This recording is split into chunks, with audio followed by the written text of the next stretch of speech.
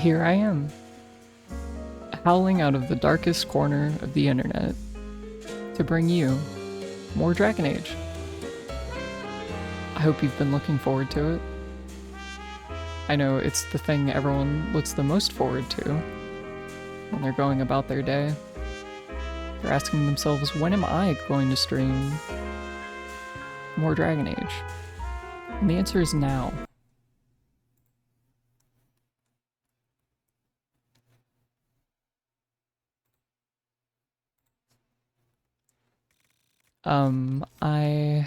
It's been a while since I've streamed, so it might take me a minute to kind of get back into the rhythm of it, and also to just generally remember what I'm doing. I think, yeah, I've just now gotten here to Skyhold. I think there are some things that are out here first.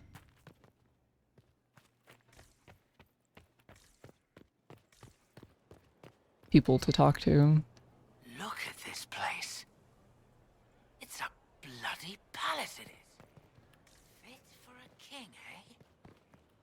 This place is quite large and very nice. Oh yeah, I think I should definitely talk to all of these companion folk before proceeding. Hello, and welcome.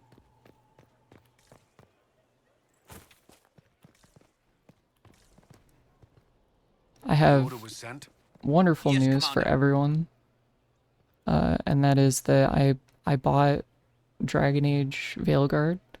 It was on sale for slightly more than it might be worth, perhaps, but I bought it, and so I'm looking forward to giving that a go once this is all done. Send men to scout the area. We need to know what's out there. Yes, sir. Commander, soldiers have been assigned temporary quarters. Very good.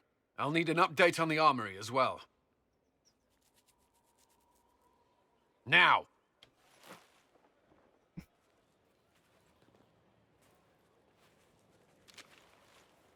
We set up as best we could at Haven, but could never prepare for an archdemon, or whatever it was. With some warning, we might have... Do you ever sleep? If Corypheus strikes again, we may not be able to withdraw. And I wouldn't want to. We must be ready. Work on Skyhold is underway. Guard rotations established. We should have everything on course within the week. We will not run from here, Inquisitor. I feel like based off of how everything went, like what, a few days ago or whatever, if that guy did decide to attack here, I don't think there would be any doing anything about it, really. How many were lost? Most of our people made it to Skyhold. It could have been worse. Morale was low, but has improved greatly since you accepted the role of Inquisitor. Inquisitor Llewellyn. It sounds odd, don't you think? Not at all. Is that the official response? I suppose it is. But it's the truth. We needed a leader, and you have proven yourself. Have I? I mean, I have like the green thing on my hand, but other than that, I don't think I've really done anything except for like stumble upward, I guess. If we need to start over, Skyhold seems as good a place as any. Once repairs are complete, it will be a strong base of operations. I will do everything I can to ensure the security of our people. You have my word.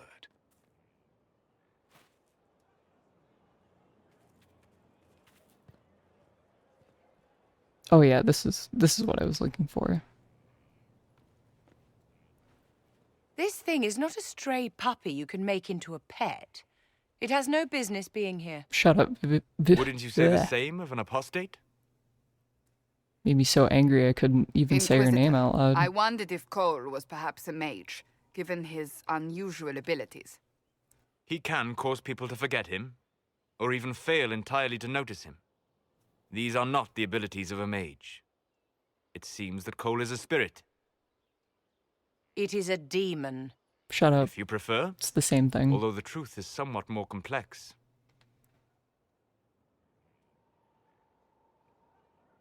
I'm not sure how much more complexity I need, so. Oh, that really wasn't Indeed, my the dear. tone that I was He may going call for. it whatever he Shut likes, up. but I'm it not is agreeing still with you. a threat. In fact, his nature is not so easily defined. Speak plainly, Solas. I was mostly just What curious. are we dealing with? Yeah, like, Demons wanted normally enter this elaboration. world by possessing something. In their true form, they look bizarre, monstrous. But you claim Cole looks like a young man. Is it possession? No. He has possessed nothing and no one, and yet he appears human in all respects. Cole is unique, Inquisitor. More than that, he wishes to help. I suggest you allow him to do so. I mean, of course, definitely. In my studies, demons either possess something from this world, or were summoned and bound. They almost never look like something you'd mistake for a person. Normally, you'd be correct. But Cole has willfully manifested in human form without possessing anyone. The demons who came through the breach, or through the rifts, weren't possessing anything.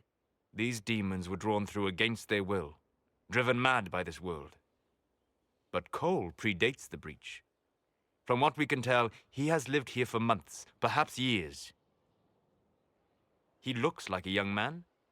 For all intents and purposes, he is a young man. It is remarkable. That is pretty remarkable. I should hear what Cole has to say for himself. Where is he now? If none of us remember him, he could be anywhere.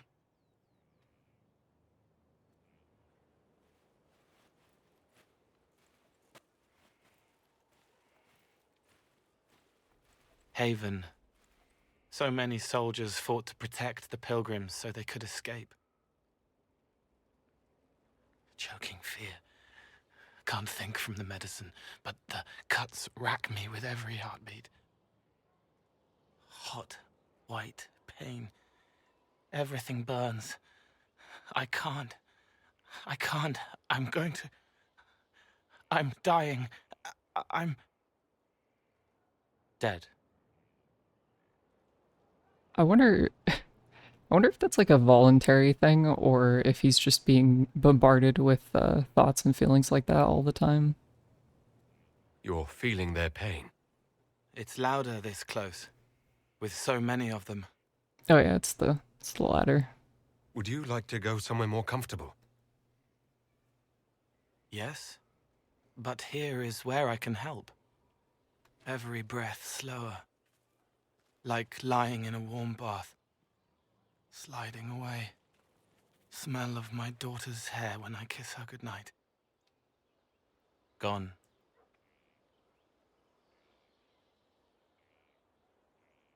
Cracked brown pain, dry, scraping, thirsty. Here.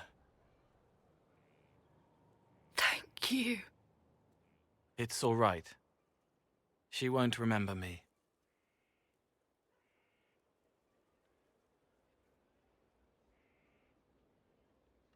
You're using your powers as a spirit to help people.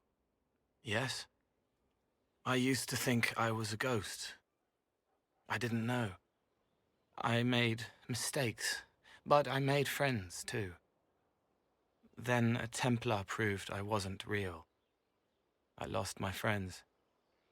I lost everything. I learned how to be more like what I am. It made me different, but stronger. I can feel more. I can help. If you're willing, the Inquisition could use your help. Oh no, Vivian disapproves. Helping. How will I go on I living? help the hurt. The helpless. There's someone. Hurts It hurts. It hurts. Someone make it stop hurting. Make her, please. The healers have done all they can. It will take him hours to die. Every moment will be agony. He wants mercy. Help. Just maybe pump the brakes just a little bit for now. You say he won't die for hours yet, but you can't know that for certain. His body is failing. He could recover. Or the healers could find another way to help him. How do you know? I don't, and neither do you. That's part of life. Try. I want to stay. I think out of every companion in the game, Cole is by far the best and most interesting one. And also my favorite.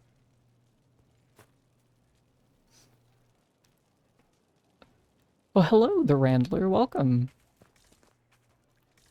I especially like the spirits in Dragon Age are like Cole says that, you know, he thought that he was a ghost and then realized that he wasn't, which is like spirits are kind of ghosts, but also not really, because they're just like the reflection of people's like ideas of what a ghost is, or like the reflection of people who used to be alive or whatever, but it's not like them. Roderick was sorry before he died. I wasn't aware you and Roderick were acquainted. He was hurt. Red inside from the Templar, but red outside from the Templar too. Needed help to walk. Limping, light, leaning on the young like old Pepe when the road was icy. He called me a fine young man. He said he was sorry for what he did to you. I do think it's kind of hilarious how that guy just died off screen with no like ceremony really to it. Did he tell you why he was sorry? Blood everywhere. Monsters, madness, dying. We're all dying. The Herald stands against it, and heads turn.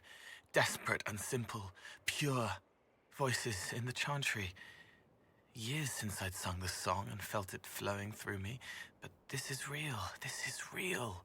So long since I'd felt it, falling, flying, faith, and I fought him. Maker, forgive me, I hope I did enough. I wonder, I'm kind of curious generally how people think of Cole, because I could see a lot of people not liking him because he talks almost entirely in like He hates abstractions. it all because of the darkness behind the door. Some doors should stay shut. And like most of what he says is kind of just like a direct reflection of like another person's thoughts. It's like talking to someone who speaks exclusively in like quotes and parables and stuff, which I really like personally, but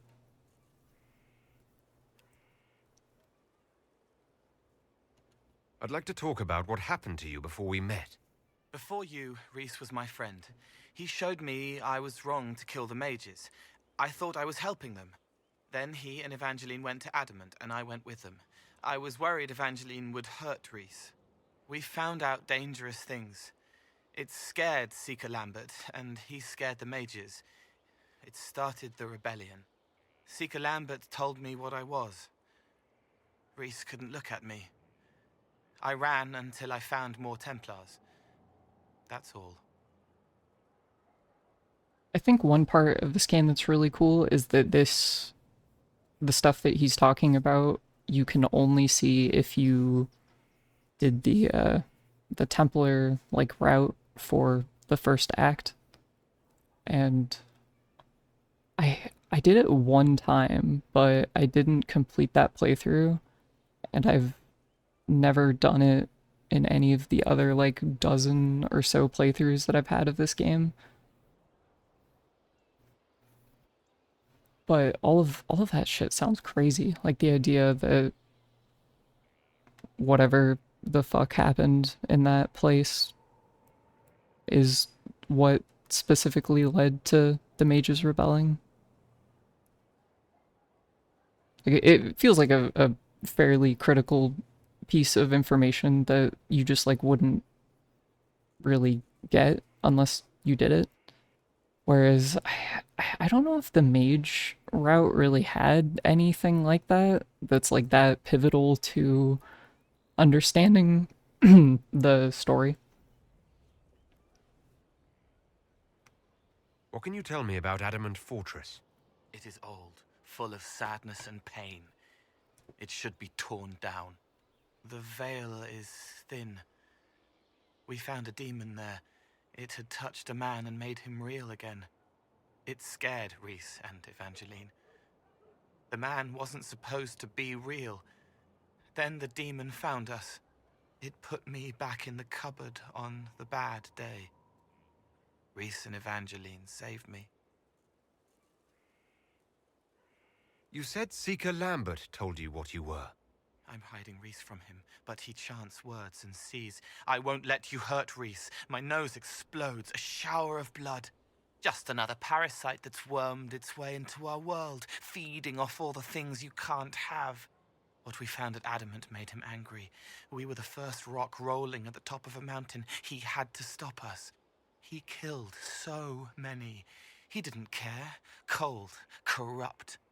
So I came and killed him. If you hated Seeker Lambert, why go to the Seeker Fortress? Because he was right. I was a demon. I saw demons at Adamant. They put people in the dark, in the old hurts. I didn't want to be that. I heard the old songs of the Templars at Val Royeaux and followed them. If I forgot, fought, fell to felling, Templars would kill the demon. I wouldn't hurt anyone again. What can you tell me about Rhys? He was a mage. He saw me when most couldn't, and he remembered. He helped me, and I watched over him. I worried Evangeline would hurt him. She was a Templar, but she didn't like hurting people. When I left, she stayed. Now she watches over him. They should have been with the rebels. Maybe they ran away together instead. Neither of them like killing. If you like, I could use the resources of the Inquisition to locate your friend. No. If they are alive and safe, they should stay away. The last time he saw me, he didn't want to look at me. He saw a monster. Let him forget. What was the Spire like when the Mage Rebellion started? Dead and dying, begging and bloody. Some wanted freedom, some peace, some war. Some wanted it all to stop. Evangeline was a Templar, but she helped Rhys help the others. She set them free. Adrian was a mage, but she killed mages to force the fight. She wanted blood. Rhys just wanted to help, to stop people hurting. Maybe that's why he saw me. I think now that I think about it, I'm still not really sure what Adamant Fortress is. Like I think I just assumed that it was like the main headquarters of the Templars, but it also sounds like it's like a weird like mage prison. What did you mean when you said you killed mages? Some of the mages at the Spire wanted to die. Too sad, too scared, too much. I didn't know what I was. A ghost, I thought. Fading in the fade. When I came to them, they could see me. I used the knife to set them free. When Rhys found out, he made me stop, made me understand. There were other ways to help. I didn't know. I think that's that's a really key thing that makes Cole like really compelling and interesting is that it's like he has like being a spirit gives him all of this like insight into how people feel directly, but he's still like it doesn't make him omniscient or like omnipresent, so he still has a very like limited understanding of things.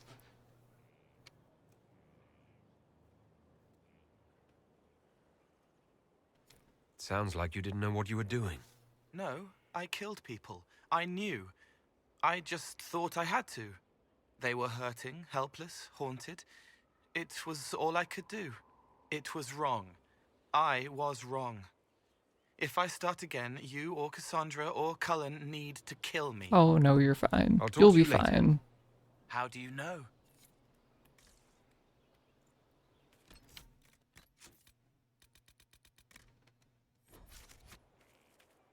Inquisitor? I love how every conversation I have with Colin has had this in it. That's all for now. I'm sure you have other matters to attend. They really want me to know.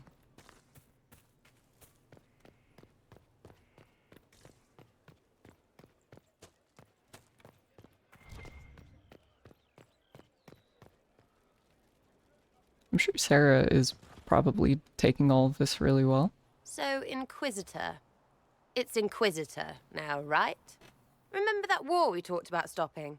Full of little baddies I can stick with little arrows. That's not a friggin' archdemon, is it? Droste, what did I step in? She's really gonna hate me invoking the elven gods, so I'm not gonna do it. I've As much apparently as been I through think a it would lot. be funny. Yes, Corypheus was a surprise. No, a surprise would be, oh, I stepped in dog shite. No one says, oh, a Magister God monster, I'm surprised. Impossible things aren't surprises. I mean, they kind of are, I guess. Like if you saw an impossible thing happen, you'd be like, wow. I can't help if you don't explain what's wrong exactly. It's got to be nonsense, doesn't it? We're kind of screwed if it isn't. I mean, that Coryphe thing. A Magister, right? Story is, he cracked the Golden City. But that's a hazy dream. If not, Seat of the Maker, real thing. A seat needs a butt, so the Maker, real thing. I mean, Fairy stories about the maybe? start and end of the world, real things. Not necessarily. It's too far, innit? I just want to plug the Skyhole rubbish so I can go play. Like, I feel like the idea of, like, the Black City being real doesn't necessarily mean that all the other shit is real, because based off of, like, what everyone knows about the Fade, since it's all just, like, constructions of people's, like, thoughts and beliefs, like, they could have just kind of, like, willed all of it into existence, but then there wasn't anyone in there because like the maker itself isn't necessarily real. You joined to help the little people caught up in this. But do you believe it or not? In Andraste? Of course. But you doubt what you're seeing and hearing. It can't be true. Even fanatics don't want to be this right. Look, I have arrows. I can make this Corypheus believe in those. Good enough? Please be good enough.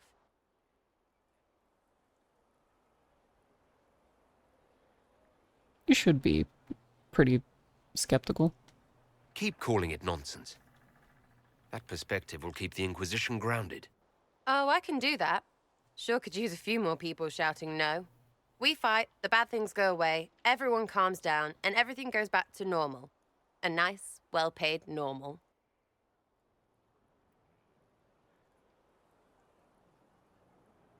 I mean, if by normal you mean the status quo, then definitely not, but she probably just means an end to all of the crazy shit.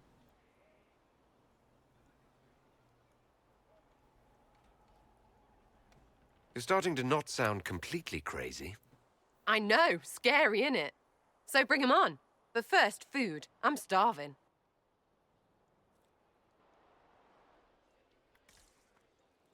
Oh no, I've never really gotten the impression that Sarah's like crazy, more so that she's just very ignorant, I guess, about Sir Lordy Bloomers. a lot of things. So you like to have fun. The Inquisition seems an odd fit. Why are you really here? What do you mean? To help people. It's starting to sound like you're looking for something more. It is. Mostly. Okay, fine. There's talk and I want to see. See what? I don't know. I've got all this chantry stuff in my head, and it makes sense, right? But it's fuzzy. I want to see if it's all really real. I just don't know if I want to really know. So I'm selfish. It's all for me. Count yourself lucky, I guess.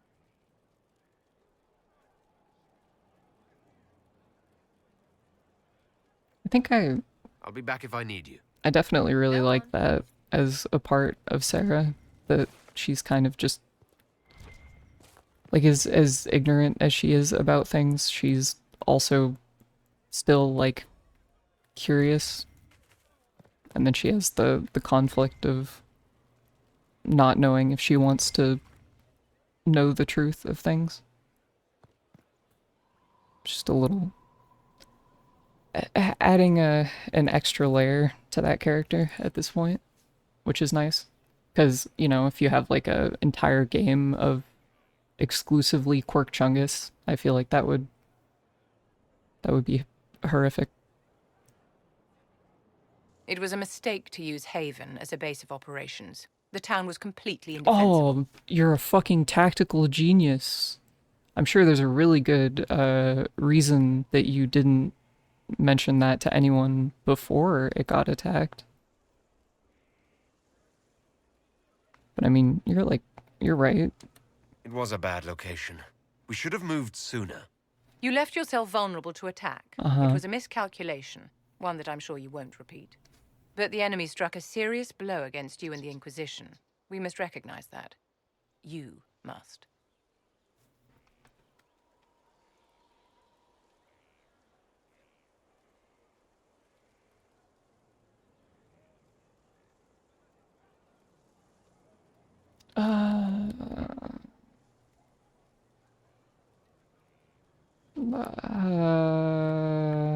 I kind of hate all of these.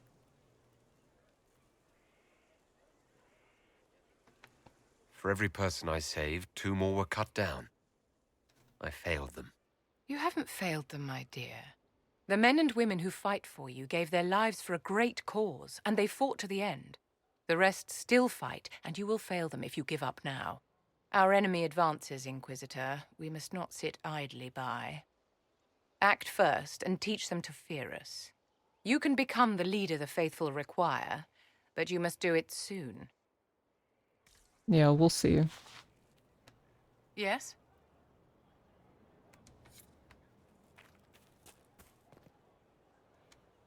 So, this is Skyhold.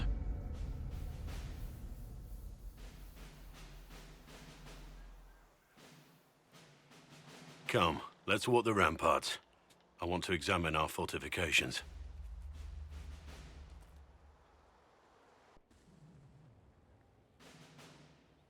We'll be able to see Corypheus coming from miles away.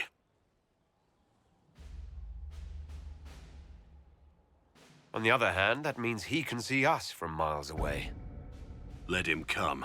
I swear I'll take the Twister bastard down, even if I have to die to do it.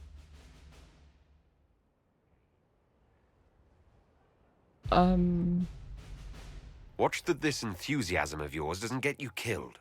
I wouldn't be the first to die in your service. The people flock to your banner, eager to fight for the Herald of Andraste. Their faith is a leash, and your Inquisition has taken hold of it.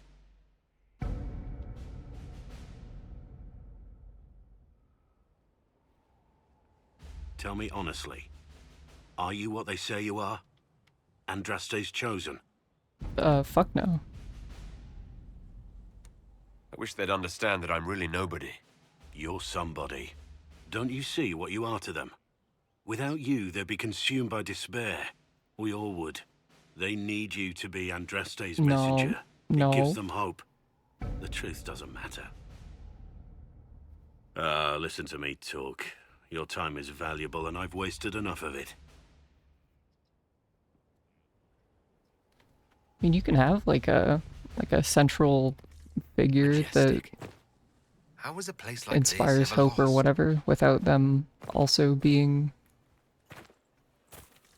like the prophet of God or whatever. It's a little much. Scout Harding, Your worship. shouldn't you be out there scouting? In a bit. We're in Skyhold for supplies and a change of personnel. Not me, though. Indispensable. So, who's Scout Harding really? Me? Oh, I'm no one. Lived near Redcliffe all my life. Herded sheep for my neighbor.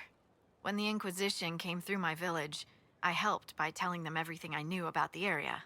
Then I signed on. Wanted to see the world before it was swallowed up by that thing out there. Take care. It's a pretty good reason to go and do something.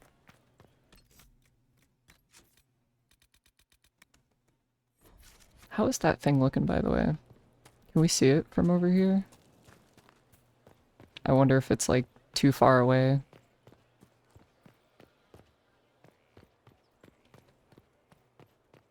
Maybe if I go up here. Okay, no. That actually, either it's like not visible from here or it could be gone. I kinda wish that there was like a slightly better idea of like the scale of that thing. Like to what, like how far you would have to be away from it in order to not be able to see it. Inquisitor, huh? Well, you've got the fortress for it. Speaking of which, when you've got a second, there's something I want to show you. Go on. What did you want me to come see? Here, come on. I'll show you. I'm intrigued. Why am I dressed like this? You'll see. Come on. It'll be worth your time, I promise. Oh, I think I'm supposed to be wearing a hood, but I have it Iron hidden Bull. during this My conversation. just joined up. Tanner. I'm from Jader. Well, near Jader. Mira. I was guard captain for Lady Pendel. Signed on after shit blew up at the Conclave. Share a drink? Who's your friend? This is Grim. He doesn't talk much. The no hood, I feel like they should force the hood on for this because it's like, oh yeah, it's not like this is an incredibly recognizable face. This is just my buddy. Don't worry about it. Hey. So, you ready to kill some demons? Or Venatori? Or whatever that Corypheus asshole is? This isn't just about killing. We're helping the Inquisitor save the world and build the next empire. Build the next what? Well, long as I get paid, I'm happy. That's why I signed up. I just couldn't spend my whole life on a farm. Needed to live a little, you know. What about you, Mira? Why'd you join up? I thought you were serving some noble. I saw what happened at Haven. The Inquisitor staring down that monster and his archdemon. I don't sing the chant of light as much as I should. But you can't see something like that and not believe. No, fuck. God damn it. Grim and I should find our tents. Thanks for the drink. I really like how, as the game goes on, the Herald of Andraste thing just I know every soldier spirals under my command. out of control You forever don't and have that ever. option, but a few faces might help. You made it sound like you didn't like the Inquisition. People don't always tell the truth when you're polite. You've got to poke them a bit. Mm.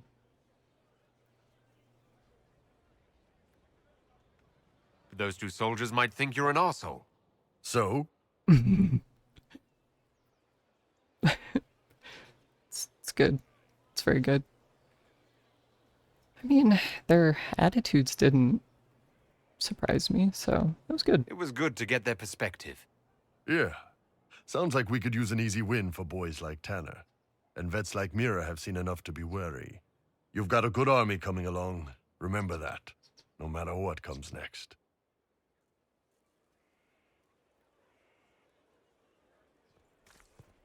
It's a fellow with keen observation skills. What's going on? See you later, Bull. Nice talking with you, boss.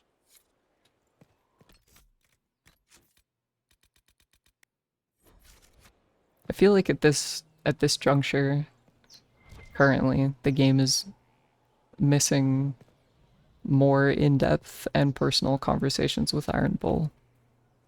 But maybe that's just my bias. Have you met this friend of Varric's, Inquisitor? Not yet, no. It had better not be who I think it is. I will wring that little bastard's neck. Why? Who do you think it is? Someone Varric claimed he could not contact. Someone the Inquisition, indeed all of Thedas, desperately needed. I'll reserve judgment until I know for certain. No need to have that rogue screaming persecution yet again. I can't possibly imagine who that would be. Do you have any advice for me? Tell that demon, what does it call itself? Cole. Please, Tell him to Cassandra. leave. Please. He may not mean harm, but that does not mean he will not harm us. Spirits are not creatures to take at face value. Be cautious with him, Inquisitor. I mean, they kind of are. Like, you taking them at face value is sort of like what keeps them from becoming fucked up, right? I have some more questions. Why am I not surprised? Tell me about your brother. I would prefer not to speak Still of nothing. Anthony. Another time, perhaps. That's fine. I'll let you get back to work. Is there anyone else? I mean, I think there's like Josephine and Liliana, but for... Oh yeah, I guess there's like Dorian and Solus who are somewhere. They're up here. Josephine. Okay, cool.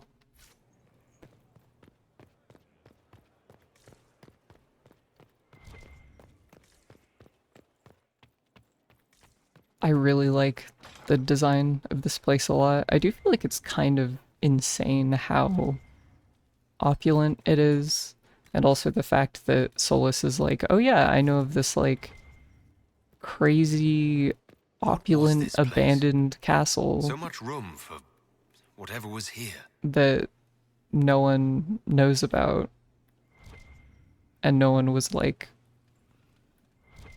grilling him about it or asking any questions about like why he knew about it or anything like that. I feel like the reveal was kind of cool, but I would have enjoyed a more thorough explanation What can I do of for you? what it even is. I'm interested in what you told me of yourself and your studies. If you have time, I'd like to hear more. You continue to surprise me. All right, let us talk. Preferably somewhere more interesting than this.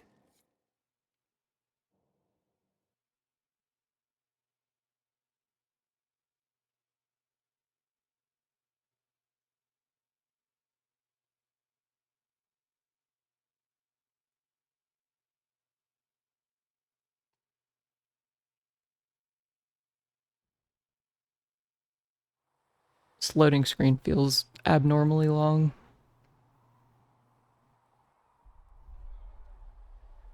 I hope the game doesn't fall apart. There we go. Thank God. Why here? Haven is familiar. It will always be important to you. Wait, like, We talked how about are that we here? already. Did we just, like, walk here? Took, like, a quick 2-day trip. I sat beside you while you slept, studying the anchor. I remember that.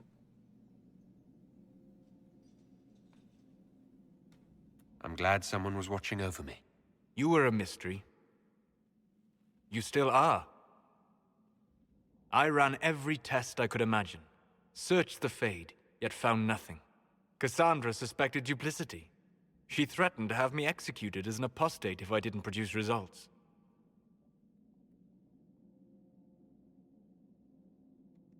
I would never have agreed to that. You were in no position to argue.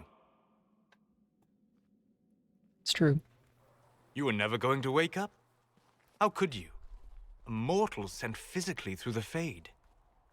I was frustrated, frightened. The spirits I might have consulted had been driven away by the breach. Although I wished to help, I had no faith in Cassandra, or she in me. I was ready to flee.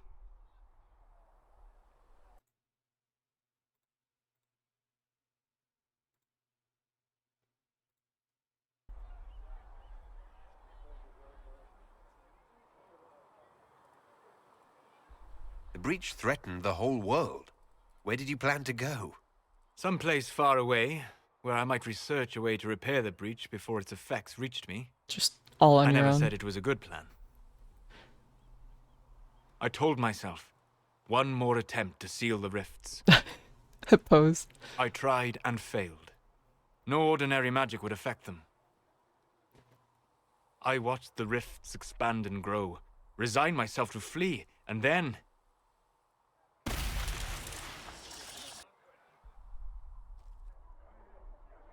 It seems you hold the key to our salvation. You had sealed it with a gesture. And right then, I felt the whole world change.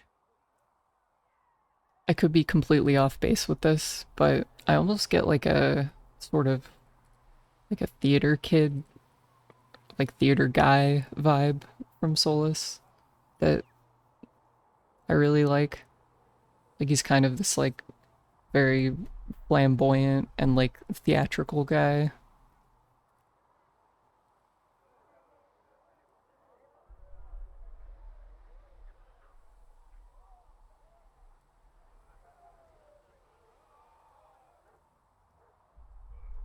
For all our sakes, I'm pleased that you stuck around. As am I.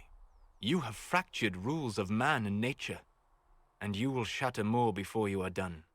Visiting me here, even as a mage, it should not have been so easy for you. What do you mean? Where do you think we were? This isn't real. That's a matter of debate. Probably best discussed after you wake up.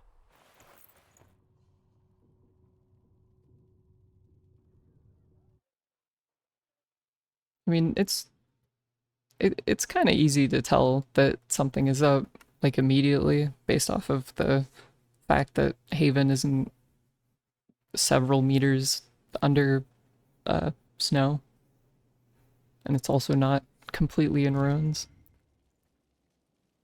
But I guess I always figured that that dream was sort of like, or like that scene is your character kind of having a moment where it's like being in a dream where you're not super aware of it at first. And even things that you know are like not congruent can you can overlook them fairly easily when you're in a dream.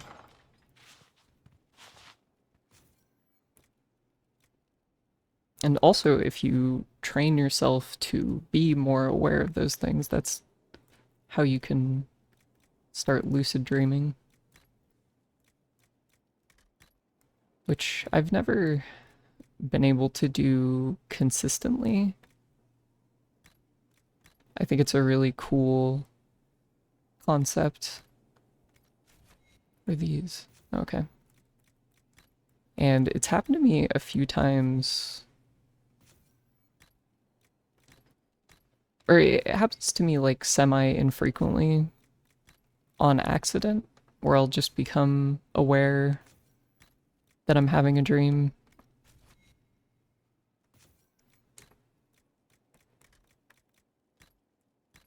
I did have a period of my life when I was keeping a lot of dream journals and things like that, so that I could try to like replicate it consistently. But it never quite worked out like that. I think I like this.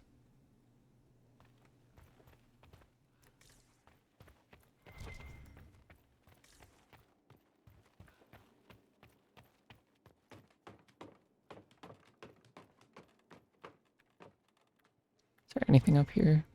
It's just stuff. Cool bird statues.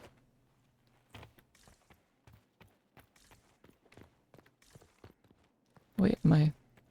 Okay, there we go.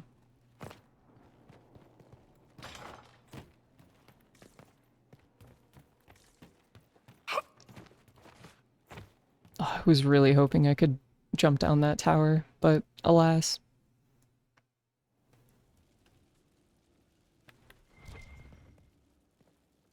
Okay, now I need to make sure that I don't get sidetracked by all the flashing little things on the map before I like talk to everyone. Sleep well? That was pretty cool. I've never done anything like that before. Do you regularly talk to people in dreams? No. Consider that one more rule you have effortlessly broken in your rise to power. I had no idea that the anchor would allow you to dream with such focus. It is truly remarkable. But I am reasonably certain we are awake now. And if you wish to discuss anything, I would enjoy talking. I like reasonably certain. I'd like to hear more about what you saw in your exploration of the Fade. I would be happy to share it with you.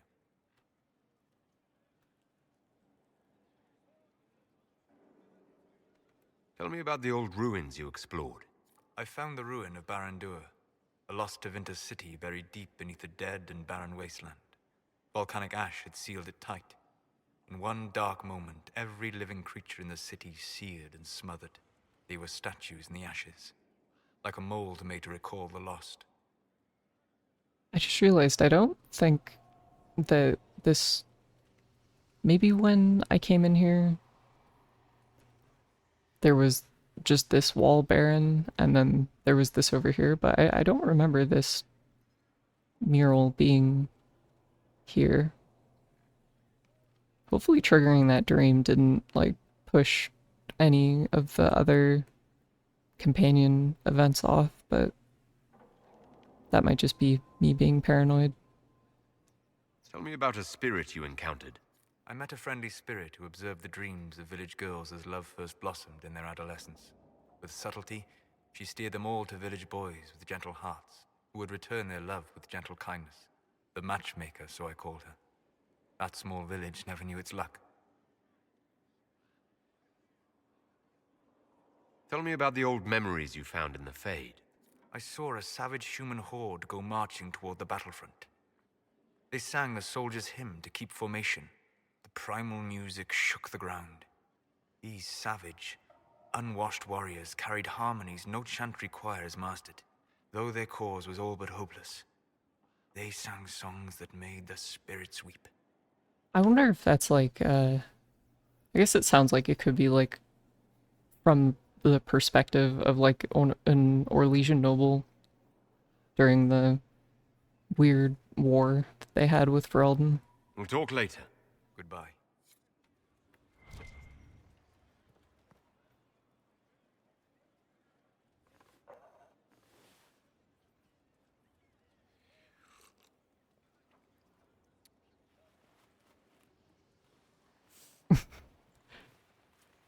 It's the face I make every time I try coffee again, hoping that I'll like it. Something wrong with your tea? It is tea. I detest this stuff. What? But this morning, I need It's a to deal shake the breaker. dreams from my mind. I may also need a favor. I don't know if I can forgive you for that, but... You just have to ask. One of my oldest friends has been captured by mages, forced into slavery. I heard the cry for help as I slept. It's terrifying. You have friends? You just be a fucking dick for no reason. I'd be happy to help. What did these mages use to capture your friend? Blood magic? A summoning circle, I would imagine. I'm sorry? My friend is a spirit of wisdom. Yeah, Unlike the dipshit. spirits clamoring to enter our world through the rifts, it was dwelling quite happily in the Fade. It was summoned against its will, and wants my help to gain its freedom and return to the Fade. It's a very sad concept. Like the idea that a lot of the spirits that are in the Fade are kind of just like hanging out, and the reason why summoning demons ends up so horribly in almost every instance is because you're taking a creature and like forcibly dragging it into the material plane, and then it's just like freaking out.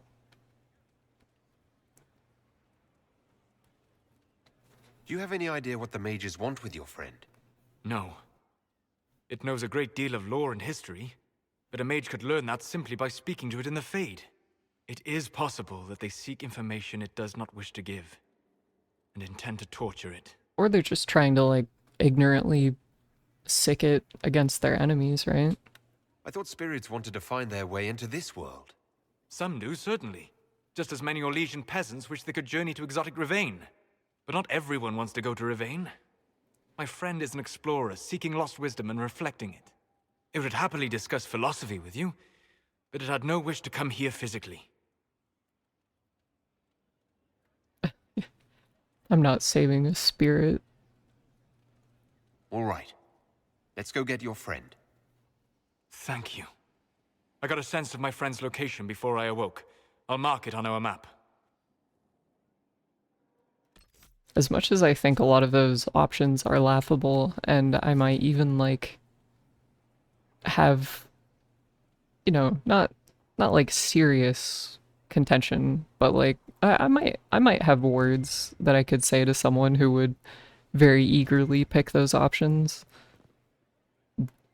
But that all of that being said, I'm still very glad that the game gives you the opportunity to like do stuff like that, you know? Inquisitor. I feel like games like these are a lot more boring without presenting you the opportunity to like be a horrible bastard and kind of like undermine the story or go against what appear to be kind of the like intended messages that the game is trying to convey. Because also I feel like if you like pick those options out of not really understanding that you're doing that, then it can potentially lead to a cool moment of you being like, oh shit, that went really horribly. I wonder why. I'd like to hear more about what you saw in your exploration of the Fade. I would be happy to share it with you. Oh, do you have more?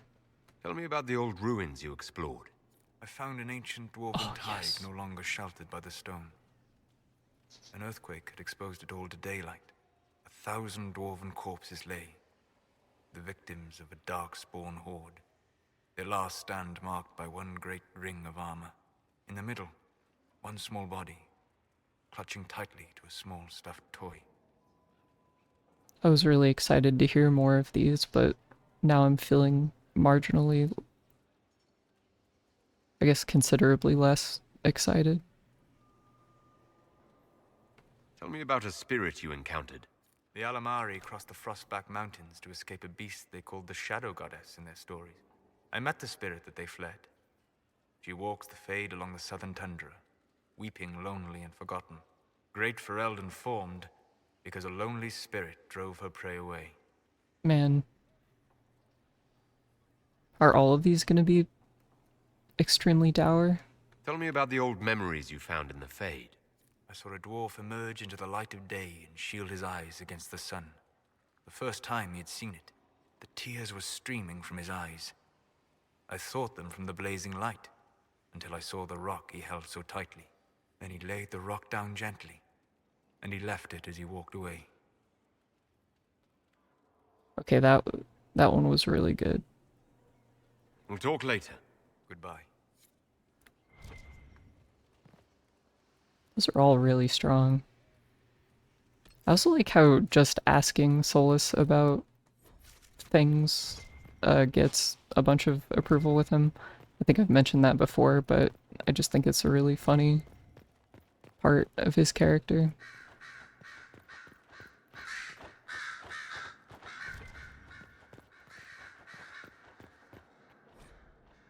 The Veil.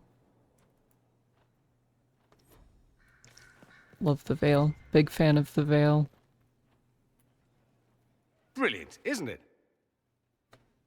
One moment you're trying to restore order in a world gone mad. That should be enough for anyone to handle, yes? Then, out of nowhere, an archdemon appears and kicks you in the head. What? You thought this would be easy?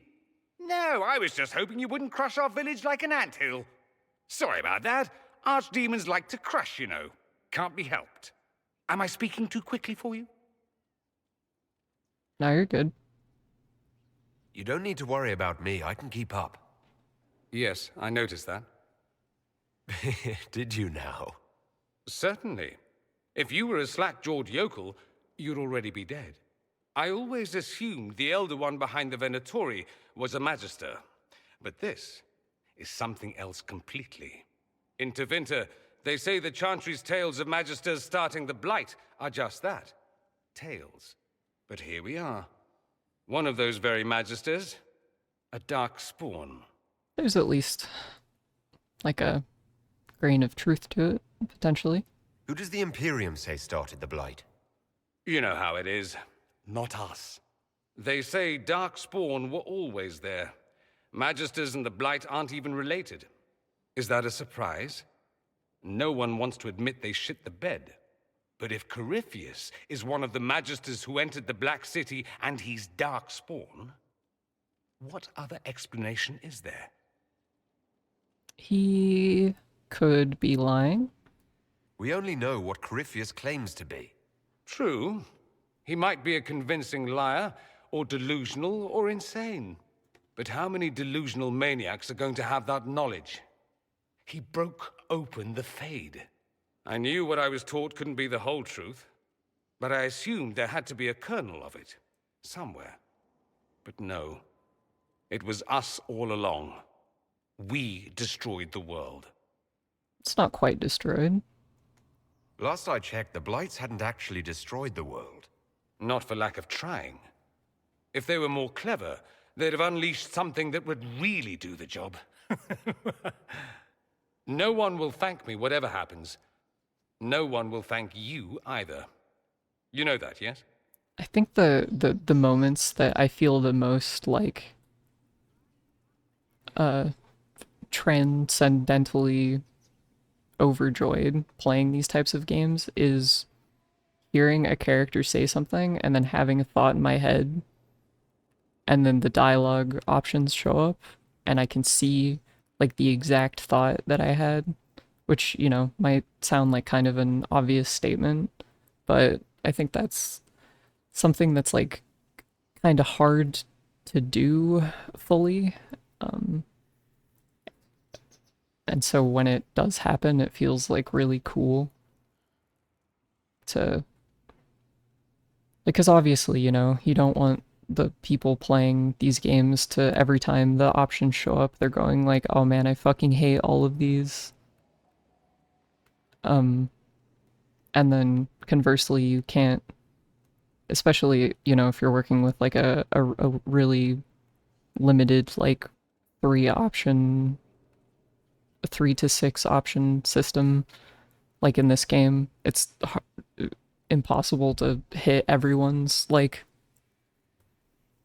proclivity, I guess, but then when it does line up with you perfectly, it's a very cool feeling.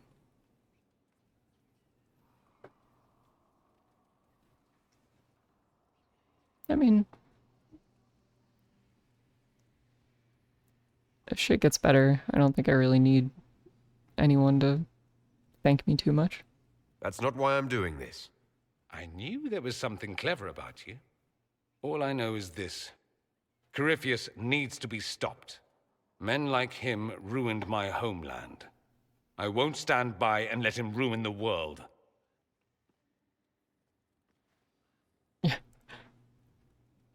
Oh, and congratulations on that whole leading the Inquisition thing, by the way. I feel like that, like, saying a line and then having like the dramatic walk out of the conversation, and then right before you leave, you turn around to like say one last thing is one of the most hilariously stilted and theatrical things that any character can do in like a really serious conversation. But also, I think I still kind of like it. But it's one of those things where if you imagine someone doing that to you in real life, like that would be the most obnoxious thing in the world. Questions, questions. I'd like to ask you about Tevinter. Popular topic. Anything specific? Corypheus is a figure out of Tevinter history. He was a magister. Yes, but that was a different time. The Imperium's power was at its peak then. The Civil War had ended. The Magisterium was united, its armies scooping up bits of Thedas like candy. The Magisters who entered the Black City. It was a demonstration of how exceptional Tevinter had become.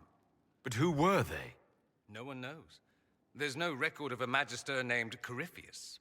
All this happened 1400 years ago, before the Blight nearly wiped us out. There are no records. Today, people half believe it's all just a story. That's what I believed. We have evidence the story is very much real. But not who Corypheus is, if he even remembers. There used to be families who claimed some of those Magisters as their own. That stopped when the Chantry appeared.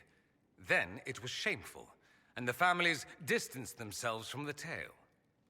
All we know is that some men and women entered the Black City looking for the old gods. What did they find? According to Corypheus, nothing. And only he could tell us more. That's all I wanted to know. Fair enough. I should go. Naturally. Where do I turn in? I think the person... Yeah, there we go. Request Harriet made.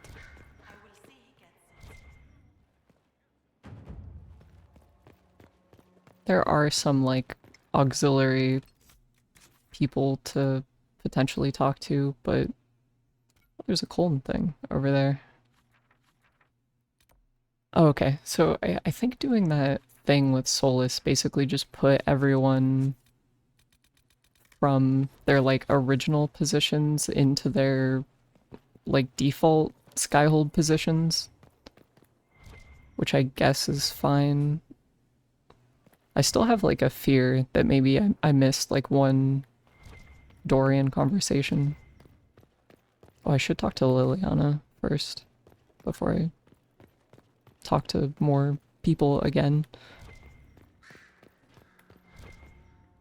I think that this, like, thing in Inquisition, like, the way they handle putting companions in different places is like, a really cool blend between... Well, I want to say it's, like, a cool blend between what Dragon Age 2 does and what Origins does, but at the same time, as I think about it, it's like... It is just, like, a camp where they're all in their little camp spots.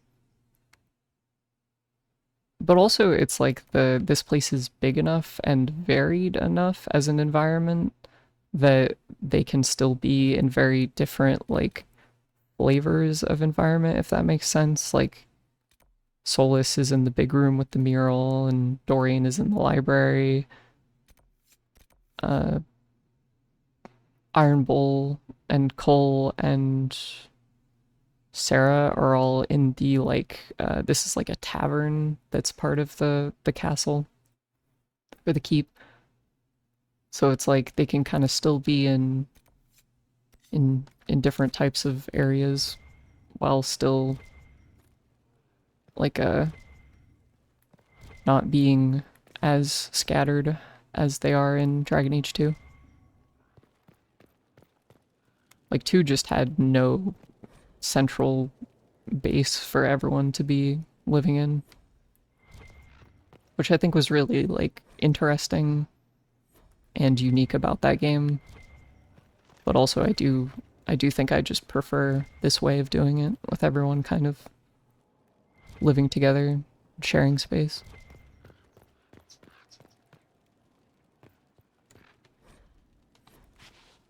Wait, what is this? Usually the notes go away, but this one is not. It's fine. What about this one?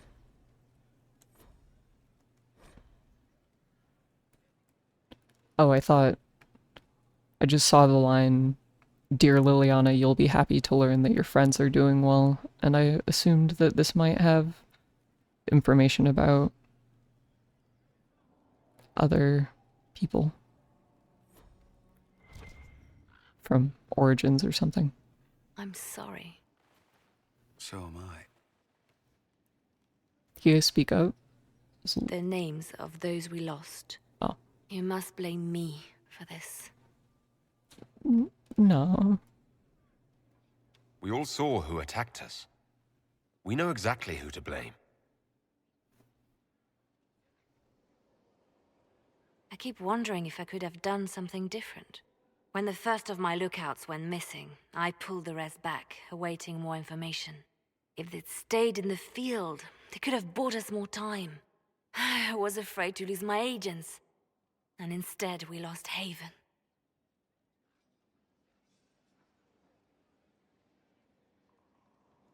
More likely they would have stayed out there, died, and we would have lost Haven anyway. You don't know that. Their lives could have bought Haven a small chance. My people know their duty. They know the risks. They understand that the Inquisition may call upon them to give their lives. I mean, that's like a May. There's a... I don't know exactly where it's from, but there's a quote that I really like that is kind of about the idea that even a war that you think is like just is still like a horrific thing. Like people who give their lives for a cause in war aren't like dying heroically. They aren't like martyrs. They're just dying at the end of the day. Our people aren't tools to be used and discarded. Your instincts were right. Their lives matter. Can we afford such sentimentality?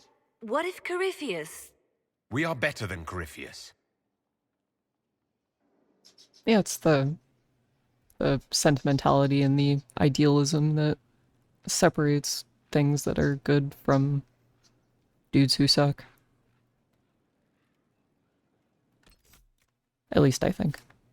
Your open support for the mages likely earned you enemies. Our agents will monitor the situation.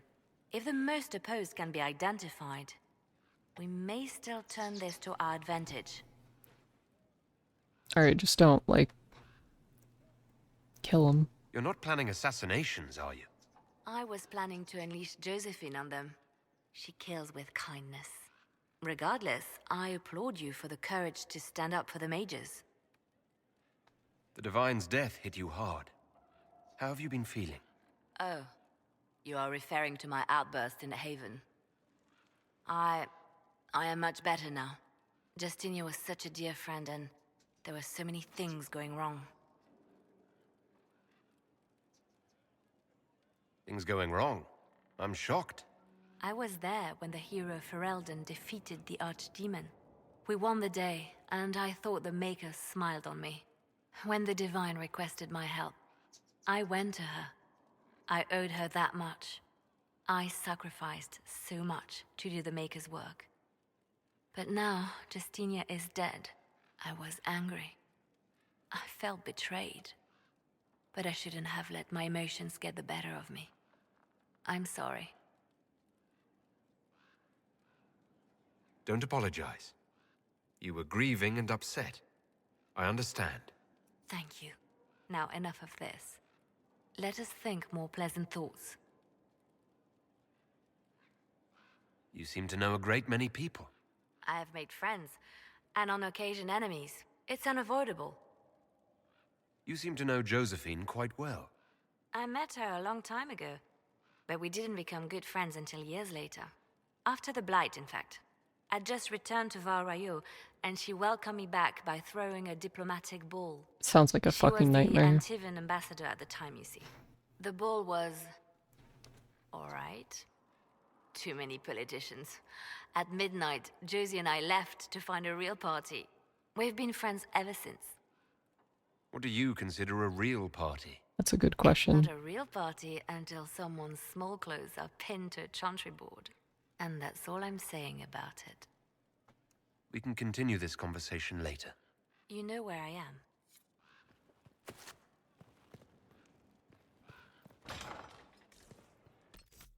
This game is very...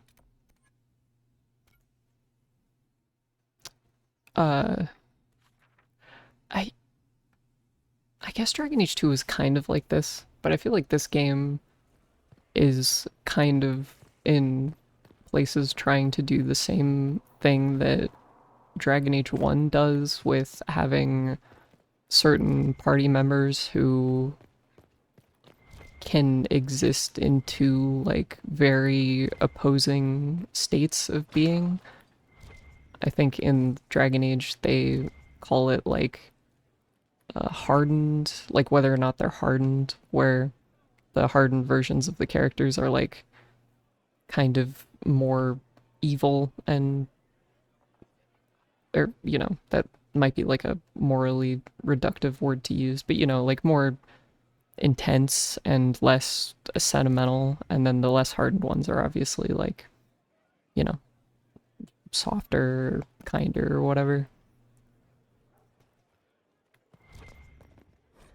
And I do like that. I think that that idea is honestly kind of what led to Baldur's Gate 3 and Divinity Original Sin 2, like Larian's RPGs, like the way they handle companions as kind of being like a, do you fix them or do you make them worse type of situation, which I really like. But it's also a difficult balance to hit, because I feel like if you do too much of the, like, letting the player fix companions, or giving them too much control over the companions' like personalities, they kind of lose, they could lose things that make them like really unique or compelling or like uncompromising, I guess. But, you know, I don't think I could really recall any examples of that, like feeling that in games. Baldur's Gate 3 definitely doesn't do it. So I guess at the end of the day, it's more of like a theoretical problem and not one that I've seen for real. Yes? But it's just a thought that I have, because video games is video games, but I think a lot of the appeal for this type of stuff is in how much it can reflect how real life relationships can be. And in real life, you know, there's obviously most of the time not a lot of direct input that you can have into the choices that other people make. I think if there's any flaw with, or if there's a flaw with having games and stories that are very companion oriented, then it's that can be a kind of like giving the player too much control over how the other characters are, can be a little fucked up, can convey kind of like a fucked up way of thinking, I guess. Something is troubling me, Inquisitor. Leliana is receiving reports of mages becoming possessed, Templars going rogue. No one is dealing with these matters. I was hoping we might, before they get worse. I mean, that's kind of like been business as usual for the past, like, month or so, right? But sure. We can certainly look into it. I will mark these incidents on the map as I learn of them, Inquisitor. And I would be pleased to accompany you if and when you investigate. That's enough for now. Another time, then. I think this is a really funny part of this game where you finish the, like, tiny bit of Act 1, and then the game just kind of explodes open. That'll guide the dragon Like, there aren't a whole lot of, like, main story checkpoints that keep you from progressing the companions, like, individual quest lines. So it feels a lot less like 2 and Origins, where in those games it's like you get, you know, you do like a round of talking to everyone, and then you go do a main thing, and then you come back and do another round of talking to everyone, like that type of thing, and then the quests are fed to you in sort of like a piecemeal way. Like, there is some of that in this, where certain scenes with companions are gated behind like a main story event, but for the most part you can kind of just do it all at once, which I really like. I like that a lot. Okay, so I guess I could talk to the blacksmith. Better and better. What can't we do in a place like this? It's very... Something about this feels kind of Skyrim-y to me. The pen is mightier. What is this? I've walked away from too many burning buildings for one lifetime. This place, though, it'll be all right. It's Inquisitor now, isn't it? That'll take some getting used to. You think it's strange to say? It's stranger to hear. Don't let it go to your head. We need you level. Everyone just got a big, hard reason to hate Corypheus. And we already did, but we didn't have a name. You're the surprise, not him. I think there's a part of me who thinks that if something like this happened to me, where I just like stumbled into this level of like prestige, that it would probably go to my head pretty hard.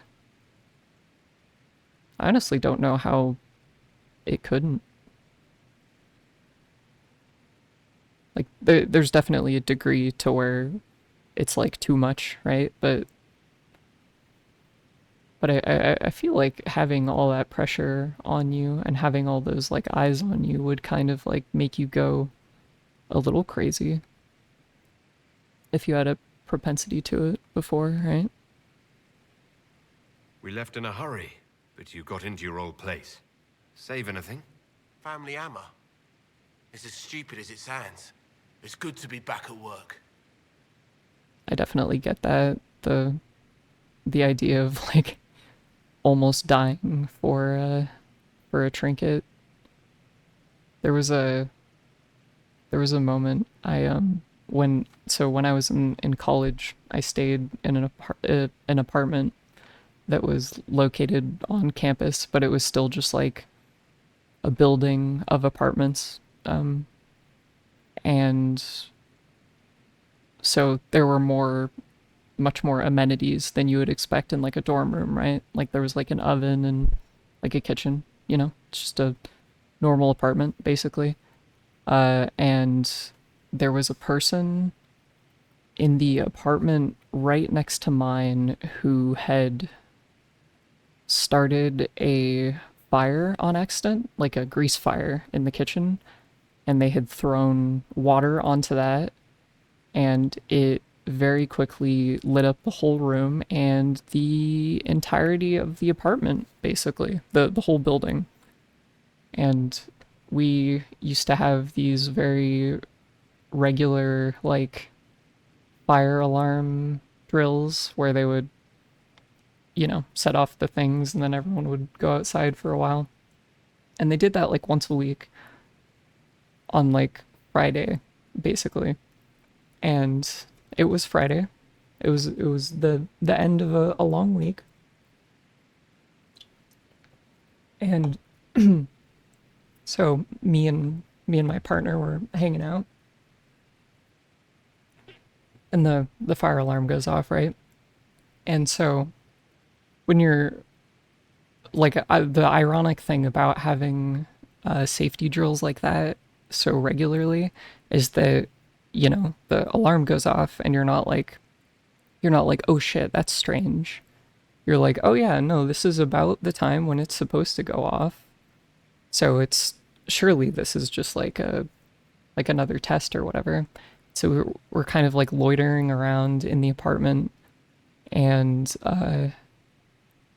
then we go to open the door, and then it's just like, you, like, imagine opening your apartment door and there's just a like haze of smoke, because like the apartments themselves didn't open out into outside. They were all located on the interior of one building.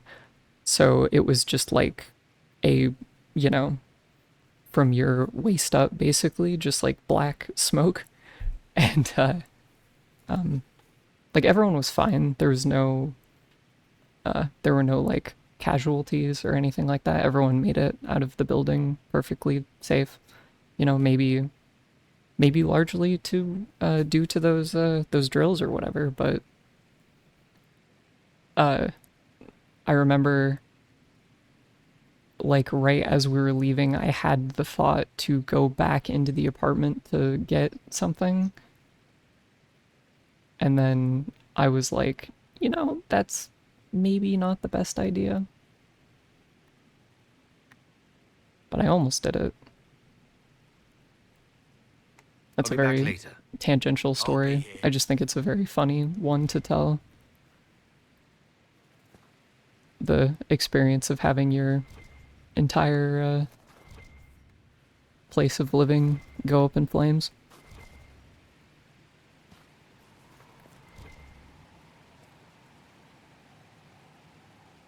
Oh yeah. Oh yeah, so this system is kind of cool. Or it's not really like a system.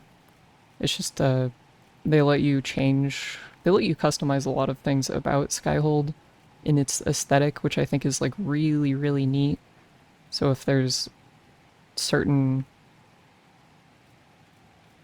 you know, the game is filled with like all of these really cool places that have a bunch of really unique signifiers and things like that.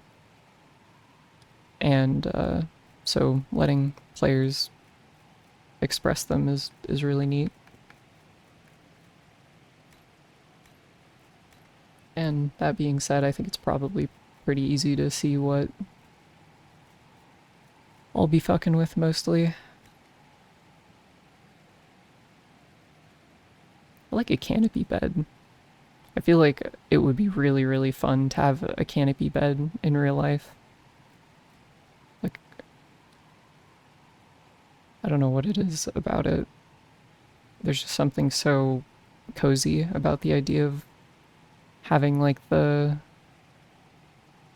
roof over you and the curtains that you can draw. It's basically like a blanket fort for adults, I guess. And then yeah, Dalish on these. There's so many of these that I don't have, and I don't even know how to get them, because like I guess keep in mind that all of the things which are here already are things that I unlocked in like a previous playthrough. And I think I've like bought, like there's a place that you can go where you can purchase these things with like gold or whatever. There's like one vendor in the entire game, And I think I've bought everything that I could, even for the things that I don't, like, particularly care for that much. But even so, there's, like, a bunch of missing stuff, so... I don't know if it's, like, unlocks or random drops or anything like that. Ooh, this one... I think the throne is, like, particularly important. You actually end up seeing it a lot. Oh, dude, the fucking... it's it's really cool, but it's also kind of fucked up that the Androstian throne is like a depiction of Andraste getting burned at the pyre. It's a little intense, perhaps. I don't know. Like the mage one is like cool in concept, but it's very circle magey. Like they have the big, you know, literal circle motif happening. I guess the Orlesian one is pretty cool. I'll probably just go with that one. I don't like the Inquisition one. It feels like it has the silhouette of the... I've never actually seen Game of Thrones. Like the... what do they call it? The Iron Throne. It's like the Throne of Knives or whatever the fuck. Like it has that... It feels like it's trying to evoke that slightly, perhaps. But then like the top of it is so bulbous and the bottom is so like tiny that it just kind of looks dumb. I wonder what this unknown one is.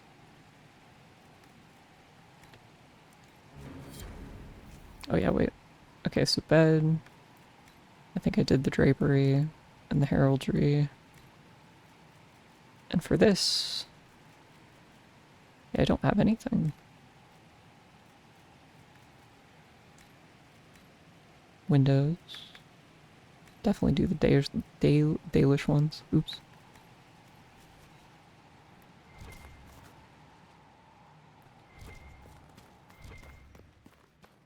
I kind of want to hit this thing because a part of me thinks that maybe it didn't import all of the Skyhold customization things that I have unlocked. But I'm also sort of worried that if I hit it, it'll just like ping 10,000 notifications. I might just do that later. Like off stream. Oh, and then finally there's this item box. So you can like store stuff. Oh, and now that I think about it, I do need to give some stuff to people. Because now, not to give up the ghost too much, but at this point, we have all of the companions. So some of the things that I've been holding on to give to them, I can finally hand out. I love Cole's hat. Cole has such a strong design too, I think, out of like all of these characters. I love how sickly he looks. And his extremely huge hat. I also think it's like a cool thing that it's not super evident at first, but that Cole is not a mage, he's a rogue. Like despite being a guy made of pure energy, and then also I think like being based off of like the Reese guy that he talked about, I think is I could be misunderstanding, but I'm pretty sure when you ask him about where he came from, he's saying that he met Reese as like a spirit, and then Reese kind of helped him like become more manifested, and so through that process he's like sort of a reflection of that guy. But anyway, like that guy's a mage, or was a mage, and yet Cole is not, which I don't know. I just think that there's something kind of cool about that, in the sense that he's not like typecast specifically into that role of being a mage.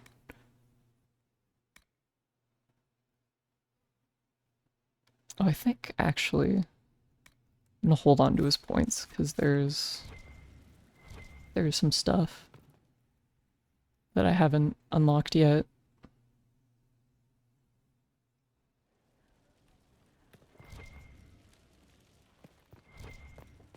And then I think I talked to Josephine as well. I've made some inquiries into the Imperial Court. The sooner we deal with the threats to the Empress, the better.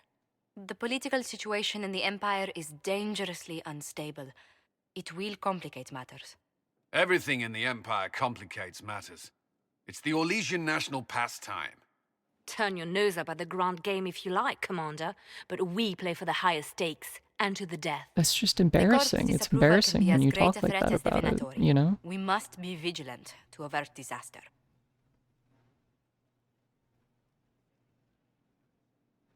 Like, I guess on principle, I understand the idea of being like, oh hey, don't turn your nose up at political affairs too much to the point where you don't understand their necessity or the like reality that they exist.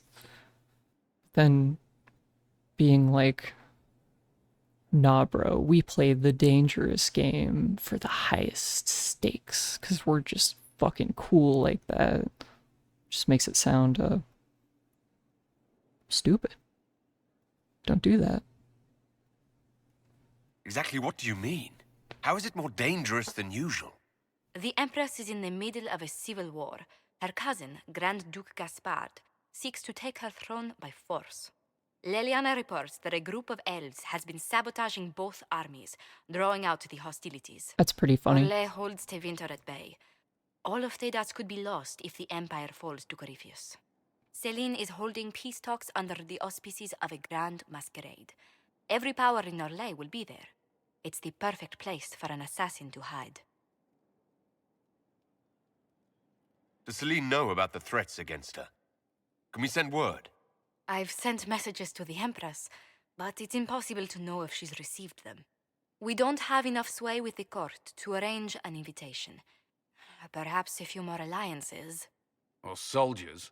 We need a greater presence in Orlais. And soon.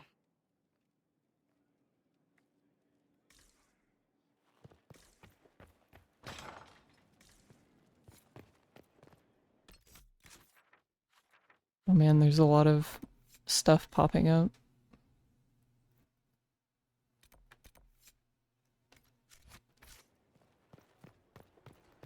Okay.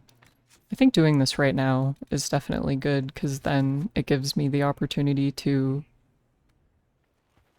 start on more of those fuck-ass war table missions, so that those can just be cooking.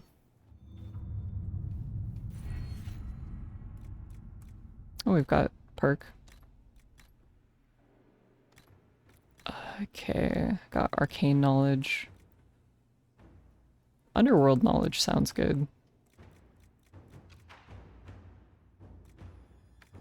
Oh, cool, yeah. So, like, a thing that's really neat about recruiting those guys at the end of side quests is that they have, like, a tangible benefit that they provide. I think basically all of them just reduce the amount of time that it takes to complete missions. But there might be more, perhaps. Oh my god. This is the most fucking overwhelming thing I've ever looked at in my entire life. Is this what it feels like to be like, to be like a tactician or whatever.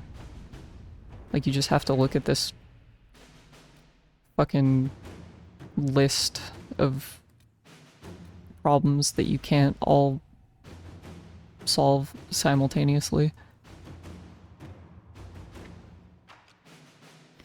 Okay, the woman pretends for half an hour to know nothing. When it becomes clear the ruse will not work, she kisses an Andrastian locket and says, "Glory to those across the seas." She dies. The locket was poison. That seems like that went well. Choose a successor in Leeds, probably. My husband informs me that your swordsman fought with legendary skill. I confess I know little of swordplay myself, but seeing Jean Gaspard sent off to his country estate to nurse his wounds was satisfaction enough for me. As Duchess of Leeds and Valferman, I promise that the Inquisition will always have allies here in Orlais. Yours, Duchess Carolina of Leeds. And then I would be honored to accept the invitation. Problem with... I think another thing that really fucking sucks about having these take so long is that by the time you get back to them, you know, you're like, I don't remember exactly what the premise of that was. It would be helpful if, at the very least, they showed you the, like, initial text and then your path that you picked for solving it or whatever.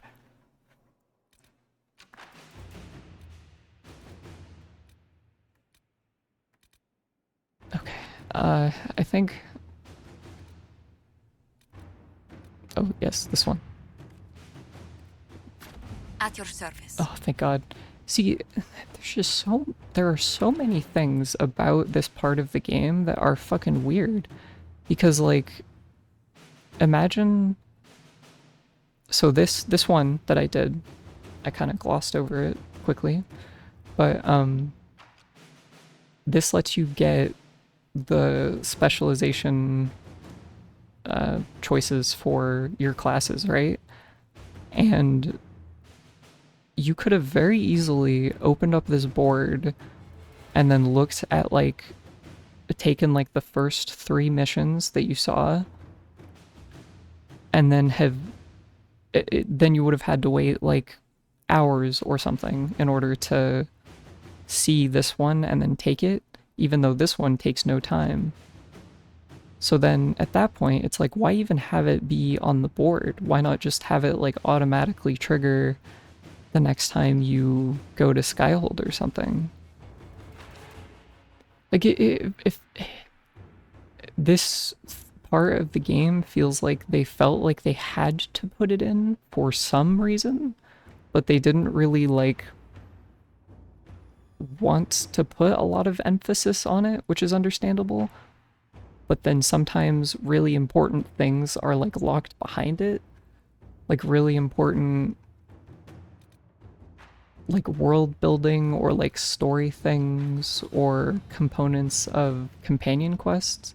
And then, like, overall, I think it's cool in that it kind of creates, like, it helps to support the feeling of, like, the Inquisition as a, like, a movement that's, like, doing shit all over the place. But then, like, why have the like, real-time aspect of it, you know? It's no good. Okay, so I think these are pretty good to focus on, the ones which unlock more areas. So if we do, like, this...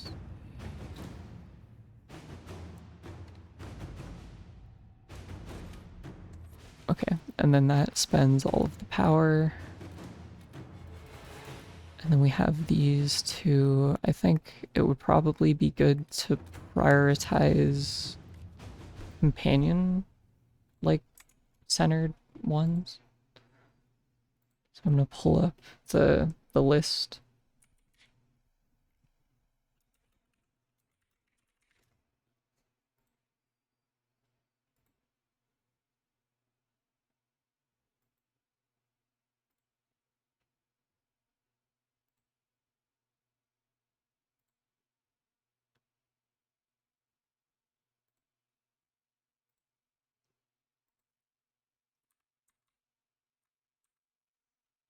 as always, if you're looking up something and you have to use fandom, which is an unfortunate reality a lot of the time for finding esoteric information about video games, if you type in anti, A-N-T-I, at the beginning of the URL, or, in front of the word fandom, so then it redirects to antifandom.com, you can get a cleaner, usable version of the page.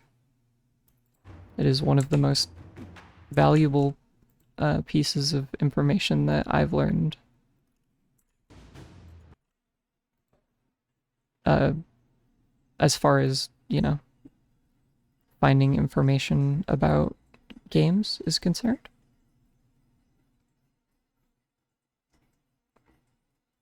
I have to look through the list of 10,000 billion of these. Oh yeah, this one's... What am I doing? That one only had one way of doing it in the first place. Okay, busy. Okay, let's look at this one. Protect. See, this is probably a very easy one to fuck up. Like, this is a very specific quest that would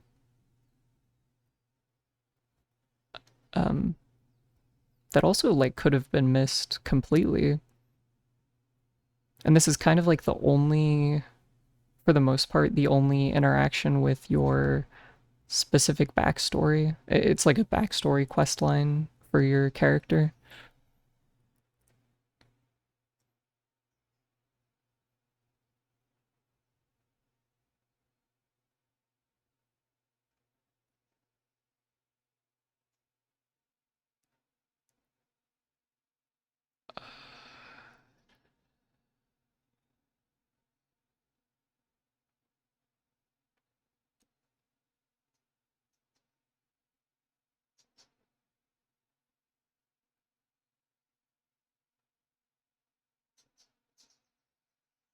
Okay. So we'll do the Liliana one. I will read this one because it's kind of important. Dallin, I would not trouble you normally. You have enough on your shoulders fighting ancient Tevinter magisters while representing your people. Unfortunately, the rifts that plague this land have spread chaos and fear along with them, and many seek to take advantage of it. Bandits are attacking Clan Lavellan. The raiders are well armed and heavily armored, and they come in numbers our hunters cannot match. We had settled in a small unclaimed valley not far from Wycombe, a safe place with few rifts, but these bandits may force us to seek a new home. If your Inquisition can help, you might save our clan much hardship. Dureth Shiral, Keeper Ismathoriel Lavellan. And then we'll do Liliana's, which is... she's suspicious about the bandits and thinks that there could be more than that. And then... Let's see what we have. So we'll do that one. Yeah, like, it just kind of sucks, like, the idea that you could just pick the wrong guy out of 3 and then be completely locked out of that quest line forever because it just instantly fails.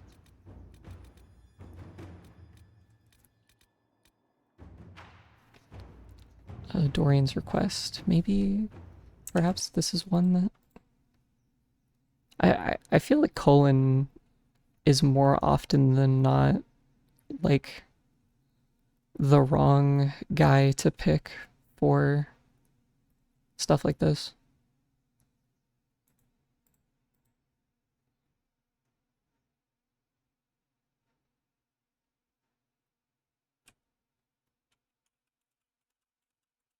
Okay. Dorian's request. Now that you're in charge, there's something I thought I'd bring up. There are Venatori mages out there lurking in the wilderness.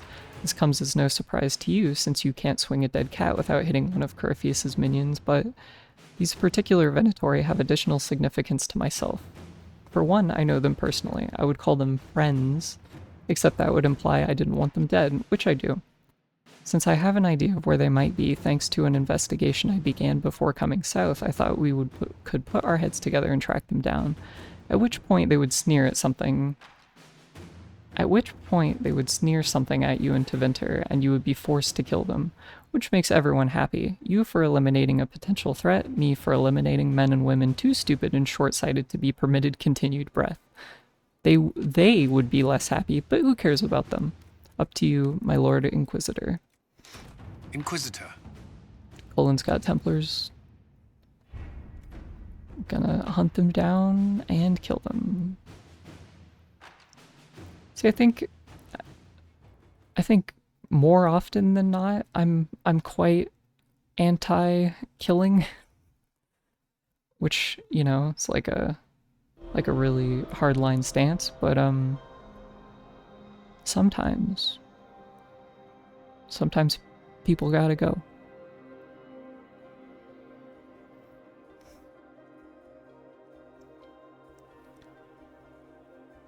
Vivian approves of something.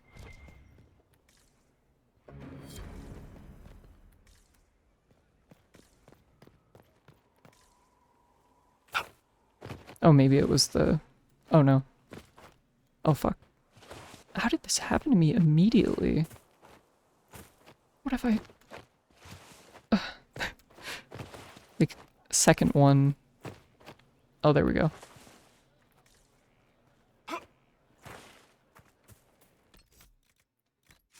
I'm gonna save. I'm taking that as a sign to save my video game before something fucked up happens again. Inquisitor, I heard a tapping. My skills are required. And you are? Speaker Vius Anaxas.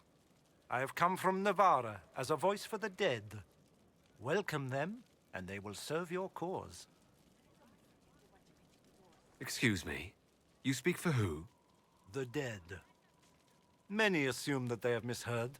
I am of the Mortalitasi. We tend to those who have passed and revere their lives by honoring them in death. And when the living are threatened, we give the bodies of the dead physical purpose once more. Necromancy, Inquisitor. The dead will serve for you. Necromancy, you say? You're a mage who manipulates life. How is this not blood magic? Blood magic consumes life. It tears at the living to manipulate and destroy. It is a cancer among our kind. We honor life by venerating the dead.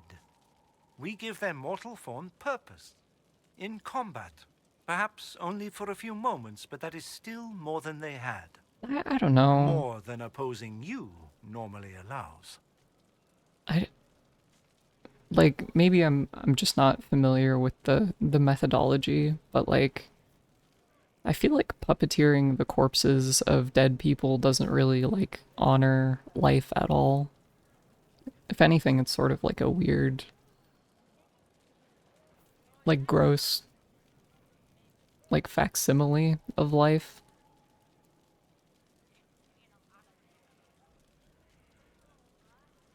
Like, not that I'm necessarily opposed to raising skeletons, but I think it's really funny that these guys kind of put like a huge amount of like moral purity on the act of like puppeting someone's corpse. What is a Mortalitasi? We are the caretakers of the grand necropolis of Navarra. For the treasured relative, we usher a spirit of the Fade into the void of their mortal form. It honors them both. But when enemies threaten the living, we turn death into a weapon of war, instead of merely the result. Okay, so I guess if they're taking spirits and letting... like, if you were taking a willing spirit and letting it possess a corpse, I definitely could see how that's good for the spirit, but still not so much for the corpse. I don't know. I feel like once you die, you don't really give too much of a shit about the idea of like your mortal body being worthless. but maybe that's just me. You're saying you can bring the dead back to life? Of course not. The souls of our departed cross the Fade to be with the Maker. The body is left empty. Then what is it that you do? In the Grand Necropolis, we would usher in a displaced spirit of the Fade, eliminating imbalance. But this is war. Every battlefield has one thing in abundance: death. I turn the bodies of enemies into weapons against them. We do not manipulate the living. We make use of the dead. Tell me why this would best suit me. It is not for everyone. Yet we all reach beyond life. You have already killed many out of necessity. To stop at death is wasteful. Death can make allies of enemies. Death can rend the battlefield. Death can terrify. People will fear me. Don't you want to terrify? Fear means there are fewer to fight next time. Fear means lives are saved, if that is your concern. I know that some people are extremely opposed to the idea of their body being used for anything after they die. Yeah, I feel like that's another, that's like the obvious reason for why, like the idea of being like, oh yeah, having a spirit puppet your corpse honors you. And it's like, I don't really know about that because, yeah, there are a lot of people who are like, don't fucking touch my body after I die. I guess can be understandable. I still feel like it's kind of silly since you're dead. I agree. Yeah, like for me personally, once I'm dead, it's like my body is just it's just a husk. Like, I just want people to grind me into fertilizer and then use my bones and the organic matter to like I wouldn't want to get cremated because when you cremate the body, I think the ash has no like most of the nutritional content of your corpse is like burnt out, right? So I feel like I'd want to get like turned into fertilizer. And then that way, at least my body, I don't know, I guess in a way that is like me wanting my body to have like a purpose after I die. But I wouldn't want to have someone puppet my body so that I could like do service work or like fight in a war. Like that's fucking stupid. I just want the dumb physical remnants of my body to I'm ready to learn what you know. Facilitate Then your journey begins as others the end. growth of, Steps new are life. small, but vital. There is instruction and veneration. Then you'll return. We shall see what this life holds for you. Is that insane? Do you think there's like a service for that where you can like arrange to have your body turned into like compost or fertilizer once you die? Hello? Yes, hello. I am your trainer. Yes? I am your trainer. You said that. Good, because it has been a long journey. The cause is just, and if we don't start soon, you won't have time to learn. I am your trainer. I kind of love this lady already. Are you, Thank you for coming to train me. What? Oh, yes, of course. You're welcome. Thank you. I was charged with studying the breach and the subsequent rifts to discover how they affected traditional disciplines. I was enthralled. So were the 19 others, I presume. They're dead. They learnt the power, but couldn't wield it. Rift Mage Inquisitor. The forces are incredible. And with training, you will be incredible. I know how not to die, and I can teach it. It's incredible. I feel like sometimes my lexicon is similarly limited, or I'll just keep saying something is incredible or amazing. The rifts were triggered by the breach. There's already a school of magic. Of course. A school? No. Yes. Sort of. The holes in the veil flooded us with magic, and that can be used. It changed some rules, modified them, Enough that the careless inverted themselves. Oh. Old forces in new forms. Hello. Others will try.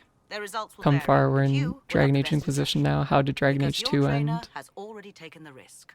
The price Yeah, has been it's cool to see you.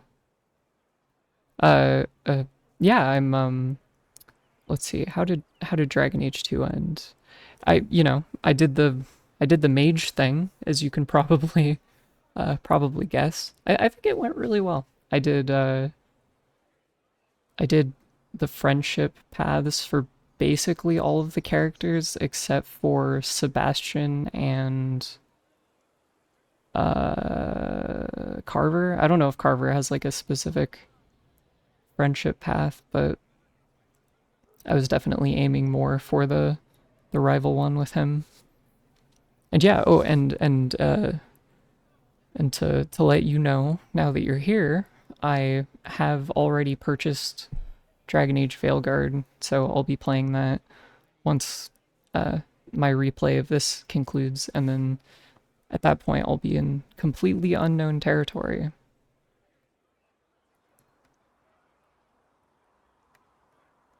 Who charged you with studying magic from the rifts? The Mages Collective. I did not just say that.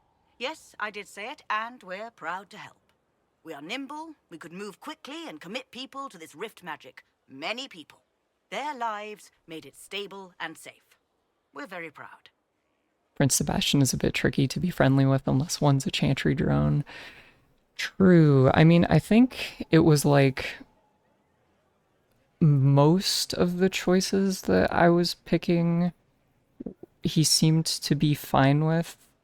But then I reached the end of the game where Anders does his like big moment, and then since I was like more forgiving toward Anders, Sebastian just kind of went like, all right, I'm fucking off to Starkhaven and I'm gonna get a bunch of insane zealots together, and then we're gonna come back to to Kirkwall and burn it all down. Which yeah, I wasn't too fond of Sebastian generally. Yeah, there's war table stuff for that here in Dragon Age Inquisition. Yeah, I've been talking about how like weird and fucked up it is in this game that so there are like a few key really like cool and important story moments that are completely gated behind the war table. That isn't a name. It is what I am. I try very hard to remember that much. There is so much else to keep in mind. Understand, Inquisitor, that I have learnt it all very quickly, so you do not have to. Tell me why this would best suit me. You are the Inquisitor. And? You deserve power that casts your enemies aside with the abandon of a creative force, crushes them with your very will. That all sounds extremely compelling. Better than you. You are the Inquisitor. Very well. Show me how this should go. It goes places you have been, and some you have not. That is necessary. So the price is not paid twice. It's really BS unless you only play 1 and 2 hours per day. So much extra time you gotta waste and just idle to wait out all the missions to progress. Yeah, it's definitely very weird and fucked up.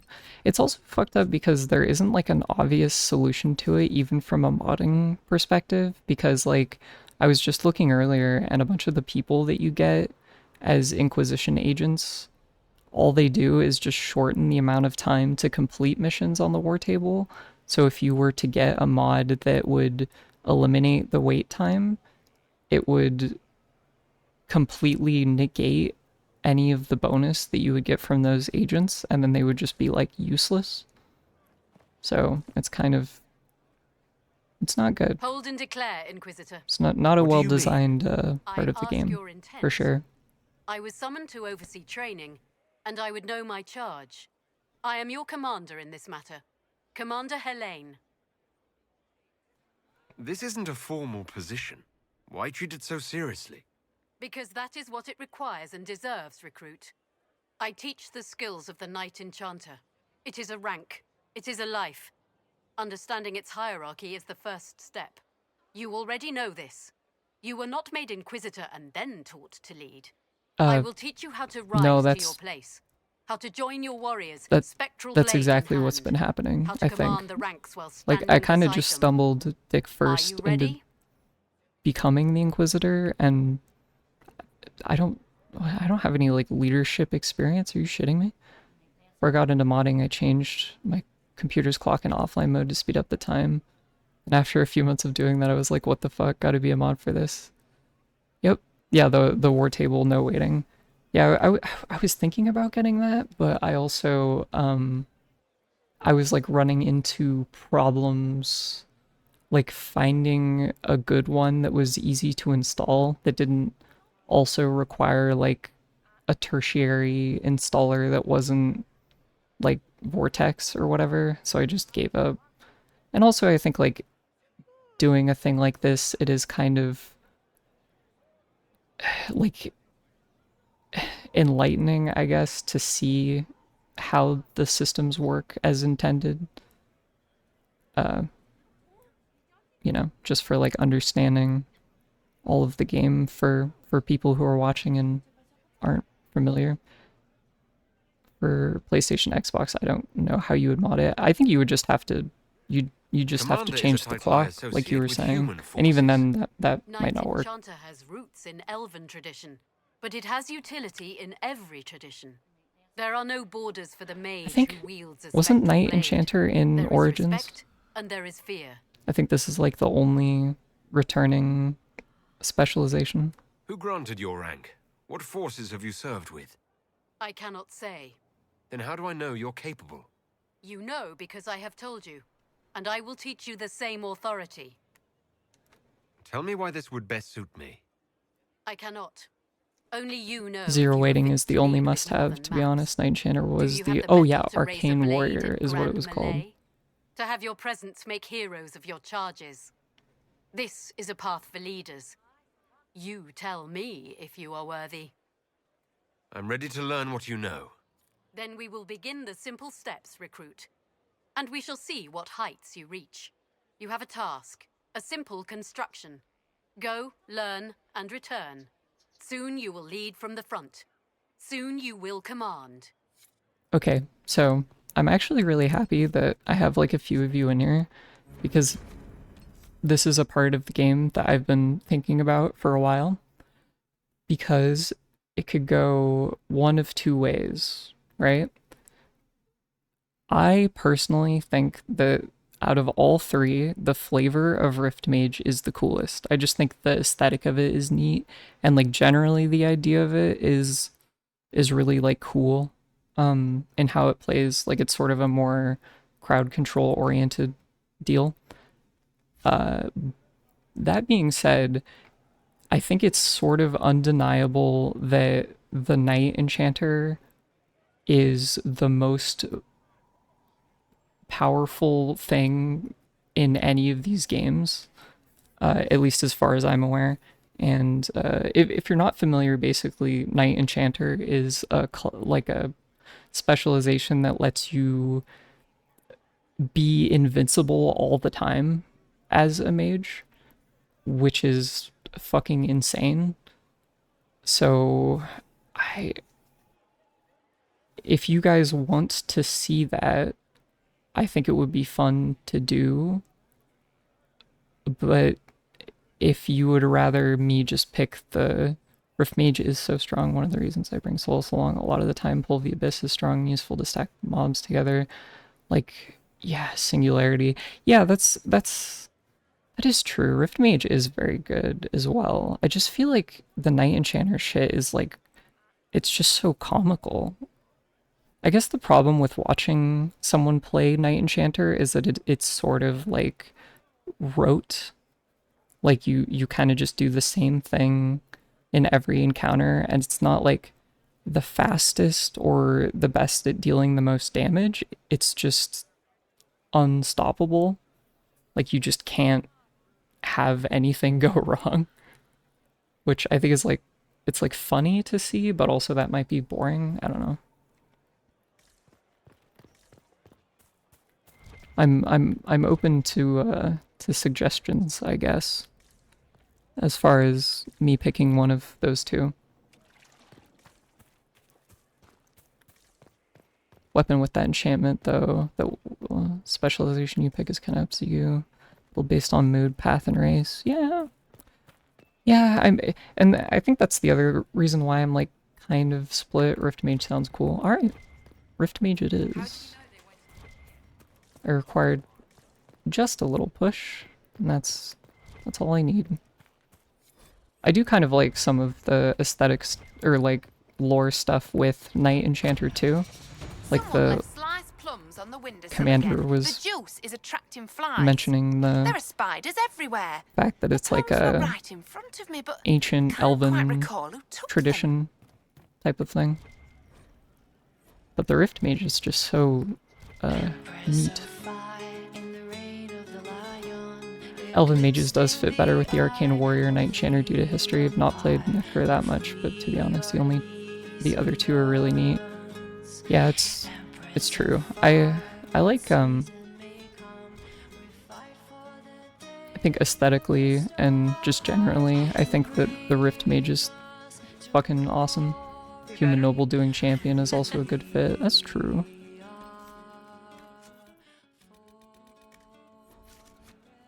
How's it going?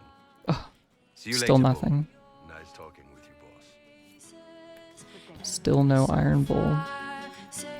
Okay, so let's look in my journal. I need Venatory Tomes. I think I've just been picking these up from killing. Can be found among the belongings of followers who share this discipline. Some of them fit in a theme of set, but it's more about playstyle in the end. That is true. Generally, I like, you know, if you've been watching, you'll know that I like the classes that are like very like crowd control-y. 9 companions do have the 9 specializations. I really like that about this game. I think that it would be cool to give them like their own specializations, but I do like how it feels that they all have ones that Hey you, I have an Inquisitor favor to the ask. main character Just a can little also thing, really. do. A little march around for some of your people. It's nothing for you, right? Sure. I'm curious, Alright, what do you think, Jump right in, huh? Jedi, you in particular, what you think of red Jenny Sarah as I got a tip that companion? Some noble stiffs are arguing over Vashel. Land squabble. They're getting little people beat up, so I need you to go to your big table and send some people to walk through town. Just walk through. Just walk through. Easy, right? Companion in the main party overall. I mean like as like a character, I guess. Like what you think of her from like a writing perspective. Was this a tip from one of your friends? I like Not her. Jenny. I do Just too. Normal angry people getting sick of being in the middle. I don't usually hear about things this far away, but having a friend like you is like getting really big ears. Bigger than normal, I guess, because we both... Never mind. I think, you know, when I think about it, I think this game probably has the most and the best, like, implementation of, like, characters making remarks about your race and class and stuff. Doubting the truth later on can be a bit annoying, but aside from that, she's epic fun. Lots of cookies. She's very quirk chungus, for sure. I like that about her. I like the weird skeptic part, like her character arc kind of being about her abandoning or like growing past Who's asking for her this? ignorance. I'm asking because I heard people complaining. See, when nobles fight, it's not them, it's their little people stuck in the middle. It's like a polite war, so no one pays attention. But if you march through, the people up top feel threatened too. Stuff like this is always happening. Good sovereigns to be made if you're one of the few who notice. Or Jenny stuff also have hits back to Origins too. Yeah, I think I definitely remember the name coming up before, but I don't remember exactly where. What does the Inquisition get out of this? Nobles think everyone is out to get them. So when your helmets march through, both sides will think the other's your ally. Both get scared, both make deals. Worst case, you get a little bump among the people just because they see you active. Can't promise anything, but something will happen. Just like always. Sounds good. All right, Sarah. I'll have someone look into it. Add another war table mission to the Being pile. important without doing a thing. Well, not much of a thing. Not everything has to be torn skies and ancient arseholes. Every little thing makes a difference somewhere. I think another element that makes Sarah cool, that keeps her from just being like a thoughtless Quirk-Chungus character, is the fact that she's like...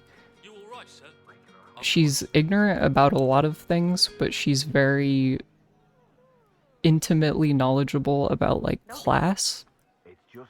And she's genuinely very concerned with helping people who are in like a, you know, the lower class of society. And she like understands class dynamics pretty well because it's like her lived experience, the thing she's most intimately familiar with. I think it's kind of like reductive and shitty to think about like people or characters who are like ignorant about a lot of things or like have trouble grasping concepts as being like inherently like stupid or something like that. But whereas the reality is more that they have intelligence in like other places, even if they're not like conventional or whatever. The painted box you deliver into the same warehouse that the warden cashes in, and the dinner market by the maid shop. She mentions playing with a painted box and a few other things. I don't know if I ever did that. I think there was like a line of quests in Origins that I didn't do that involved thievery and things like that, maybe? I might have completely missed all of that. I'm here. I'd like to talk with you about Templars. They're heavy with forgotten songs, like Varric. Some of them are too loud. It's hard to stay near them. Cullen is softer, but demons asked questions that hurt him. Evangeline was kinder. I want to explain, but Reese's mother spoke to spirits, but not to him. Then she died for a Templar he loved. Street Smarts is Words exactly just right. bounce off the edges.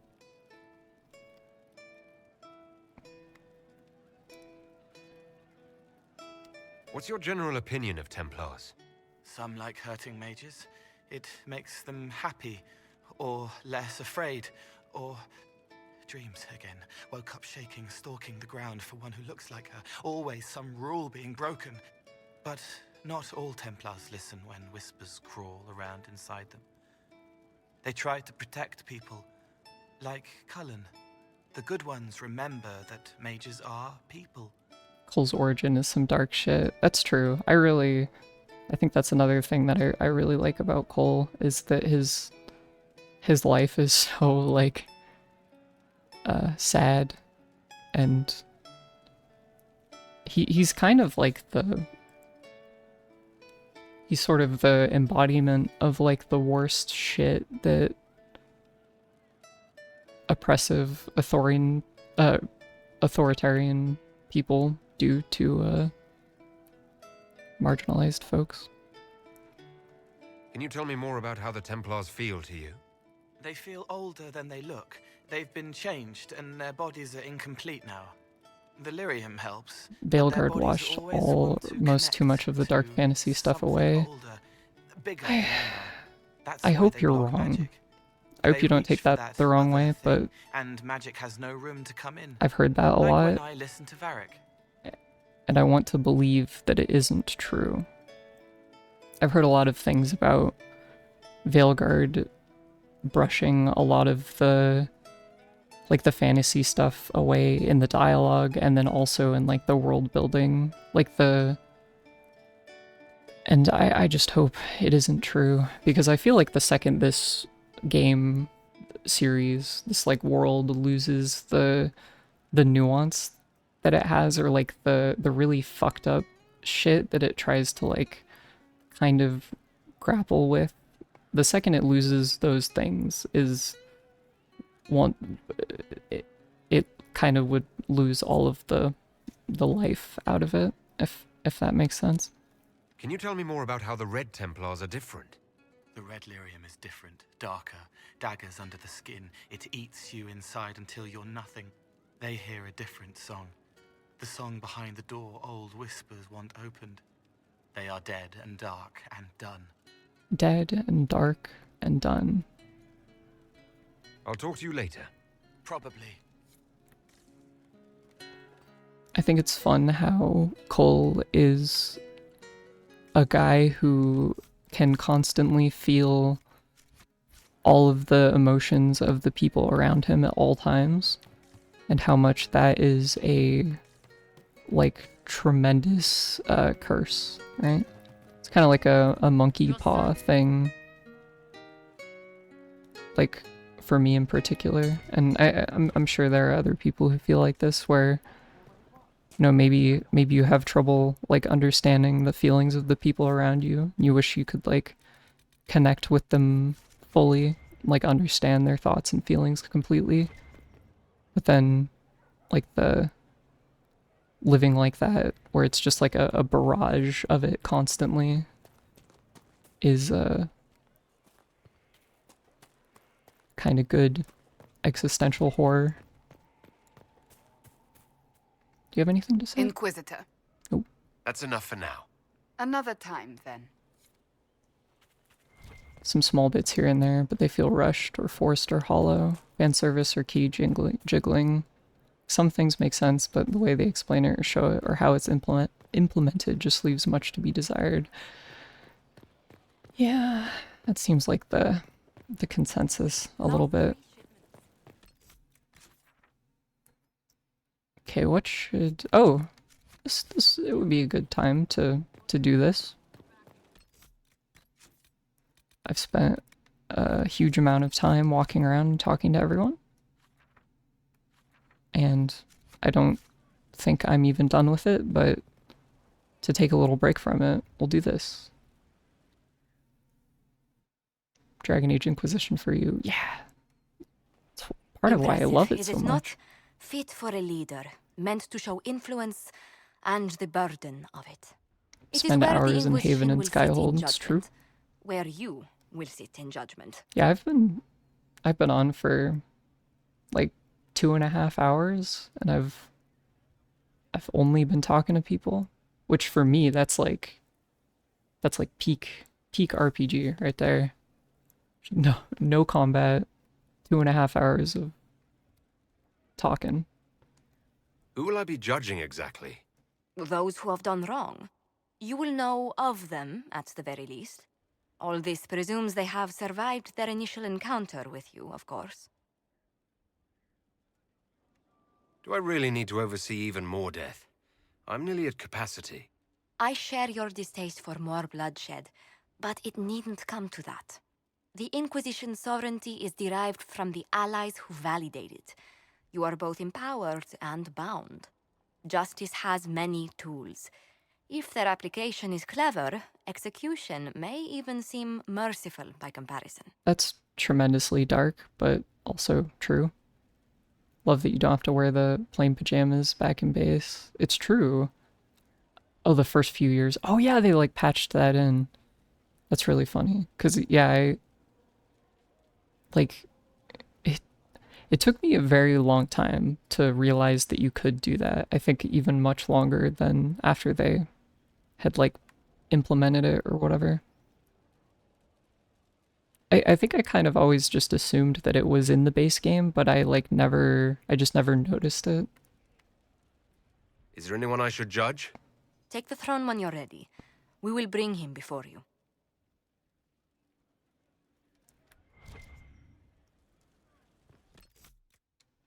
Came with trespasser, or they're around. Yeah, that makes sense. Oh, you got me thinking about Veilguard a bunch. You recall Gerion Alexius of Tevinter. Ferelden has given him to us as an acknowledgement of your aid. The formal charges are apostasy, attempted enslavement, and attempted assassination on your own life, no less. I think like Tevinter the has first one is disowned like and whatever, stripped him of his rank. right? You may judge the former magister as Went you to see Red fit. Cliff. Oh yeah, You know me, dude. I talked about it earlier, but I do think the one, like the way that they put so much important stuff in the Templar thing at like Adamant is like really cool. And even though I fucking hate the Templars, I think that all that stuff is like it's enough to make me consider doing it for a moment. Inquisitor Mage, you have that special choice to make people tranquil. Yeah, that's that is really fucked up. I like the apostasy sticks out. Like that's like, oh yeah, that's totally the worst thing between the enslavement and the time travel and all that. I remember what would have happened to Thedas if his treachery had succeeded. Oh, I like how when couldn't you pick save my each of son. those, Do you think my you'll fate notice matters later, to me? but the first dialogue Will you option you offer pick during nothing more these in your changes the defense? pose of the Inquisitor to be You've like a won specific nothing. stance, which I think is The really people fucking you cool. saved, the acclaim you've gathered. You'll lose it all in the storm to come. Render your judgment, Inquisitor.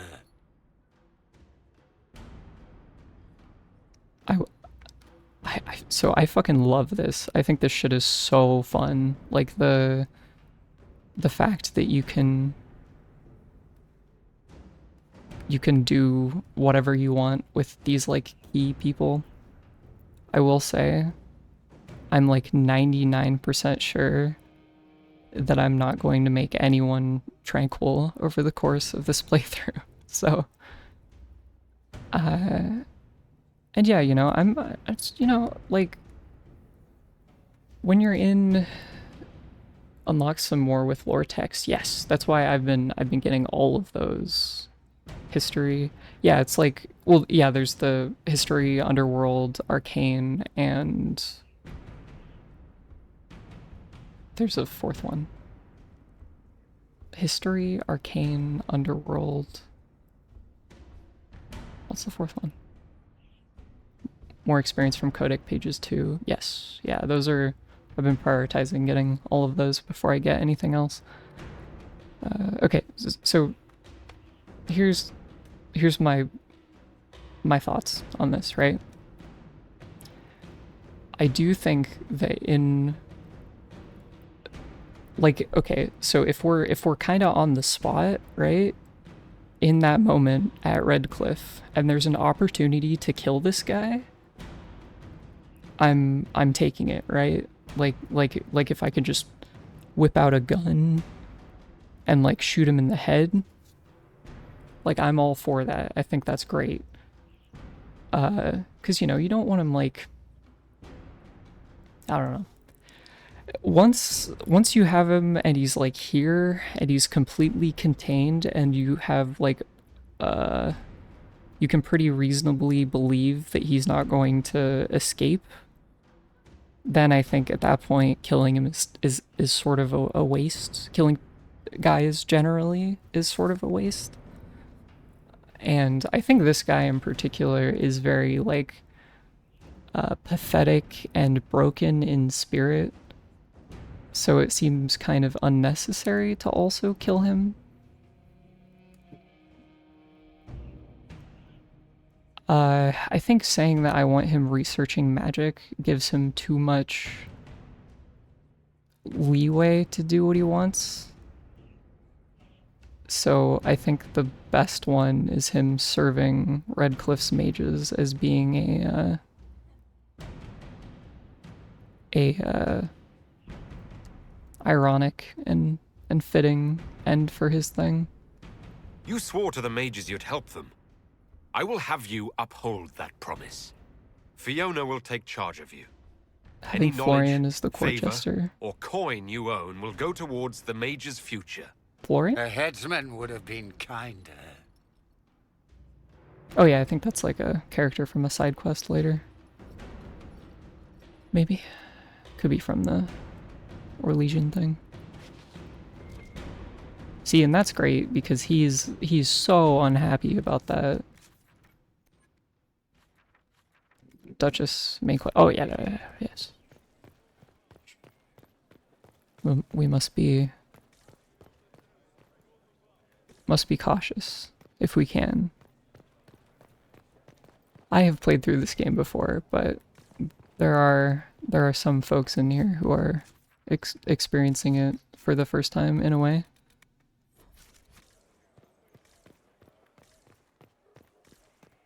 Okay, so now I almost feel like directionless at this point, now that I've run out of people to talk to. Inquisitor?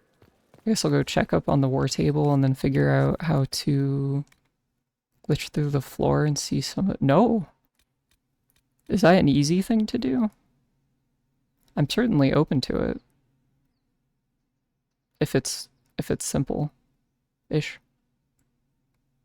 Okay, so among the wares of the book merchant in Valroyo, I'll probably just go buy those because getting them as a drop seems annoying. Oh, I took the wrong door. I think I do that a lot. Whenever I'm trying to like go to the war table, I'll go one door too far. How to do it without fly mod, but if I recall, there's some tables you had to jump on, or mostly more easy during the early broken Skyhold with more clutter. Oh, that makes sense. At the very least, I can probably say that once this game has concluded, I'll look up a video of it, because I'm also curious to see what that stuff could be. The like Dark Souls style of having a bunch of weird shit hidden under the geometry. Okay, so protect Clan Llewellyn. Our operatives harassed the enemy and created enough confusion for the Dalish to withdraw safely to a more defensible area.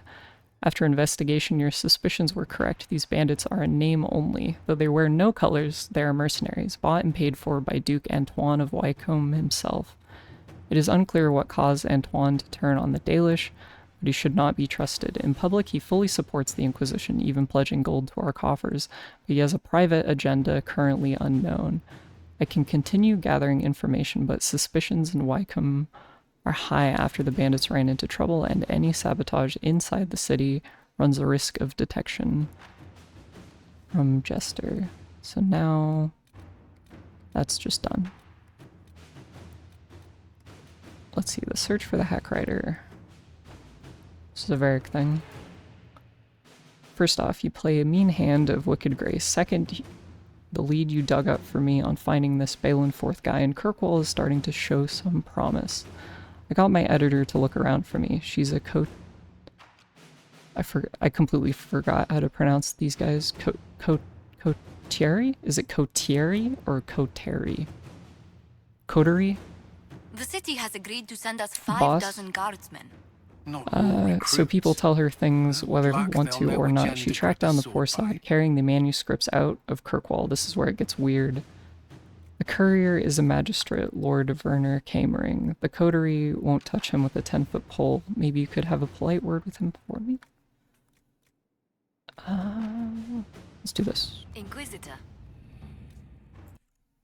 And then I'm just gonna look it up to make sure I don't horrifically ruin everything.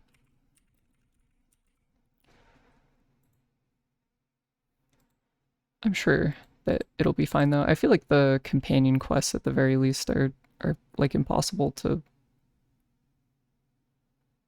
fuck up.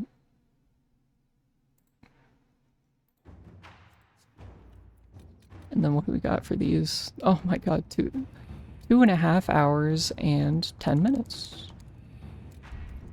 So while we wait for that bullshit, let's go buy some books.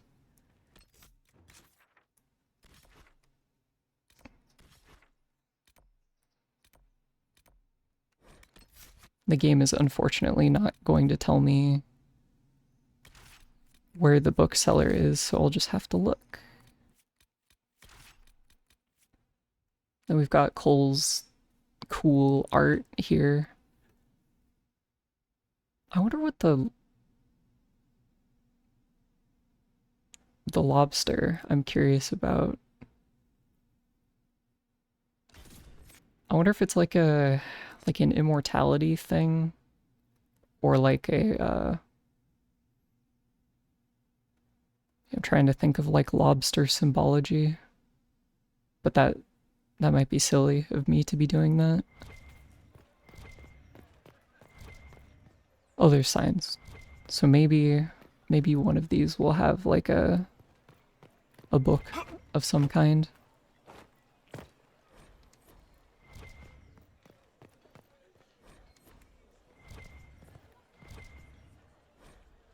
Oh, oops.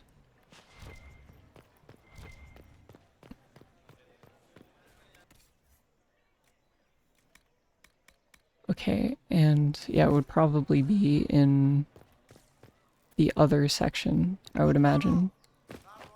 Coteries probably, or Legion of Friends, can be translated to Cabal. Not 100% sure how you pronounce it correctly. Yeah, I guess coterie feels the most correct to me after mulling it over. I do like a little bit of the etymology, so thank you for doing that. They'll appoint a new divine soon.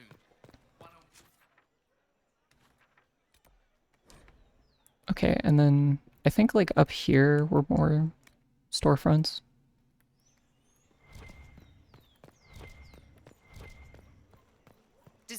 And I think one of these stores at the very least sells books and things like that.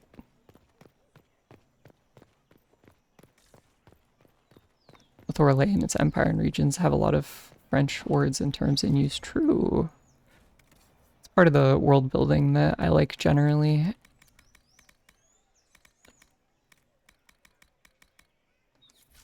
Tavern songs in French versions are here in town too. Oh yeah, that's right. Yeah, I really like that. Also the tavern songs generally are fucking incredible. They're very good and fun. And you? Wonderful. I almost wish they had a little more prominence, like, in the story, but I guess they do already. It is a time of war.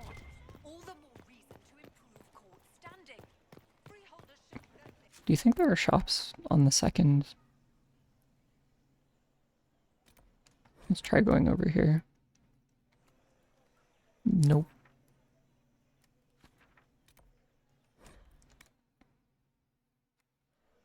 More related and builds a timeline of the story. Yeah, I like bards that sings and spreads them. That's true. I do think it's funny how they have like the same model for the bard here in Val Royeaux. Some of them get swapped out depending on what choices are made. Oh, really? Seriously? I had no idea. That's very cool. I like that a lot.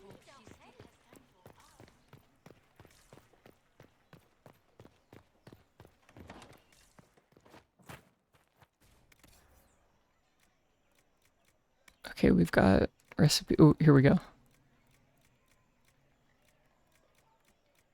What was it? Fuck. Venatori tomes. I mean, none of these say... Oh, these are all like lost codexes, I think. Oh, that's really cool. At least I can get those.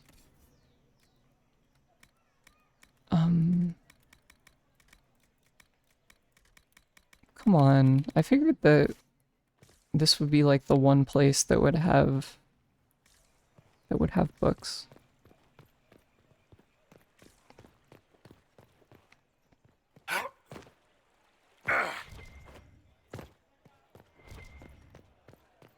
Man. Good day to you. I wonder, am I like not allowed to buy them because I haven't, like, do I have to get them from enemies? Or is there like a specific vendor here that sells them?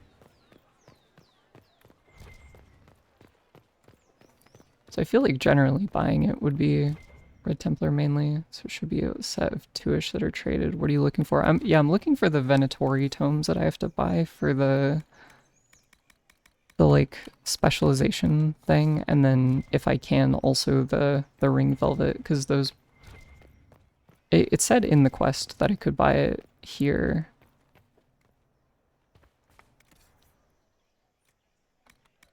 Somewhere in Valoroyo.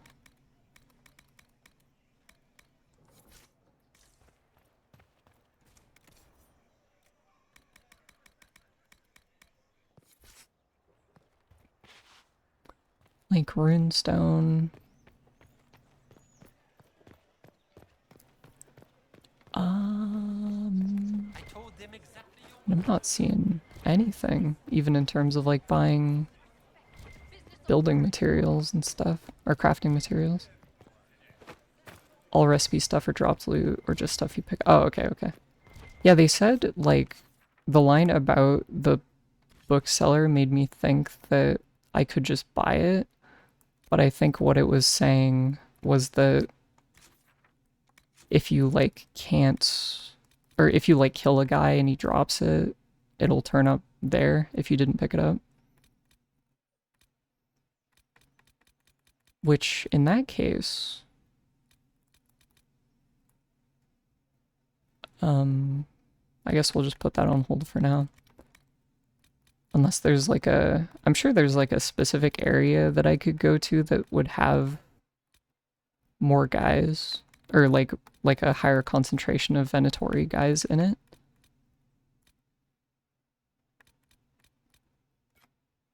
For now, let's just turn in some side quests and stuff, I guess.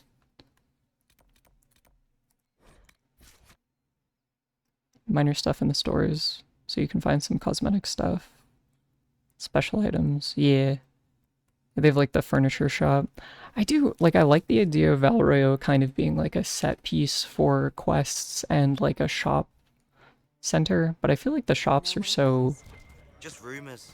Useless, mostly. Red Templar's main enemy will only be in set locations. Yeah, that makes sense. Do you know where specifically? Because I think making it hard for a man to hunt for his supper. I think I can imagine like they're vaguely familiar where they would be.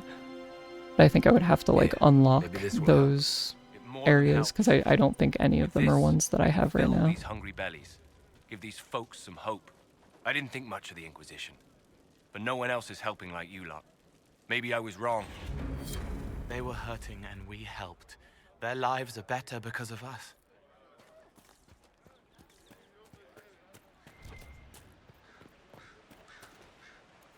I like coal. I can't imagine someone who wouldn't like coal. Oh yeah, I got that phylactery for that guy 10 billion years ago. Some primary locations and some that get swapped out depending on progress of the main story. Yeah, I think was don't remember, but can look it up. Thank you. Yeah, that would be awesome. Feel free to. You don't have to, obviously, but I am enchanted. I would not say no to I hope you find a way to end a little bit of a nudge in the right direction. I believe this is your phylactery. I found it on the body of a dead Templar named Matrin. Ah, I suspected he died when he did not join me or send word. Maker curse the fools who started this war. And the fools who now fight it. I hate him. You're lying. Thank you. I know Matrin you. was important to me. Here, for your trouble. If you're a mage, why aren't you with the rebel mages? I was an enchanter in the College of Equitarians. We wanted tolerance, not war. Matrin and I were certain we could find a way to avoid fighting old friends. And each other. I remember them. I know my own strength. I have no fear of demons. I will keep to myself and harm none. I think in Origins they called it a fraternity instead of a college. But there were like the Equitarians, the Libertarians, and then the third guys. The Loyalists. I'd like to know more about you and Matrin. Ah, Templars and mages. Natural enemies, they always say. As though you can keep healthy men and women close to each other for years without anyone getting ideas. True. We were friends for many years, and lovers for many more. And now he is gone because of this war. You haven't joined the rebels or the refugees. Are you on your own? Yes, it is safer that way. For everyone. At first, I used my healing skills to help the refugees. But when the Templars saw me, they attacked. Yeah, man, they're doing their due diligence. Battle. I will endanger no more. They're protecting everyone from your dangerous healing magic. The Inquisition could use the skills by of a killing powerful you. mage. If I wished to kill others, I would have joined the rebels. How is the Inquisition any better? You could do cool stuff. There are countless ways for you to help the Inquisition safely without having to fight. We need wards reinforced and glyphs studied. If you have skill with healing, you could save many lives. True enough.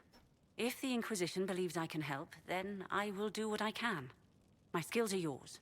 Just give me a moment to gather my things.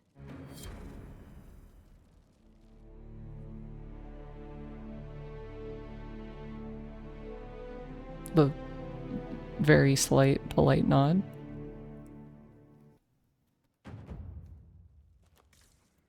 Oh, I think now that I got those guys, I can...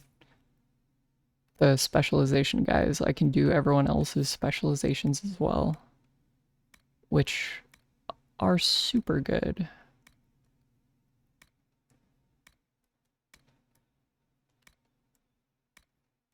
Cole's is so good, in fact, that I'm just going to put all of his points into it.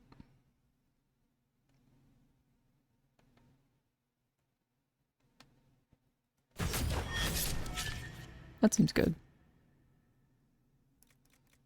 What does this do? Your allies follow your lead. The entire party remains undetected for the duration of the effect, even while attacking. Seems good. Oh yeah, and then I think other guys probably have some points. I think Reaver is largely built around like lifesteal and things like that. Western approach and hissing wastes, yes. Forbidden Oasis 2. Okay.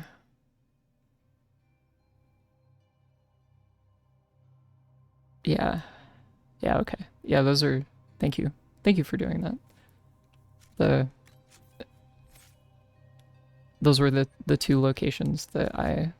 Reaver's damage output, Champion is tank, Templar is anti-caster. Oh, yeah. Yes. That makes sense. I think it's funny how, like, the mage specializations are completely different than the other games, but, like, Warrior, they're exactly the same. I think Rogue has some new ones.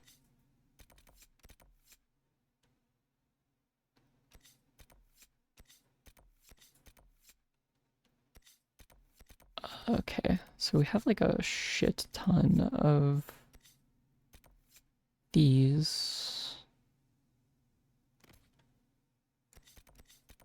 A lot of them are kind of just like collecting shit. Yeah, let's go over here.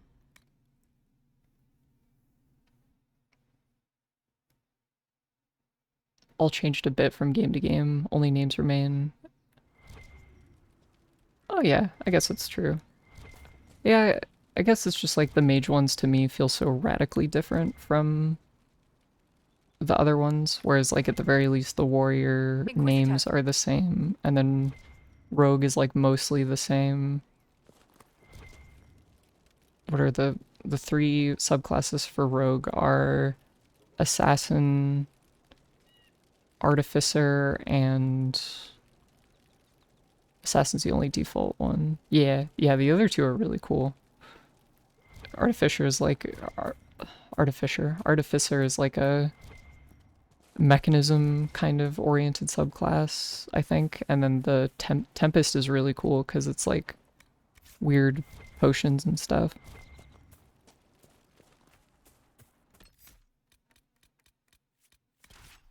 I love it. It's so refreshing coming from Dragon Age 2 to like be able to switch my party members out really easily. That was definitely There must be something here. That was Fish Fear the Artificer. True. I appreciate this, Inquisitor. You're welcome. That's what I do.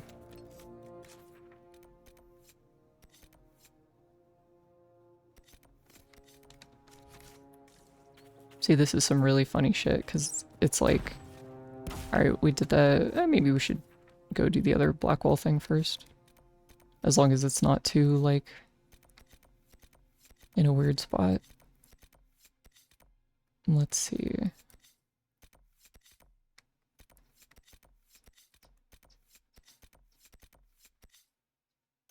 Huh.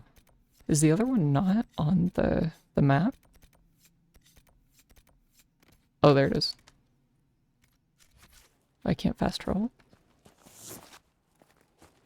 Traps and really cool buffs. Tempest is really strange, but can be really useful if you bother making use of all of them correctly. A bit like potions and grenades. Aside from the heal, whatever you use them. Effects too slow or little. Yeah. Yeah, it's true. I do like Tempest. I think Tempest is really cool, like flavor-wise, and I think that it's nice because it lets you fuck around with a lot of the weirder, like, potion type items without having to use up your slots.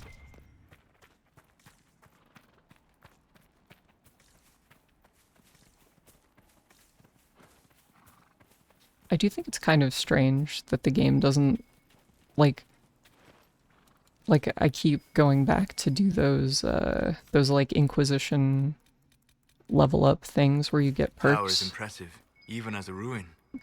I wonder what dreams it might hold. But it's like there's so many I think the Inquisition could benefit from this. perks that you just can't get very many of them over the course of a playthrough. Can be really useful, like bees. Yeah. Enemies either die in 2 seconds or are immune. Yeah, that's also very true. It's kind of a thing about the combat in this. Definitely never felt like I really like needed to have the potions that aren't just like the one that heals you. Okay, so there's something up here. Yeah, this seems good. Is it gonna be a mosaic piece? Oh no, it was treasure. Oh yeah, what am I gonna do with this? Oh yeah, this is good. Do we know who Kalen had was? Oh. Hold on. Give me a moment. Was that the prince from, like, it's not like King Kalen, right? Yeah, no. That was like a different guy. Kalen had. Was he the dude from the Flemeth story? One of his keeps. Yeah. Yeah, was Kalen had one of the guys that was from that Flemeth story?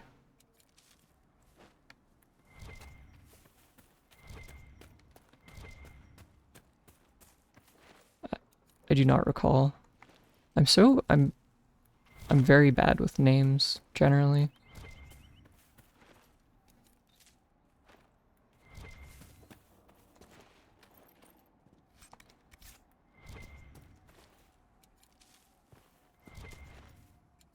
Oh shit. There's a butterfly there. I love little flourishes like that in environment design. It's like really subtle, but I dig it. Callan had.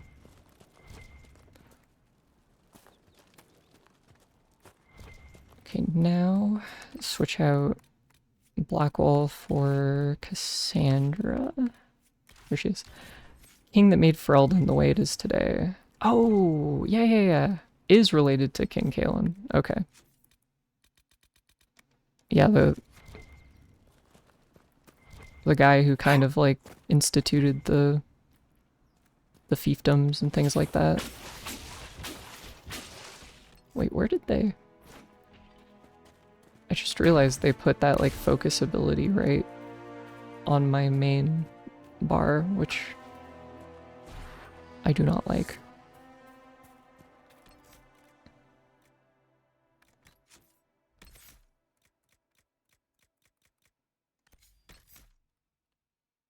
I think I'll put it over here. Yeah, this looks good. Warlord turned king, drove out the tribes. Yep. So it goes. It's kind of like the thing that shifted like England and Germany away from being like collections of really big barbarian groups into being a more centralized thing. One of the Templar targets. Hello. Oh god. Ever kill the critters for resources? Yeah, I do sometimes. I like to not, if I can help it. But I do need some of that. Sad that it came to this, but at least it is done. Exactly. Cassandra is right. Also they get caught in the crossfire so easily.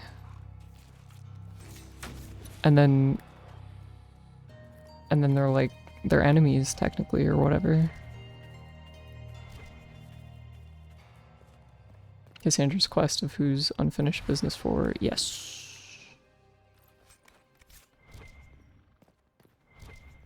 Cassandra's thingy. I do need like more power. See, this is the problem with the critters where I let them run away and then they just kind of like they just like amble around over there and then they count as enemies. And I'm not allowed to like actually do anything until they perish. Or run away far enough. Oh, and I'm getting attacked by some weird fuckface. Oh, God damn it.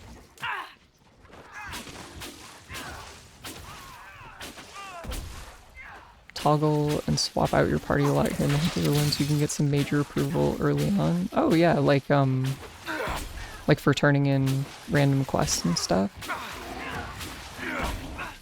I definitely would not mind getting some of that.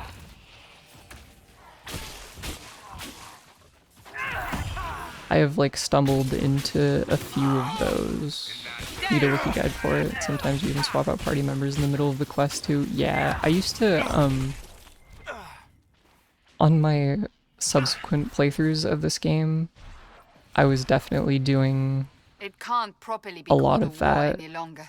It's a free-for-all. Just like mages against Templars against everyone. I would have the guide open on my second monitor and then I would just like look at every point that I could scrape up approval from the companions so that I could max it out as hard as I could.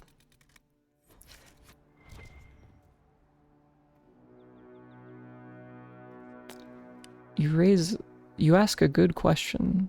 Shall we go kill a dragon? Is there like a Drake in Dark Souls style exploit I can do to kill the dragon at the level that I'm at currently? Because that sounds really funny. If I can do that.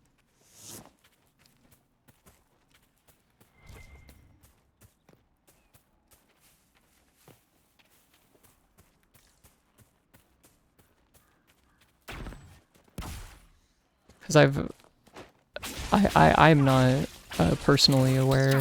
Not sure what that means, but you need a mage. Oh yeah. I mean, like, our part is not doing it, it's to get there alive. Yeah, what I mean is, like, if... the Drake thing. I mean, like, yeah, if there's like a weird thing I can do to beat that right now, I wouldn't mind doing that, because that sounds really funny, and I've never heard of that. Is it which one is it? Is it the one that's here, or is it in one of the other areas? More south? Yeah, it's like somewhere over here. Need a mage. Oh yeah, and before I do that, I do know that I want to... We'll do these guys. Inquisitor. Yeah, I'll make my way toward it. Iron Bull and and Sarah too. Okay, sure, yeah. We'll do Iron Bull, and then since I'm over there, I'll do Varric as well. And then Sarah. I'm gonna level them up. Although I'm sure it probably won't matter too much.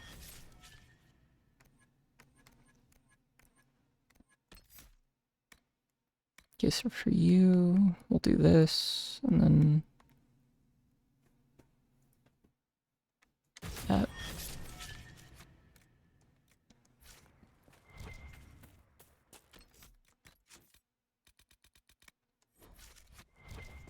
All right. You can lay out the plan while I make my way over there. I think I'll try, yeah, I'll just try to get this lyrium thing for Varric while I'm here. Up she goes.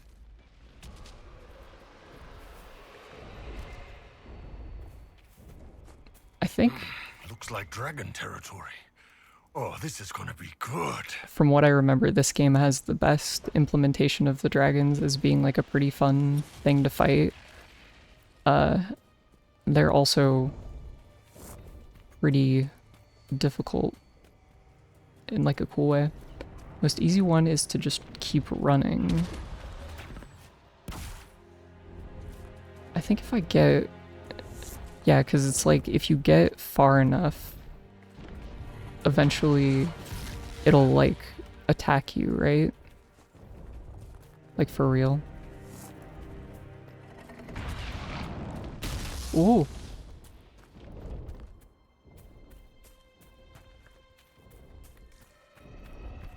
Okay, so is there like a certain spot that I need to stand in? Also, can I do this? Ooh, I can.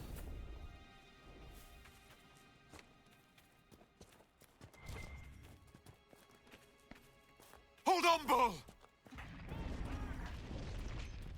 Run past the drakes into the dragon arena area in the other zone, and then keep going to the left inside there. There's a cave with loot. Go there, then slowly go back a bit, have the dragon selected, and just hold down attack. Okay, so we're in the area. Keep going to the left. There's a cave with stuff in it.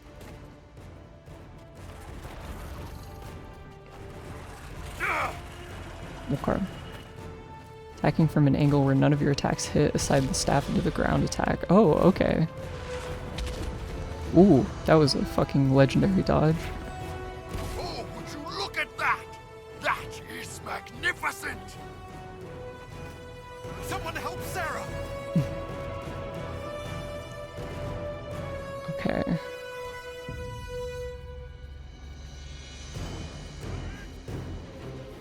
Alright, yeah, this looks like a cave. From an angle. Okay. Slowly go back a bit, have the dragon selected. I'm just gonna pick up this stuff real quick.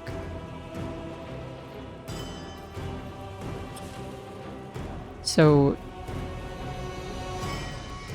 right click the dragon somehow. Oh, okay. So if I like, will the game, okay, the game's not quite smart enough to let me use the mouse for this. More to the left. Okay, like over here. So is it the type of thing? Oh no, not in here. Oh, back to the little hill. Oh, okay, okay. More forward. Like over here-ish. Hill is your safety. Don't stand on top, but behind it.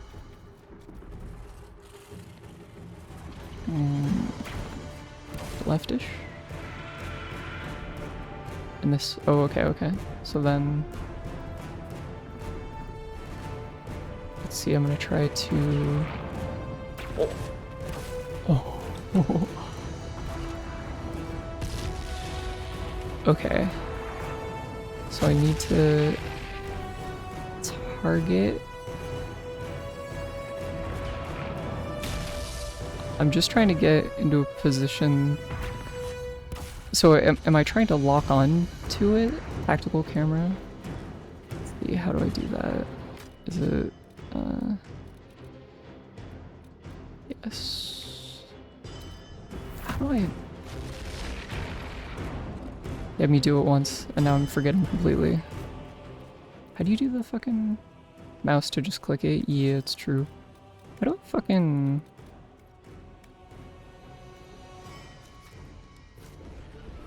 I'm trying to remember how to do the tactical camera.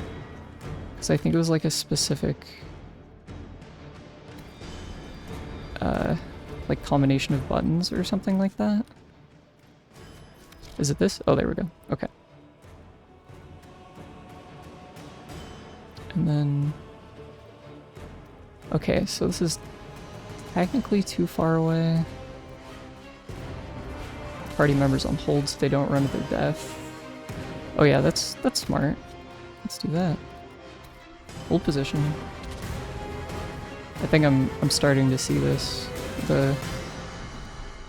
Okay, here's what I'm gonna do. I'm gonna go to the controls and I'm gonna change it. Oh. Okay, I'm gonna do something really risky. I'm gonna like... I'm burning a little bit. Oh, I should fucking... I don't know what I'm thinking. Oh. I might die here. Okay. So I'm locked on. Okay, and then it unlocks. I have a sound of burning. Yeah, I think this is either not doable with the controller. Yeah, or it's like they like patched it out or something. Yeah. Attack a few times before you run back.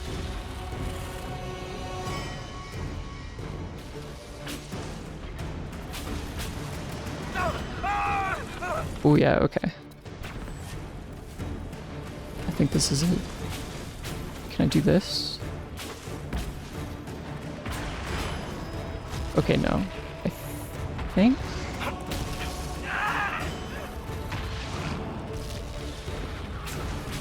I think this is definitely scuffed. But what happens if I just try to like... If I just try to fight you legit?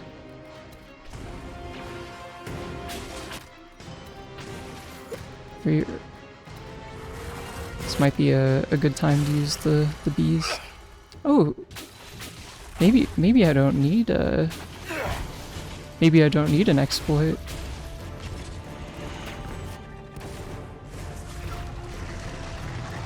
If I just stand over here, we'll die when she spawns in the... Oh.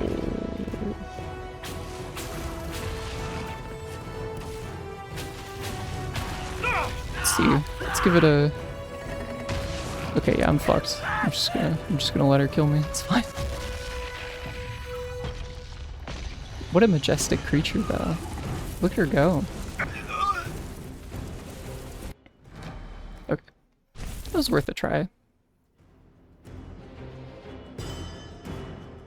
I can definitely see the vision, for sure. For spawns, just go to her in the middle of the zone, don't aggro to you. That sounds like a really funny exploit in the, like, I'm kind of very surprised that they wouldn't just, that they would never have, like, figured that out or figured out how to patch it. Attack into the hill, and then every fourth attack, yeah, because they, like, shoot upward and then arc at her. That's a pretty fun one. 25 plus minutes just holding down the attack. At the very least, I think that it would have been faster for me, at least, than 25 minutes. Okay, so yeah, you have all sorts of cool lightning abilities. And then, so I think right now I kind of need to scrounge up a bit of power to be able to unlock the other areas. 25 minutes based on level 5. Yeah, that sounds fucking insane.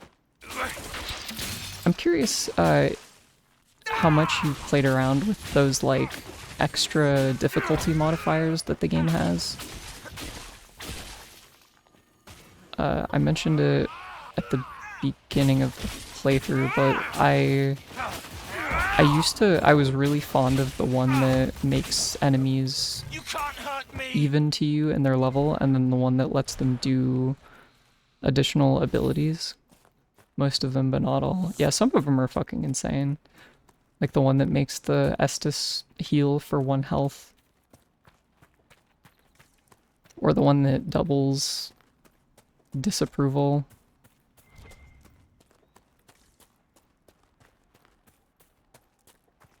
Yeah, I really like, I tend to like difficulty things that are arranged around giving enemies, like, more possible abilities for them to do in combat. And then also the one that makes them higher level is nice, because then you don't have to worry about being, like, over leveled. And I think ultimately it lets you get further by a little bit. Because also I've done so many playthroughs of this game, and in all of them I do, like, everything that I can do in the game, and I've never hit the level cap ever, which is so weird. I feel like it's such a bizarre way to like balance your stuff, you know? Where's... That was really weird. Barrier getting immunity, so I had to run back to despawn. Oh yeah! Fort with the... Oh yeah. Yeah, the, like... The big thing. Oh yeah, like a hidden cave with, like, stuff in it? Like loot and shit? That is not marked on the map?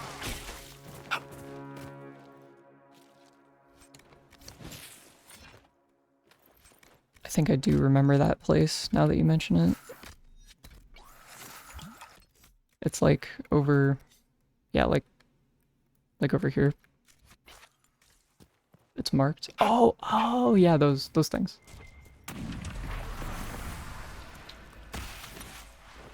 Oh, these guys are... This might be... Nah, it's fine. This is fine. If I just make sure everyone is, like, sufficiently barriered. Can I...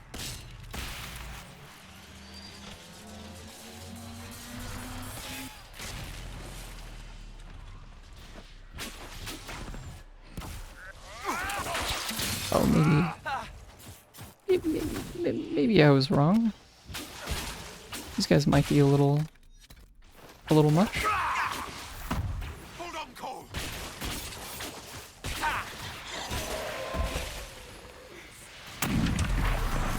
Okay, so I think this is definitely a good time to be doing this.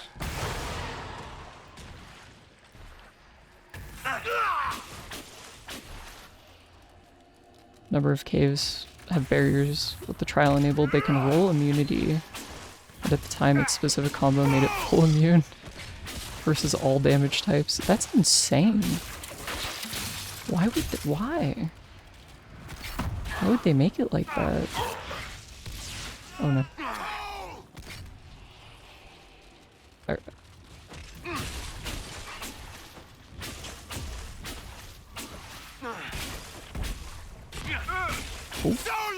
Ooh.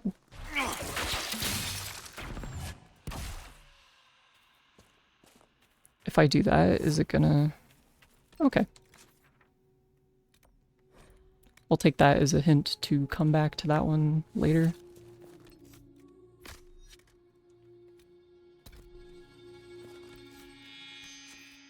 Yeah, I like those difficulty modifiers, but I think it's really weird that they kind of implement them.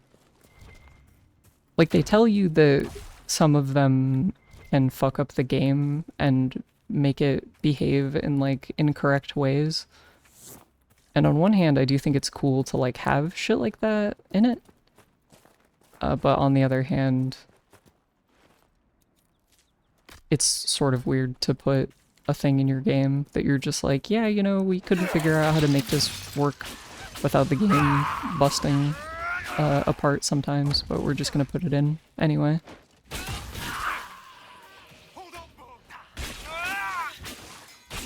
Oh, I see.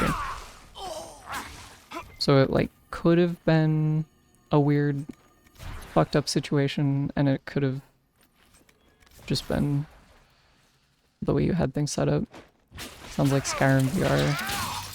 I've never done any VR thing, but I've never looked at Skyrim VR. It seems like one of those things that people would come up with, and on paper you'd be like, oh yeah, that's like a, you know, whatever, and then it just would be abysmal to play because of the limitations of how VR works. Buff was immune. Yeah. I think I have a friend who owns like a VR headset and a computer that's good enough to run it. But I've never been like that curious to engage with any of that technology myself.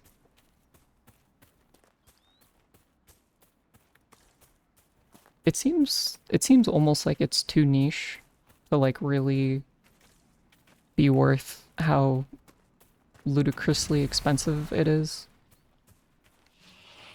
Like, it's like a few $100s to buy a system that, god damn it, these guys, ultimately just kind of amounts to a device that you play Beat Saber on.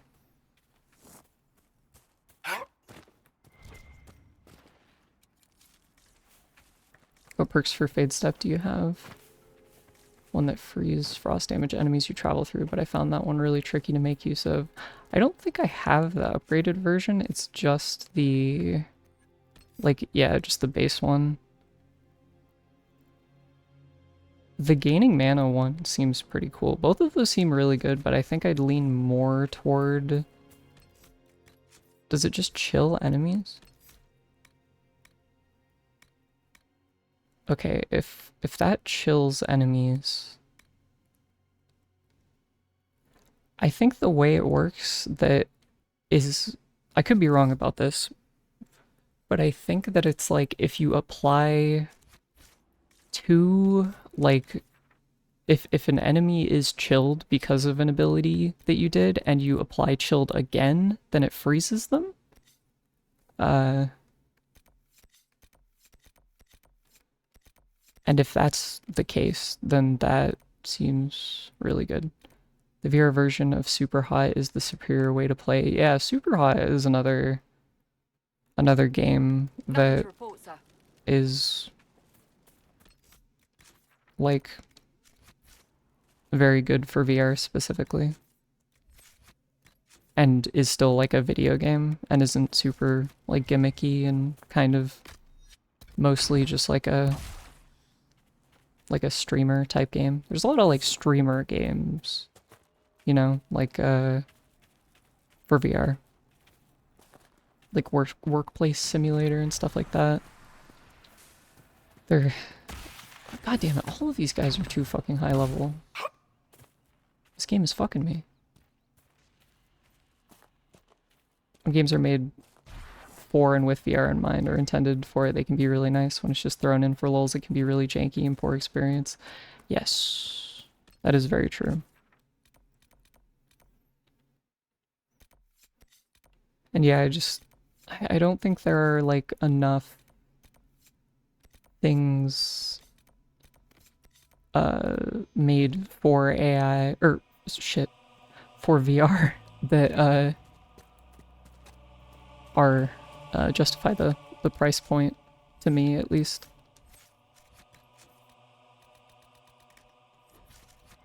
But also, you know, part of that is because I have like so many hobbies already that demand I spend a metric fuck ton of money. Like recording and like getting more stuff for that is really expensive. And I also play music, which is a very expensive, can be a very expensive hobby as well. If you want to get a variety of instruments and things like that. Same with the Wii games. Those controller setups would have been kind of nice for some games, but 80% of Wii games were kind of trash.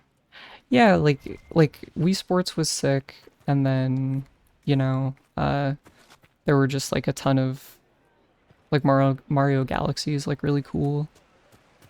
But then there are like all those games that were just like I think in particular there was like an era where there were a bunch of PS2 and original Xbox like ports of games which were intended to come out on the 360 that functionally ended up just being completely different and fucked up versions of those games.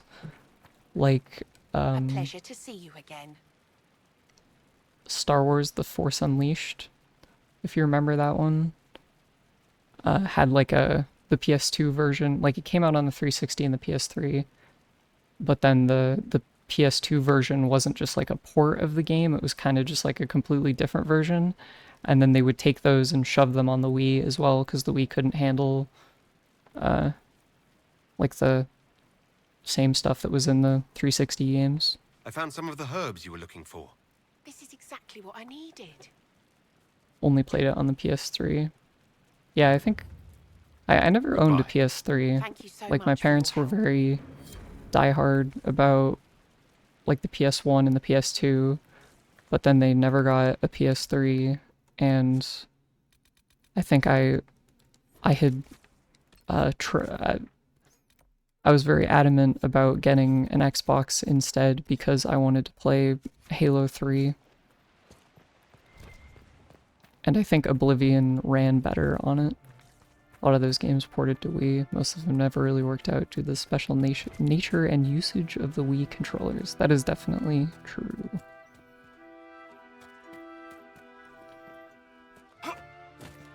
It's like a cool idea, you know?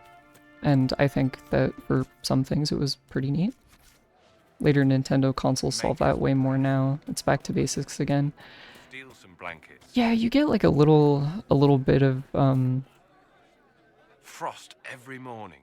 like They'll be losing echoes tons of soon enough. those types of What do things you need with to keep these refugees warm? the like Switch motion controls and things like that. Lost everything when the mages and the Templars went crazy. If we were in a village, I could just pinch a blanket off a clothesline and be fine. SNES, 64, and GameCube, all kind of I'm sure the standardish. apostates Yeah, have plenty of supplies. Just haven't been able to find them. yeah, less Farewell. And to you. Yeah, the Wii and the 360 era were very that was like a very weird time in consoles, especially like even the generation after that I think was really strange because there was just like a race to see what gimmick you could shove into your thing. Like the Kinect and the fucking, what was it? The PlayStation Motion? Yeah, stand in and dance in front of the TV with the sensor here. That and like there were a ton of there was like the, you know, the infamous like Xbox Play whatever the fuck, like the idea that people would go from using a controller that works to shouting commands at their Xbox and then having it like half listen, you know?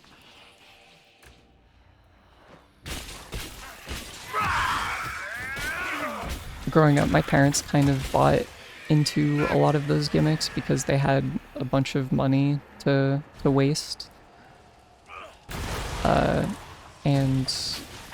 And so I remember as a kid just being so frustrated because my fucking dad or my mom would sit in front of the Xbox and then like yell at it to try to get it to play YouTube or a game or whatever, and it was like they would like it wouldn't work, right? And they would just yell louder and louder, and it was like, motherfucker, just use a controller. It works. Why would you yell at the thing? Many, alone, lonely, lost in dirt too wet for where it was made. It wants to go back to the door. I like that, Cole. Thank you for anthropomorphizing the crystal that I picked up. SingStar, Buzz Quiz Games, a lot of wacky stuff. Yeah, that was like, I remember since I had like a Kinect or whatever, my parents liked the Kinect Sports. So they spent a lot of time playing the, like the bowling in particular. Not less than 20 a day, and we'll bring our own Like for hours. My parents did not give a shit about video These men games were at all. not hungry. But they would spend like hours playing that shit. Oh, what are you doing? You're still alive? Let's fix that. Wii Sports style, indeed. But yeah, like we had a Wii at one point, and we had Wii Sports, but for some reason that just like didn't click with them as much as the fucking Kinect did, despite it being objectively worse hardware. Feared, not so hostile, or so not hostile. That's true. Well, he's not feared or hostile anymore, now that he's, you know, dead. Okay, I'm having to... He's the past, yes. Now he's just another echo of the Fade.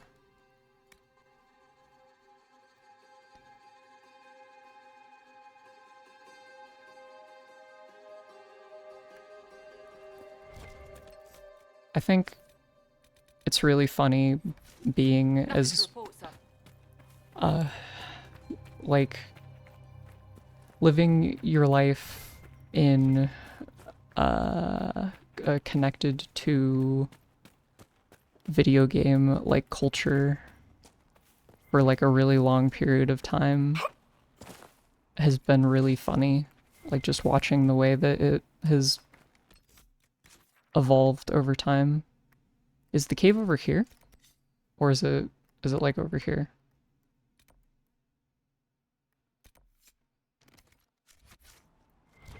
I guess look at this cache. The Iron Bull. A woman in the last village wanted you to pick her up and take her clothes off. Yep, that sounds about right. Yep. In her mind, you were very big. Well, that's flattering. I like how Bull took that in stride. He did not skip a beat. Cole the asexual wingman. True. Oh my god, you're so right. He so is. Thank you, Cole.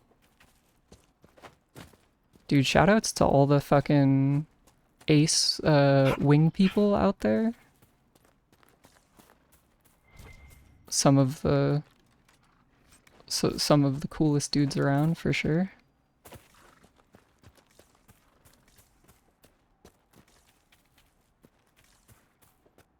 I wonder, I'm not seeing where this cave is.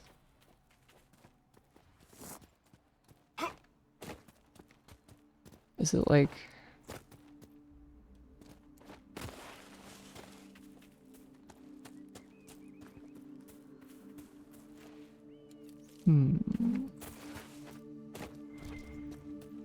Iron Bull's super spy eye probably saw the signs anyway, but he can't read minds the same way Cole just These picks must be the supply caches Whittle that asked up us via to find. fade magic. Yeah, that's true. That's really funny.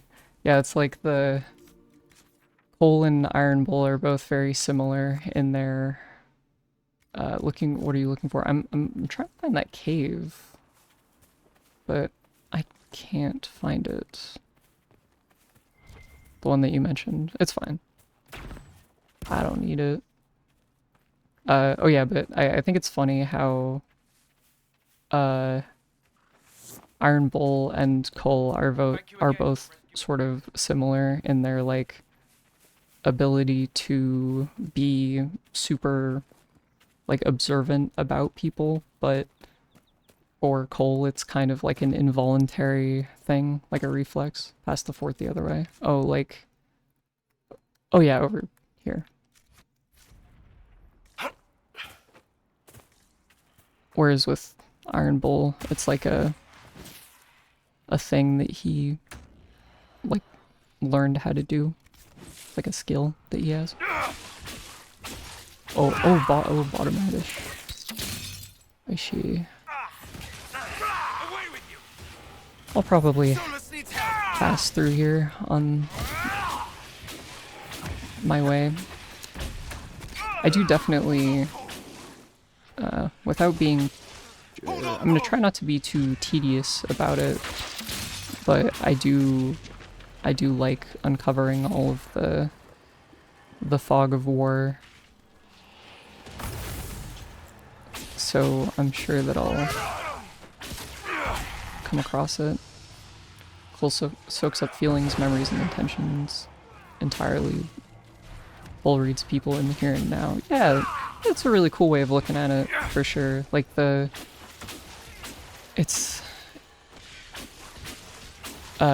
Cole's personality is kind of more like fragmented. Like he kind of exists in this like abstract and conceptual space that, like, by his nature it's hard for him to be. He's a fade sponge. It's true, but also that sounds kind of mean. Templar bastards killed my husband and stole the ring from his Bull finger. is, They you know, deserve to die. he's very grounded. He's almost too grounded, where he's extremely uncomfortable about things that are too conceptual. You're saying the Templars attacked your husband? Aye. He was digging out a stump. The fools couldn't tell a shovel from a mage's staff. Had to be safe, they said. Rebels everywhere attacking by surprise, sick bastards. They took the ring I gave him on our wedding day in case it was magic. Planning on doubling down on humanity or returning to spirit? Farewell. I have one in mind, but I don't want to give it away because I think the suspense is fun.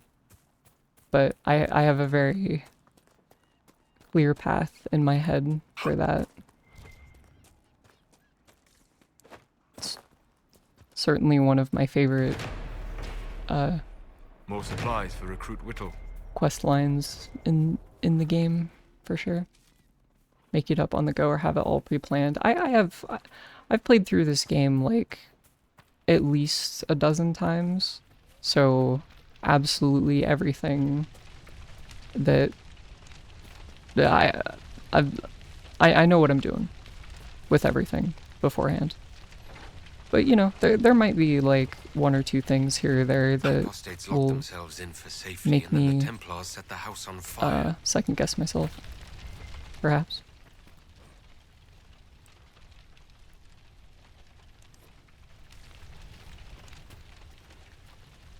I think the only thing about this entire journey so far that kind of makes me sad is the idea that, from what I've heard, Veilguard doesn't engage with any of the choices and stuff that are in these 3 games, which, not to say too much about it, but at the end of this game, I think it'll be kind of clear how impossible that'll be, and weird. When I play Dragon Age or Mass Effect, I kind of build it up beforehand too. I want to do this kind of run in my head canon for the yeah. I like having like a specific roleplay thing in mind. I'm not so good at like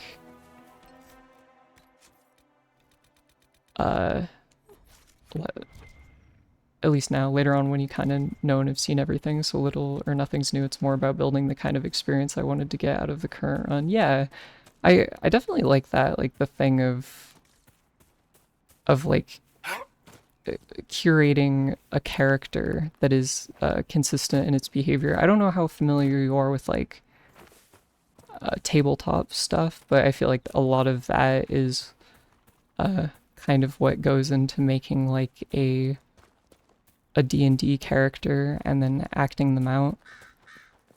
And I definitely think that is like the most fun way to enjoy these games.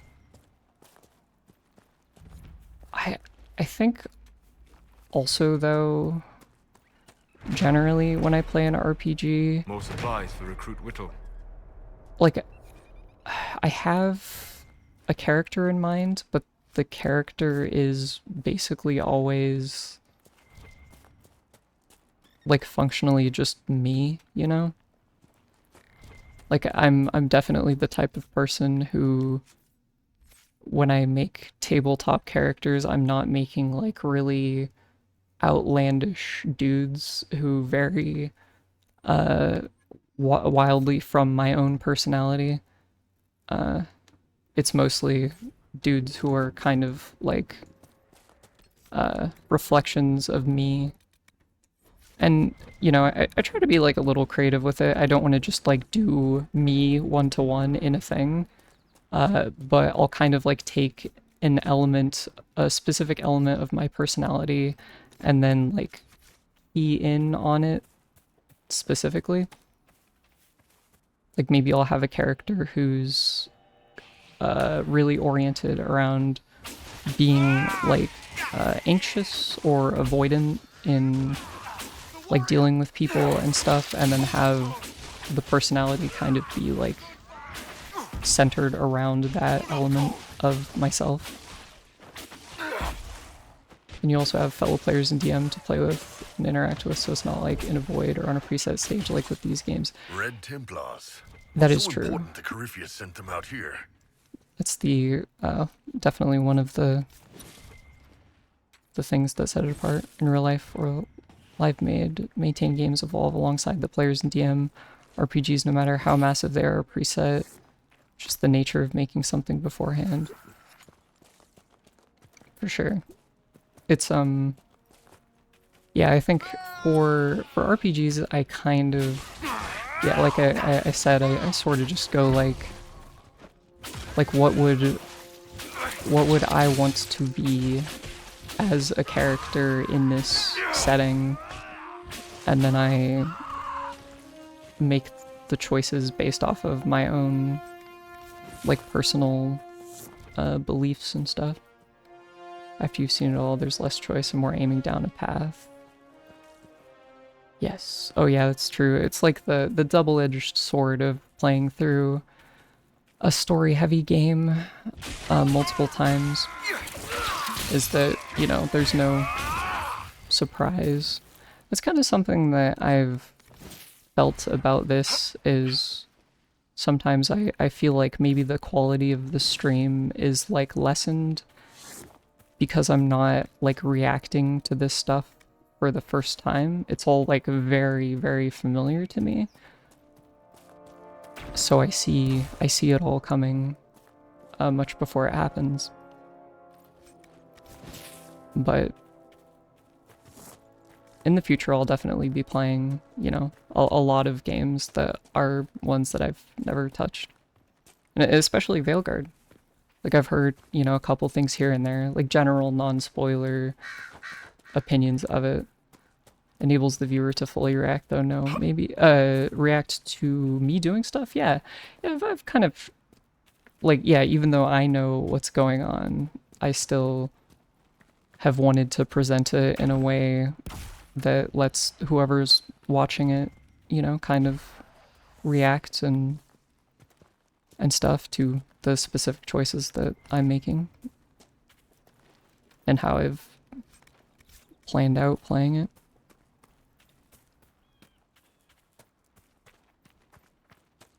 I think the only time that I don't like just kind of try to make the player character like me is when it's something like The Witcher or Dragon Age 2 where I'm playing like a much more controlled or preset character in their behavior. Then it's more just about like what flavor of them that I think is like more fun. They don't care who they kill anymore. The streamer takes over, then it takes more focus than the game itself. Like watching people react is more worth when you know what's going to happen. When you don't know, then it's different. It might depend from person to person with if they want to experience solo or with others. Yeah. Yeah, I think that like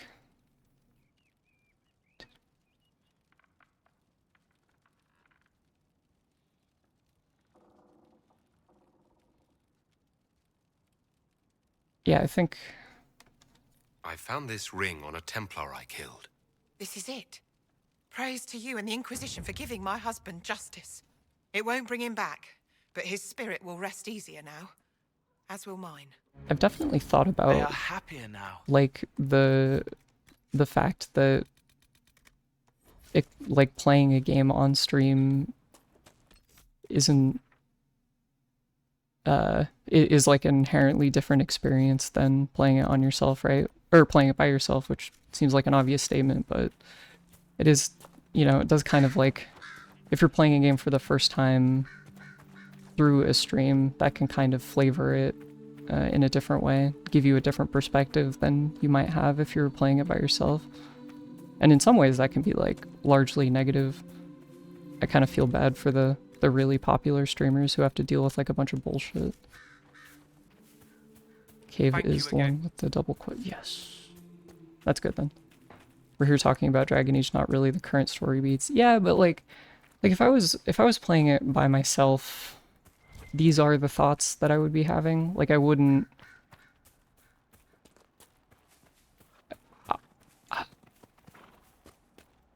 maybe. If I was playing it by myself for the first time, I think I'd probably be mulling over a lot of the events more than I am now. I guess my focus is kind of shifted on talking about things generally, rather than like the individual events of what's going on. Regardless, I hope it's, you know, fun.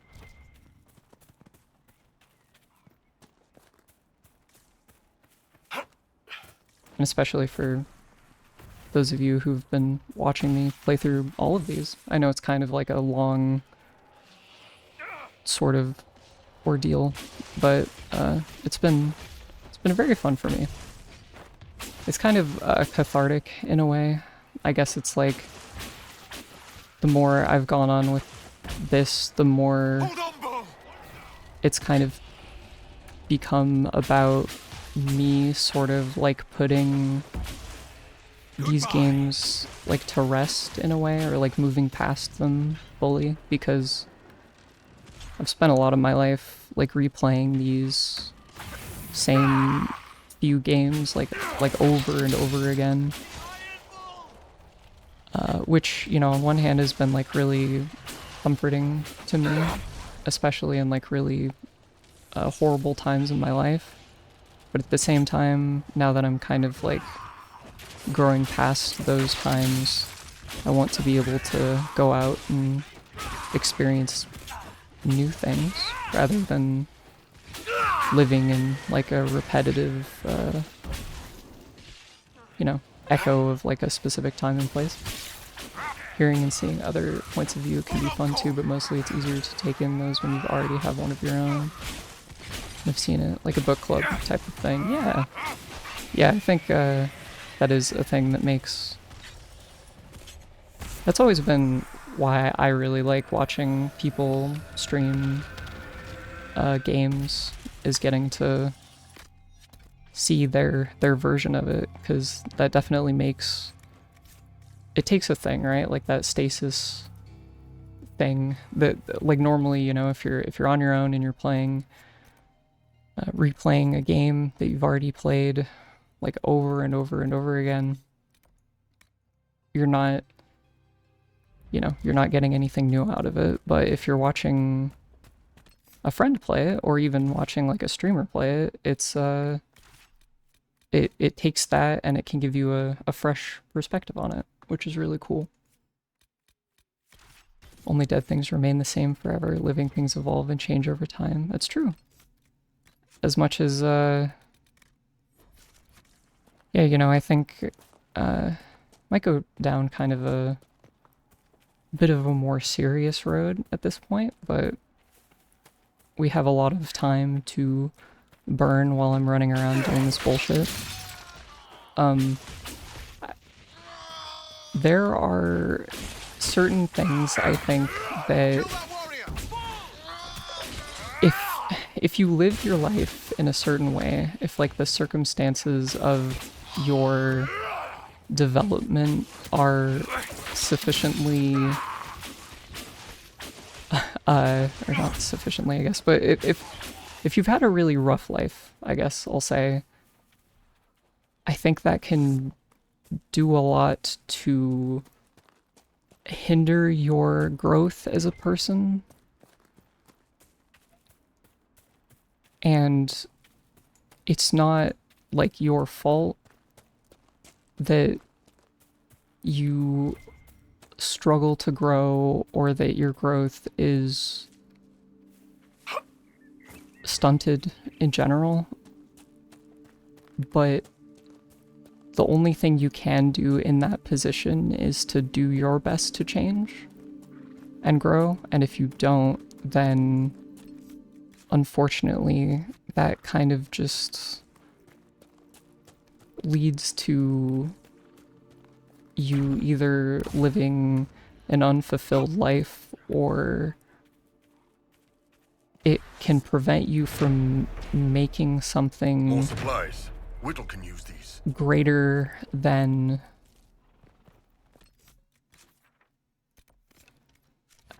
the negative impact that you've suffered in your own life, if that makes sense. You also get to share thoughts and insights with each other, even if nothing new might come from the story itself. The way you view the story can change when shared with others. That's also true. I've definitely had moments where I've seen people play a game and then they have like a different perspective on it, and that has led me to kind of reevaluate my own perspective on it. Or at the very least, like, see characters and things in a different light that I might have been blind to based off of my preconceptions. But yeah, I guess that whole diatribe that I went on is kind of kind of where I've felt personally. Shit.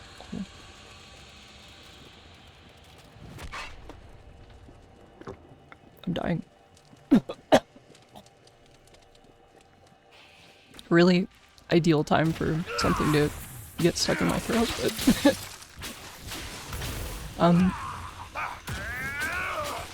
I mean, like, obviously, things are different for everyone, you know?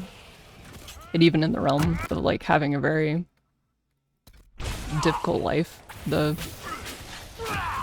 things that people take away from it are, they vary wildly. But, personally, I guess, a thing that I've always been very fixated on in the effort to, like, improve my life and grow past the type of bullshit that I've experienced.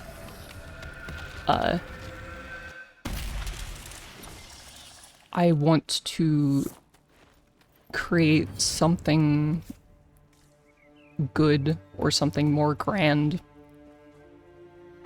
out of those experiences. Hold on, I'm gonna take a moment to close the door real quick.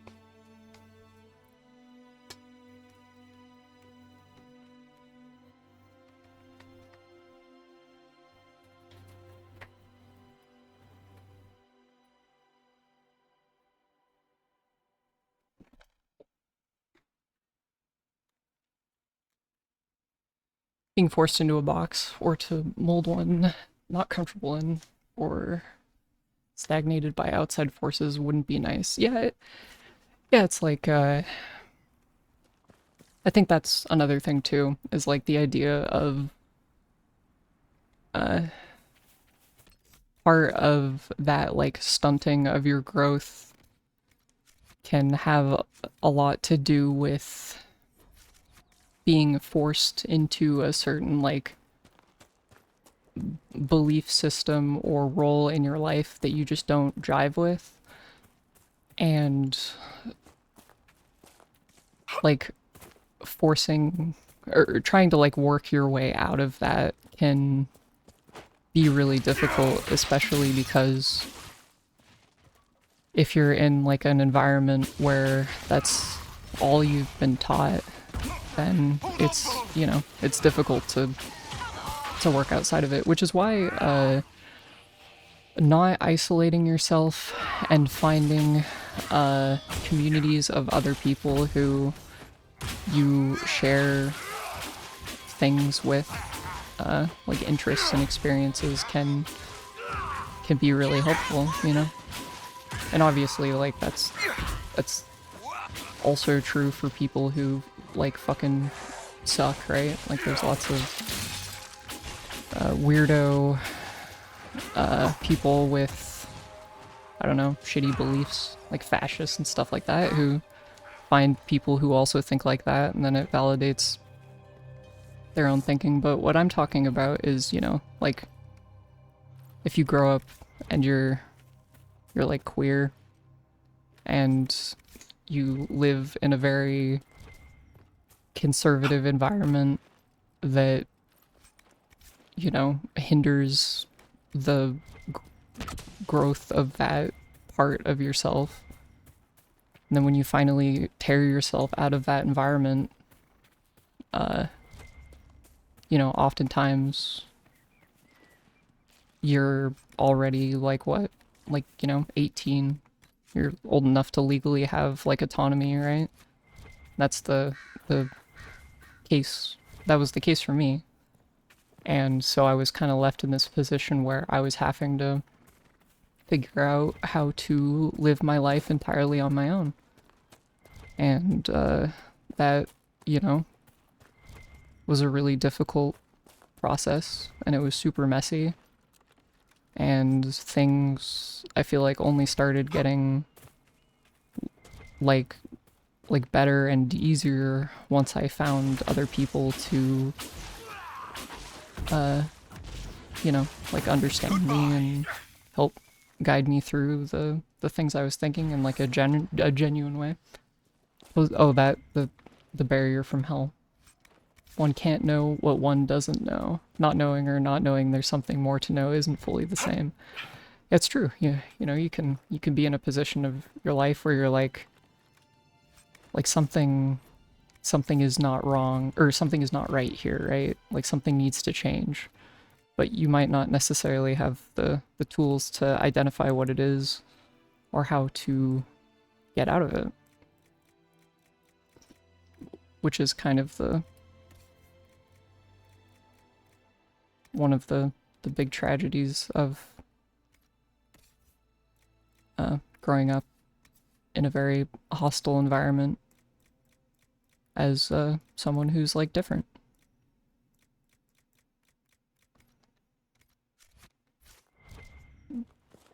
Move to valuables, free up space. Oh yeah, let's find out. I don't think it does. I think it just makes it easier to...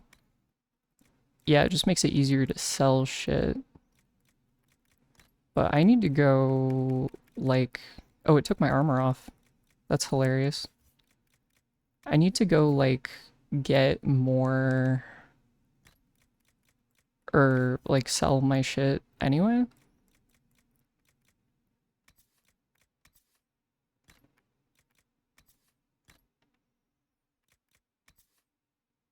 Oh, that's good. Okay. I think what I'll do now in that case is I'll go to I'll go back to Skyhold and then do some inventory management. I think I destroyed, dismantled, sold these. Might have used some carry mod that made this a non-issue. Yeah, definitely. I don't know. On one hand, I think that having limited inventory space can like do interesting things to the gameplay. But also it is a thing that can be like really annoying and cumbersome. So I guess it just depends. Generates a moderate amount of threat when attacking. I guess I'll give that to like Cassandra. And then a bunch of these. These are all kind of hard to fully like to use effectively. I think maybe I feel that way just because there's like so fucking many of them. And they're so specific. These ones that just enhance specific skills or whatever. Oh, that's... Okay, so I could put like that on. And then I think the 1,000 cuts one can go to Cole.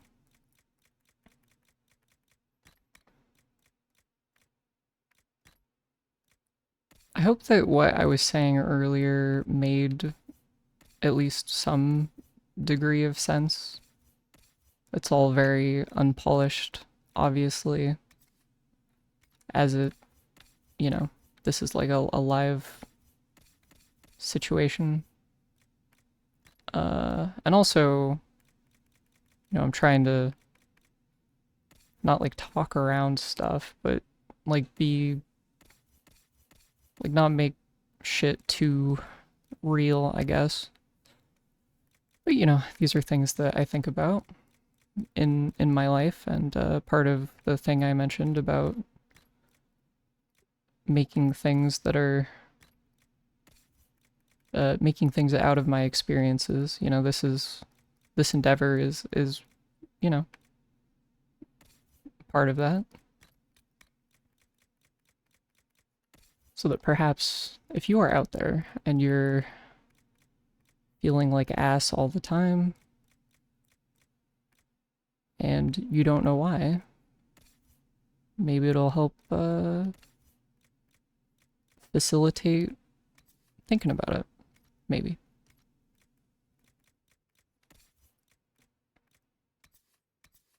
Wow, the colors on this are absolutely hideous. Just have him wear one of the other ones. God, that coat. Let's just do that so you look less fucked up. What is this? Oh yeah, those are no good. I'm just gonna sell these. Simply because I do not like looking at them.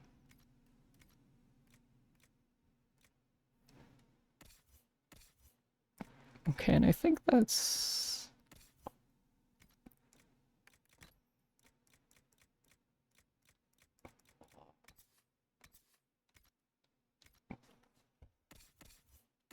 Okay.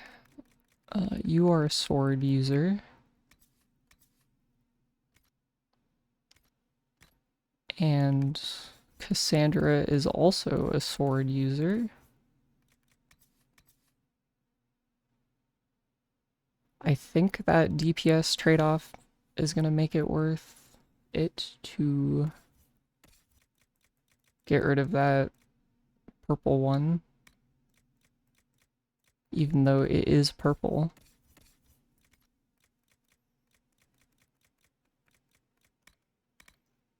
I think just like I have a tendency to hold on to things that are like less good numbers wise but look better, I similarly have a I gravitate toward holding on to things that are higher rarity even if they're not necessarily as good, just because there's like a part of my brain that really likes seeing the high rarity in the slot.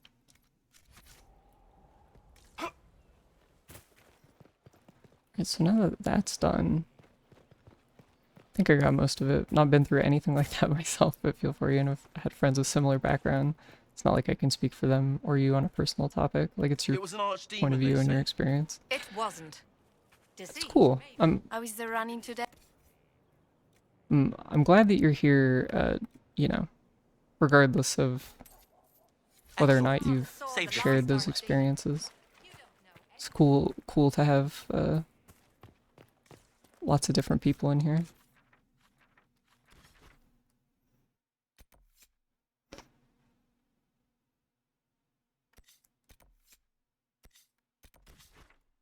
Okay, so now that that's done, you can just head back here, and then there's some sort of quest or whatever. Brain does like numbers growing, but the brain cares more about aesthetic and style to a degree that it hinders the number growing sometimes.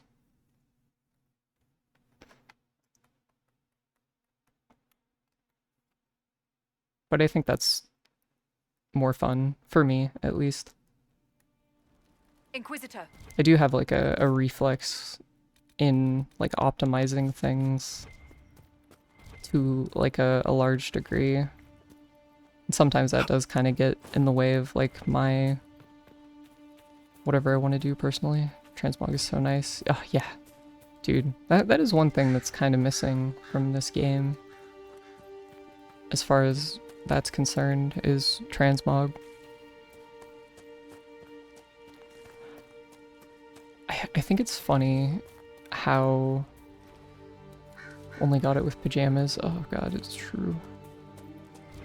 It's funny to to go wildly off topic from Dragon Age. I like it's funny to me to think about how much I like World of Warcraft from like a character, or how much I like vanilla WoW and like classic WoW in terms of its gameplay, but the fact that it doesn't have glamour or transmog or whatever is fucking painful. And it's like that, it's like one thing that is kind of a small thing, all things considered. Like a very small difference between having a game that I really, really like playing, like, or I guess everything else about Classic, WoW Classic, I fucking love, and I vastly prefer it to like retail World of Warcraft. But then that one thing is enough to make me go like, oh, I don't know. Having no transmog is pretty bad.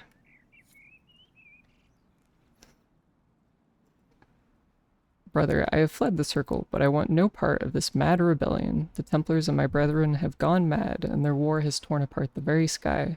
Some of the other isolationists suggested fleeing, and I shall follow their example. It has been too long since I saw you, and it cannot be safe in Haven. If you can make it past the bandits and demons, join me at grandmother's old home Northwest of the crossroads. With your blade and my staff, we can get through this together. There's a lot of letters like this that end exclusively in tragedy. I think I have yet to see a letter on the ground that wasn't just like, you know, attached to a corpse addressed to some sibling or whatever.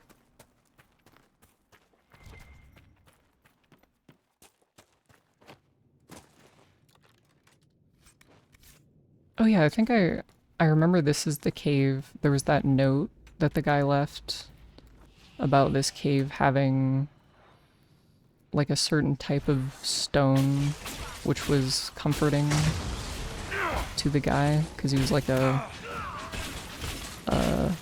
magic sensitive individual, I think. I could be misremembering bits of that.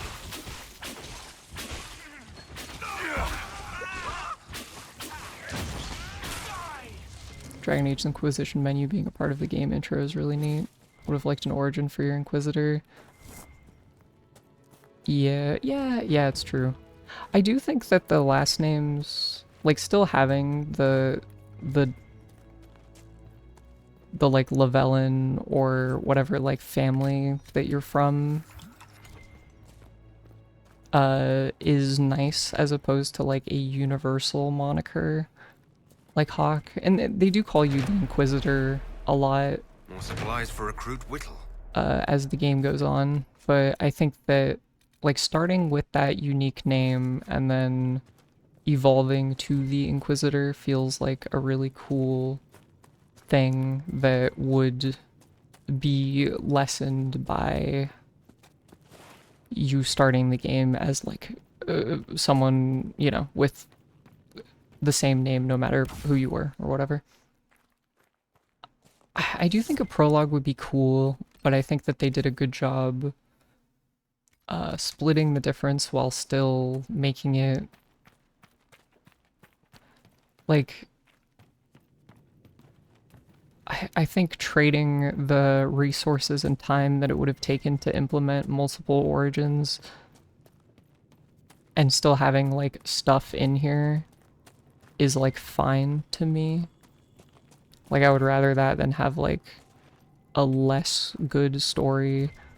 He heard the old with the call. addition of Special, pretty, perfect for him. More Then read all over. origins. Inside and out. Because honestly, the origins were cool, but I feel like the coolness of the origins in Origins more had to do with how your background influenced the rest of the game and how people treated you and the perspective that you had rather than like the specific like playing through a prologue. Lavellan for elves. Oh yeah, Trevelyan for humans. I remember that one. Kadash for dwarves. And then Adar for Canary. For Canary, you're a Talvishoth, right? Like you're not from Varvallen? From what I remember.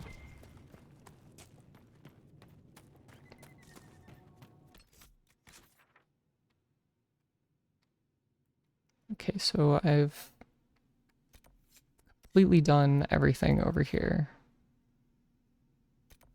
And at this point, okay, I can turn that in. That'll probably give me a little power, which I need for unlocking areas and stuff. Oh, I do think I should like go back and do the war table shit so that that can be percolating.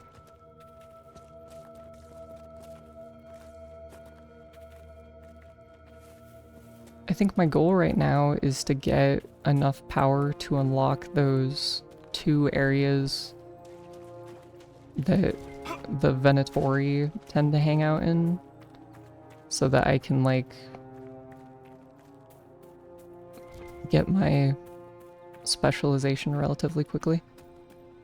Even a token cinematic with gameplay like 10 or 30 minutes don't require something major like an Origins. Oh yeah, that's true. That would have been cool. I wouldn't mind that. meeting a do roll. Yeah, that's true. Yeah, I think that would have been fine. But also it's like, I don't know, it's maybe I give BioWare a little too much credit, but I do empathize with them in that these games have faced such an incredible amount of like hardship in their development that I'm kind of just like happy that they managed to release a game that both feels like finished and pretty polished and is overall like good and my favorite game in the franchise, you I know? found some of the apostate supply stores. I can mark the locations for you. I'll get out there myself with a few men and pick them up. This will keep a lot more refugees alive next time it snows. I appreciate it. It was good to do that. Man, Cole is a very big fan of all of this that I've been doing. Moving that explosion scene into the prologue and not just have it be the prologue. I think that would be cool, but also I think the way that they do it is really neat and unique. Cole's a fan of being kind and helpful. Me too. That's why me and Cole are besties. Oh, like, I still think that having that moment of sitting at the title screen and like seeing that procession of the mages and templars walking like feels so like cool and grand, and like it's ramping up to this big event, and you don't really know what it is exactly, and you're like, oh cool, the game's gonna start with this like this meeting or something, you know, and then you press new game and it fucking explodes, and like the design of the explosion and the sound of it is so crazy, you know, like that thing of setting up your the shield knocks you out too. Oh yeah, the fucking 3D movie effects from the mid 2000s of the shield flying at your fucking face. Yeah, I just feel like that's such a cool thing of like subverting, like part of it is cool because it's subverting your expectations of what you imagine the conclave would be, or whatever they called it, the big meeting. And then it's also just, I don't know, it sets the tone very well, and I think that when games do that on their title screens, it can do a lot to for the game, you know? It's kind of like a inconsequential thing on paper that can contribute a lot. Like I remember I've only felt that like a handful of times with previous games. Like I remember the first time I played Baldur's Gate 3, and that was, you know, like the title screen starts on with the shot of the city, and it's kind of like I suppose not. You know, it's not like generic, but it's more like normal. Like going into that not knowing what to expect from a Baldur's Gate because I hadn't played the previous games or whatever, but like seeing the city, and then like you know, it's very like pretty, and there's like birds and has kind of just like ambient nature music, and then you hit the start screen to go into the like title menu proper, and then the camera pans down into the ground, and you're just going deeper and deeper until you're underneath the city, and then it's this insane grand like temple to Baal, like this super imposing evil looking thing, and then the music swells with this big like evil sounding like chanting chorus, and it's such a good, you know, like it's a tone setter.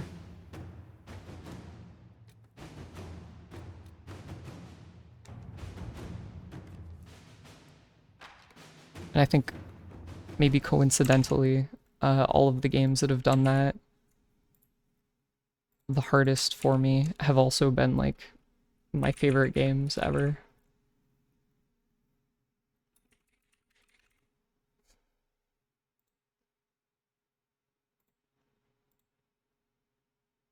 What was this? Unsavory Parallels. Clair Obscure felt like that too. Just we were spoiled by an Origins, so any game not having anything like that makes it feel a bit hollow. It's not like in The Witcher when Geralt is already Geralt and has his own story. The custom characters are unknown characters. Getting to know them before you get into things are helpful. Yeah, it's true. That is like, I think that's, you know, one of the things that makes Origins as cool and impactful as it is that it kind of gives you like a very personal connection to the story.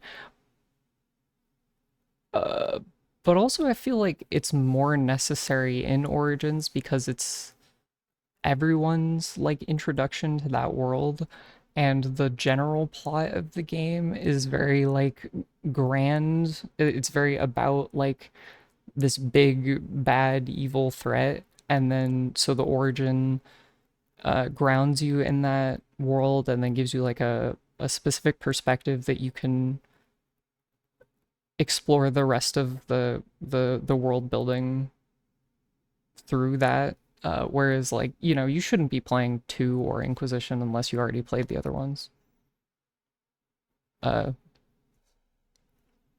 So in those, I think the goal is a little different. Like, having, you're building off of preconceptions more than you're trying to, like, set, like, a foundational tone, I guess, if that makes sense.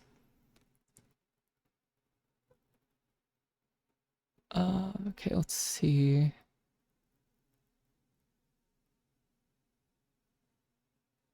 Yeah, this is do whatever I want here. Dorian's leads were effective. The Inquisition found locations where the Venatori could be hiding. Oh, and then that like opens up an actual quest for me, it seems like.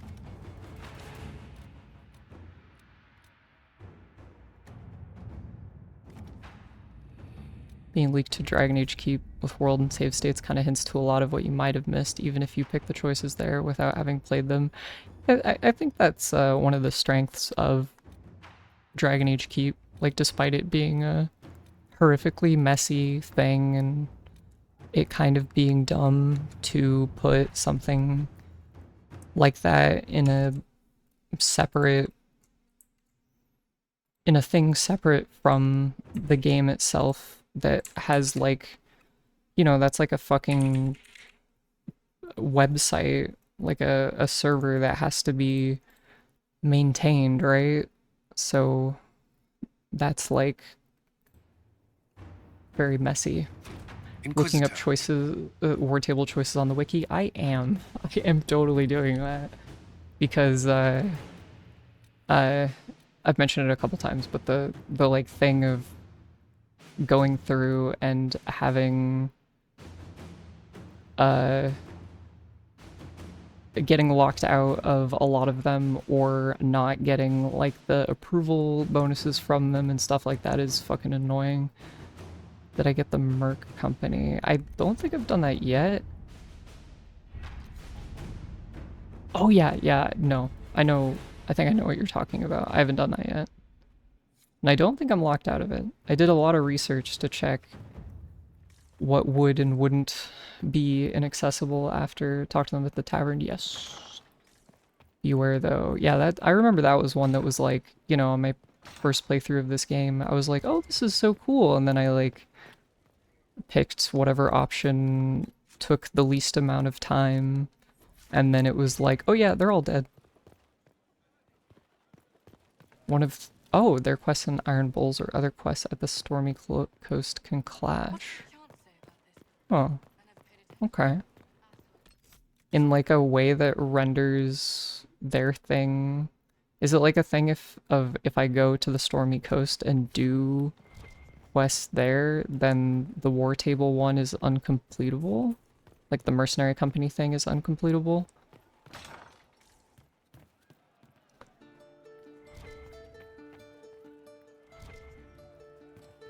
Yeah, I don't think they're here right now. Gather as many as you can. Oh yeah, it's this guy. Inquisitor, I joined. Sutherland, your worship. I saw some bandits, so I came to warn people. I'll let your warriors know and then stay out of the way. Okay, there it is. Save the Merc one, but when you go there, Iron Bull's charge request active. I think it auto triggers, and when you end, you leave the area, and thus you leave them for dead. Gotta wait out the war table timer. Okay, cool. Thank you. Yeah, that's... I did not remember that. So, yeah, that'll be fine. As long as... So, I'm guessing that I'm fine until I start it, right?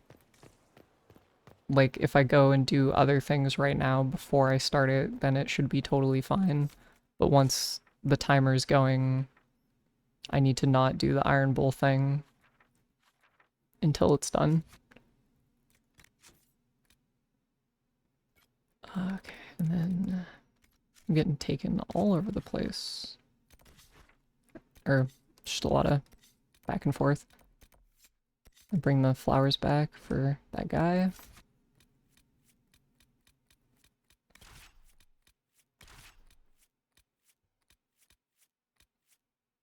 Maybe I'll do like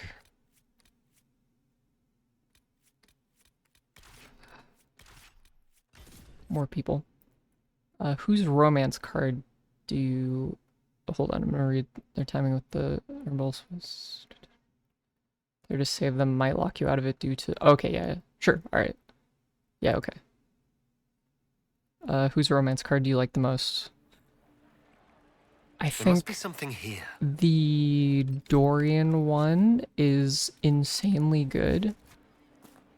The best one is definitely Iron Bull's, but The dead walked these lands.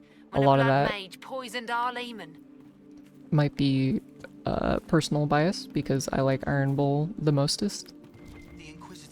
I think the Solus and I think the Solus and Dorian ones are also really, I do not suppose you really found strong. my Senna's shrine. I know it is a long way to go. I clean Senna's shrine and place the flowers. May her ashes be gathered by Falondine and carried They're all safely. really good though. The cards are so fucking cool. Like as a thing. You do a foolish old man too much kindness. Maceranus, Dalen, take this with my gratitude. Senna would have wanted you to have it. I'm glad we helped them. Me too, Cole. Yeah, like the way the cards change based off of how things with the companions go is really, really, really good.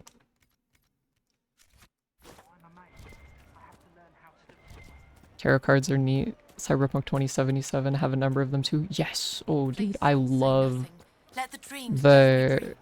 Cyberpunk does that really well because...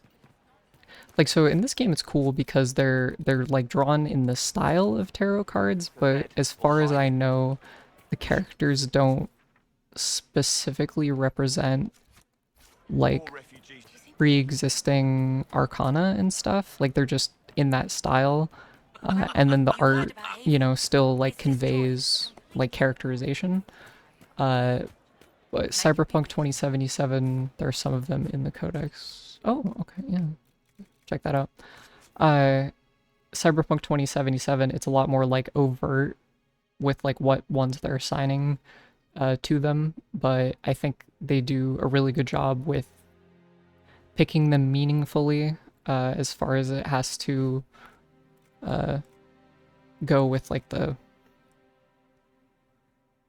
you know, the symbology of the tarot and the way they're used is really good. Well done. And yeah, like,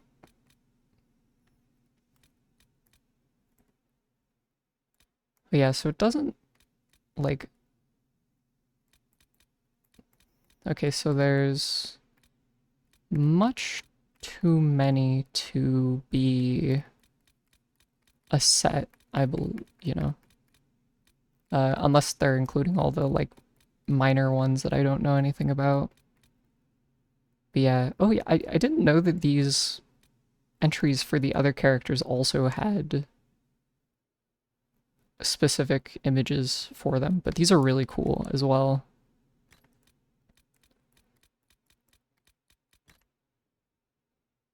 Oh yeah, there's that asshole. Yeah, those are really good. Whoever did the art for these is they're incredibly talented. Please, are you with And the you know, Inquisition? it's a very small thing Have you by any that chance seen a ram that is different? does a lot Lord to Wolseley contribute wandered to the off, game. and he's very I special. think there's some of them like that in the find him, codex. I'd Maybe be the layout most is just similar, so the design might have tricked me. Not really familiar with the cards themselves or even how many there are. There are... Okay, I think there are 12 major arcana and 12 minor arcana. And the minor arcana are basically, as far as I understand, it's like there are 4 different types and they're in threes. So you have, I think it's like cups, swords, and then like lord and lady, and then it's like the 1 of cups, the 2 of cups, like that, you know, and then I think it goes up to 3. I could be wrong about that. I'm more familiar with the major arcana, but a lot of that is like And his advice helped us make our fortune. I don't have like a super solid understanding of how tarot readings are done. I've always just been more into the like symbology and the like folk stuff surrounding them. Your ram has gone missing. Yes, I'm certain that if he heard his Jimmy missed him, he'd come right back. He's likely at our family's old summer cabin. It's by the lake in the southern hills. If you do find him and send him back, I'd be happy to pay you. I'll speak with you later. If you find my ram, please send him home. The Ballad of Lord Wolsey. Lord Woolley, where is he? Over here? Oh no, it's something else. The ram. I don't remember.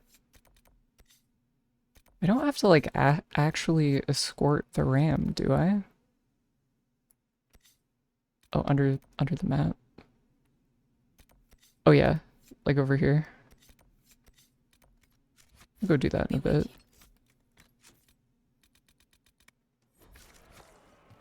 I think that people who are unfamiliar with tarot kind of like think that it's more like astrology than it is. Like there's definitely an ambiguity to the symbols that each arcana represent, but I think a thing that I like about it is that it's more clearly defined than astrology. Are you a chantry sister? A lay sister only. Ooh. I work here to Very help the approval, poor you and extend say. the Maker's kindness to those who need it. I It is might very busy work, switch them out. especially in these times, but let me know if I can ever help you. Oh yeah. I'm recalling now.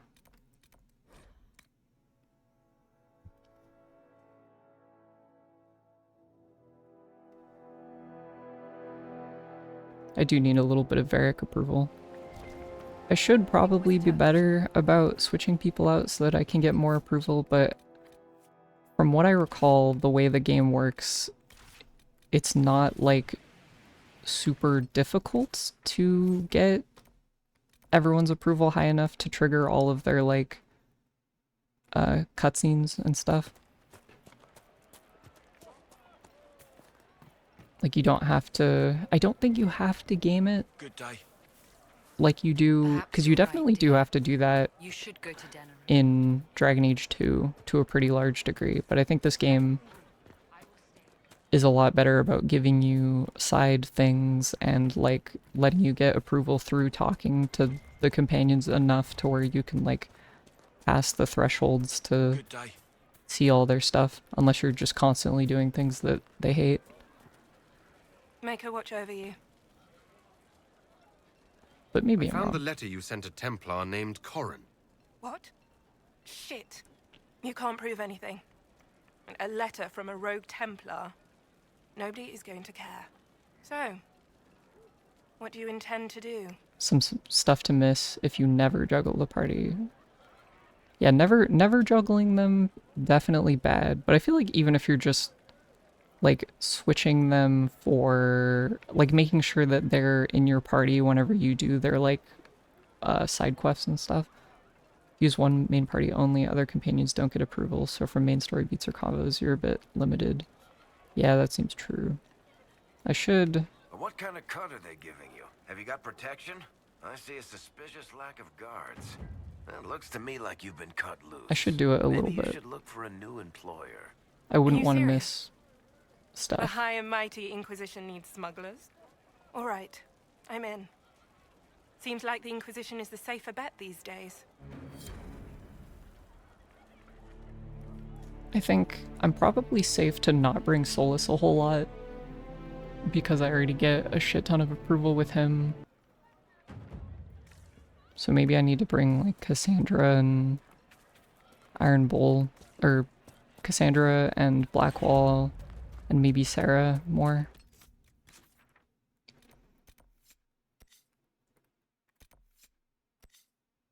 You can get that spy that romanced their source. Oh yeah. I definitely did that one. Let's go check out this bull, or ram.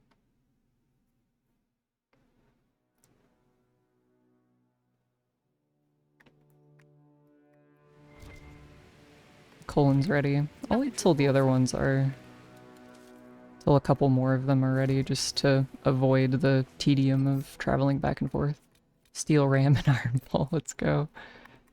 True. Why can't I get the ram as a party member? I'm gonna do like Cassandra, Cole, and maybe Sarah. See how that goes.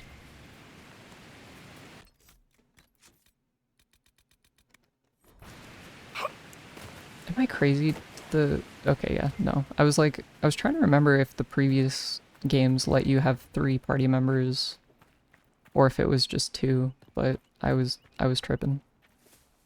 Because it's definitely been 3 the whole time.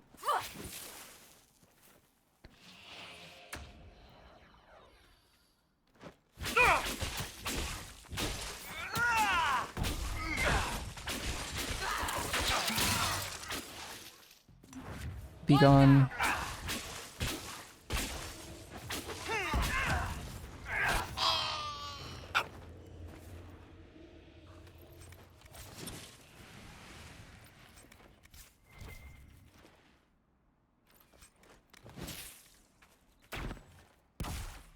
It feels so...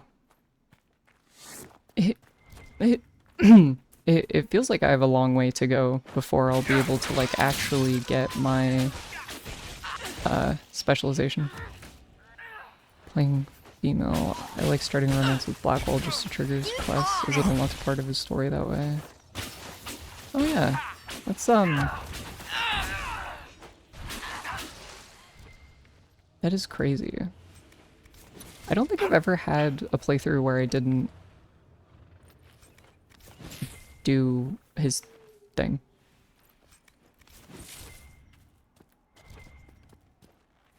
None of the others have that. Yeah, I don't think so. Either ones that get like, you get super locked out of their quest, or like not having a huge amount of approval. Solace slash choice and lock-in. Oh, yeah. Yeah, Solace is kind of finicky. Dude, I saw the ram, and then he wandered away. Where is he? I saw that bitch. Solace lock-in kind of makes him become distant. Oh, there he is. Hello.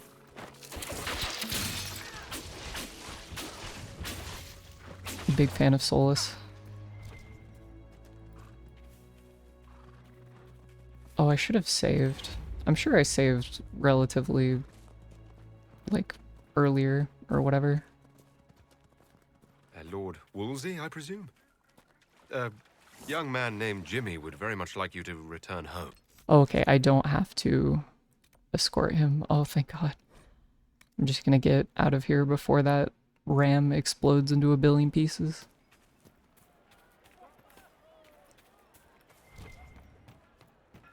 Good day. Could be better. It is absolutely maddening that they let you lock in on that ram. Good day. Like if you just saw him and you were like, oh, a rare ram. I should hunt him for crafting resources. Then you would just immediately explode him and fail the quest. Lord Wolseley came back! He says you convinced him. Here, for all your trouble. They are happier now.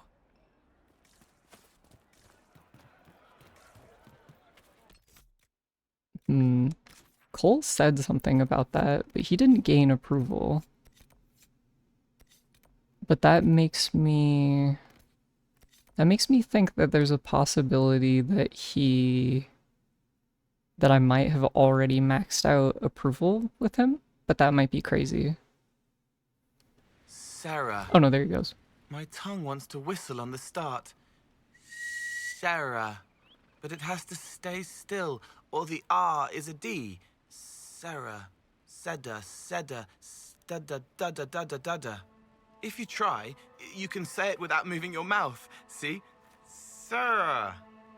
Say it enough and it stops being a word. Sarah, Sarah, Sarah, Sarah, Sarah, Sarah, Sarah. It's like its face doesn't know what it's saying. Ugh. Be nice to him. Be nice to my autistic son immediately. Or I'm throwing you out. Solus wasn't intended as a romanceable character, then he became a major one. Oh. Oh.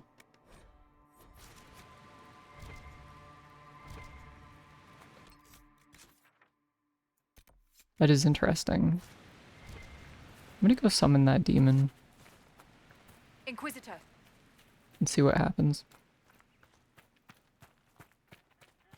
She's uncomfortable with Fade stuff. Yeah, it's her and everyone else, honestly. Except for like Varric and Solus. I think Iron Bull doesn't mind him. He's just like kind of freaked out by him.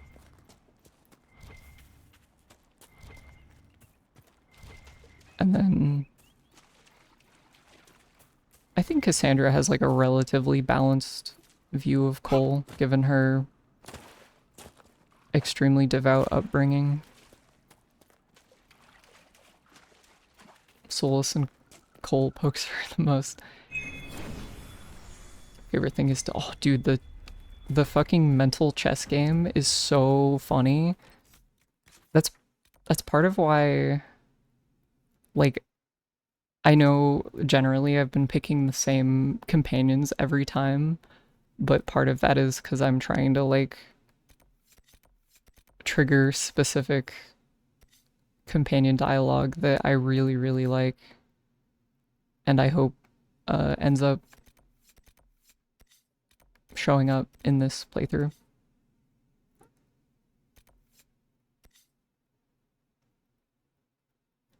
That's another really fun one, but I'm not doing that for obvious reasons.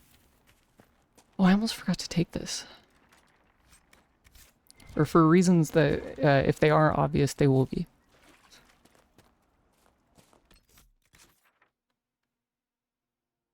Okay, let's... Okay, I think at this point... I haven't gotten up all day. So I'm gonna take a quick break. I'll be back in like a couple minutes.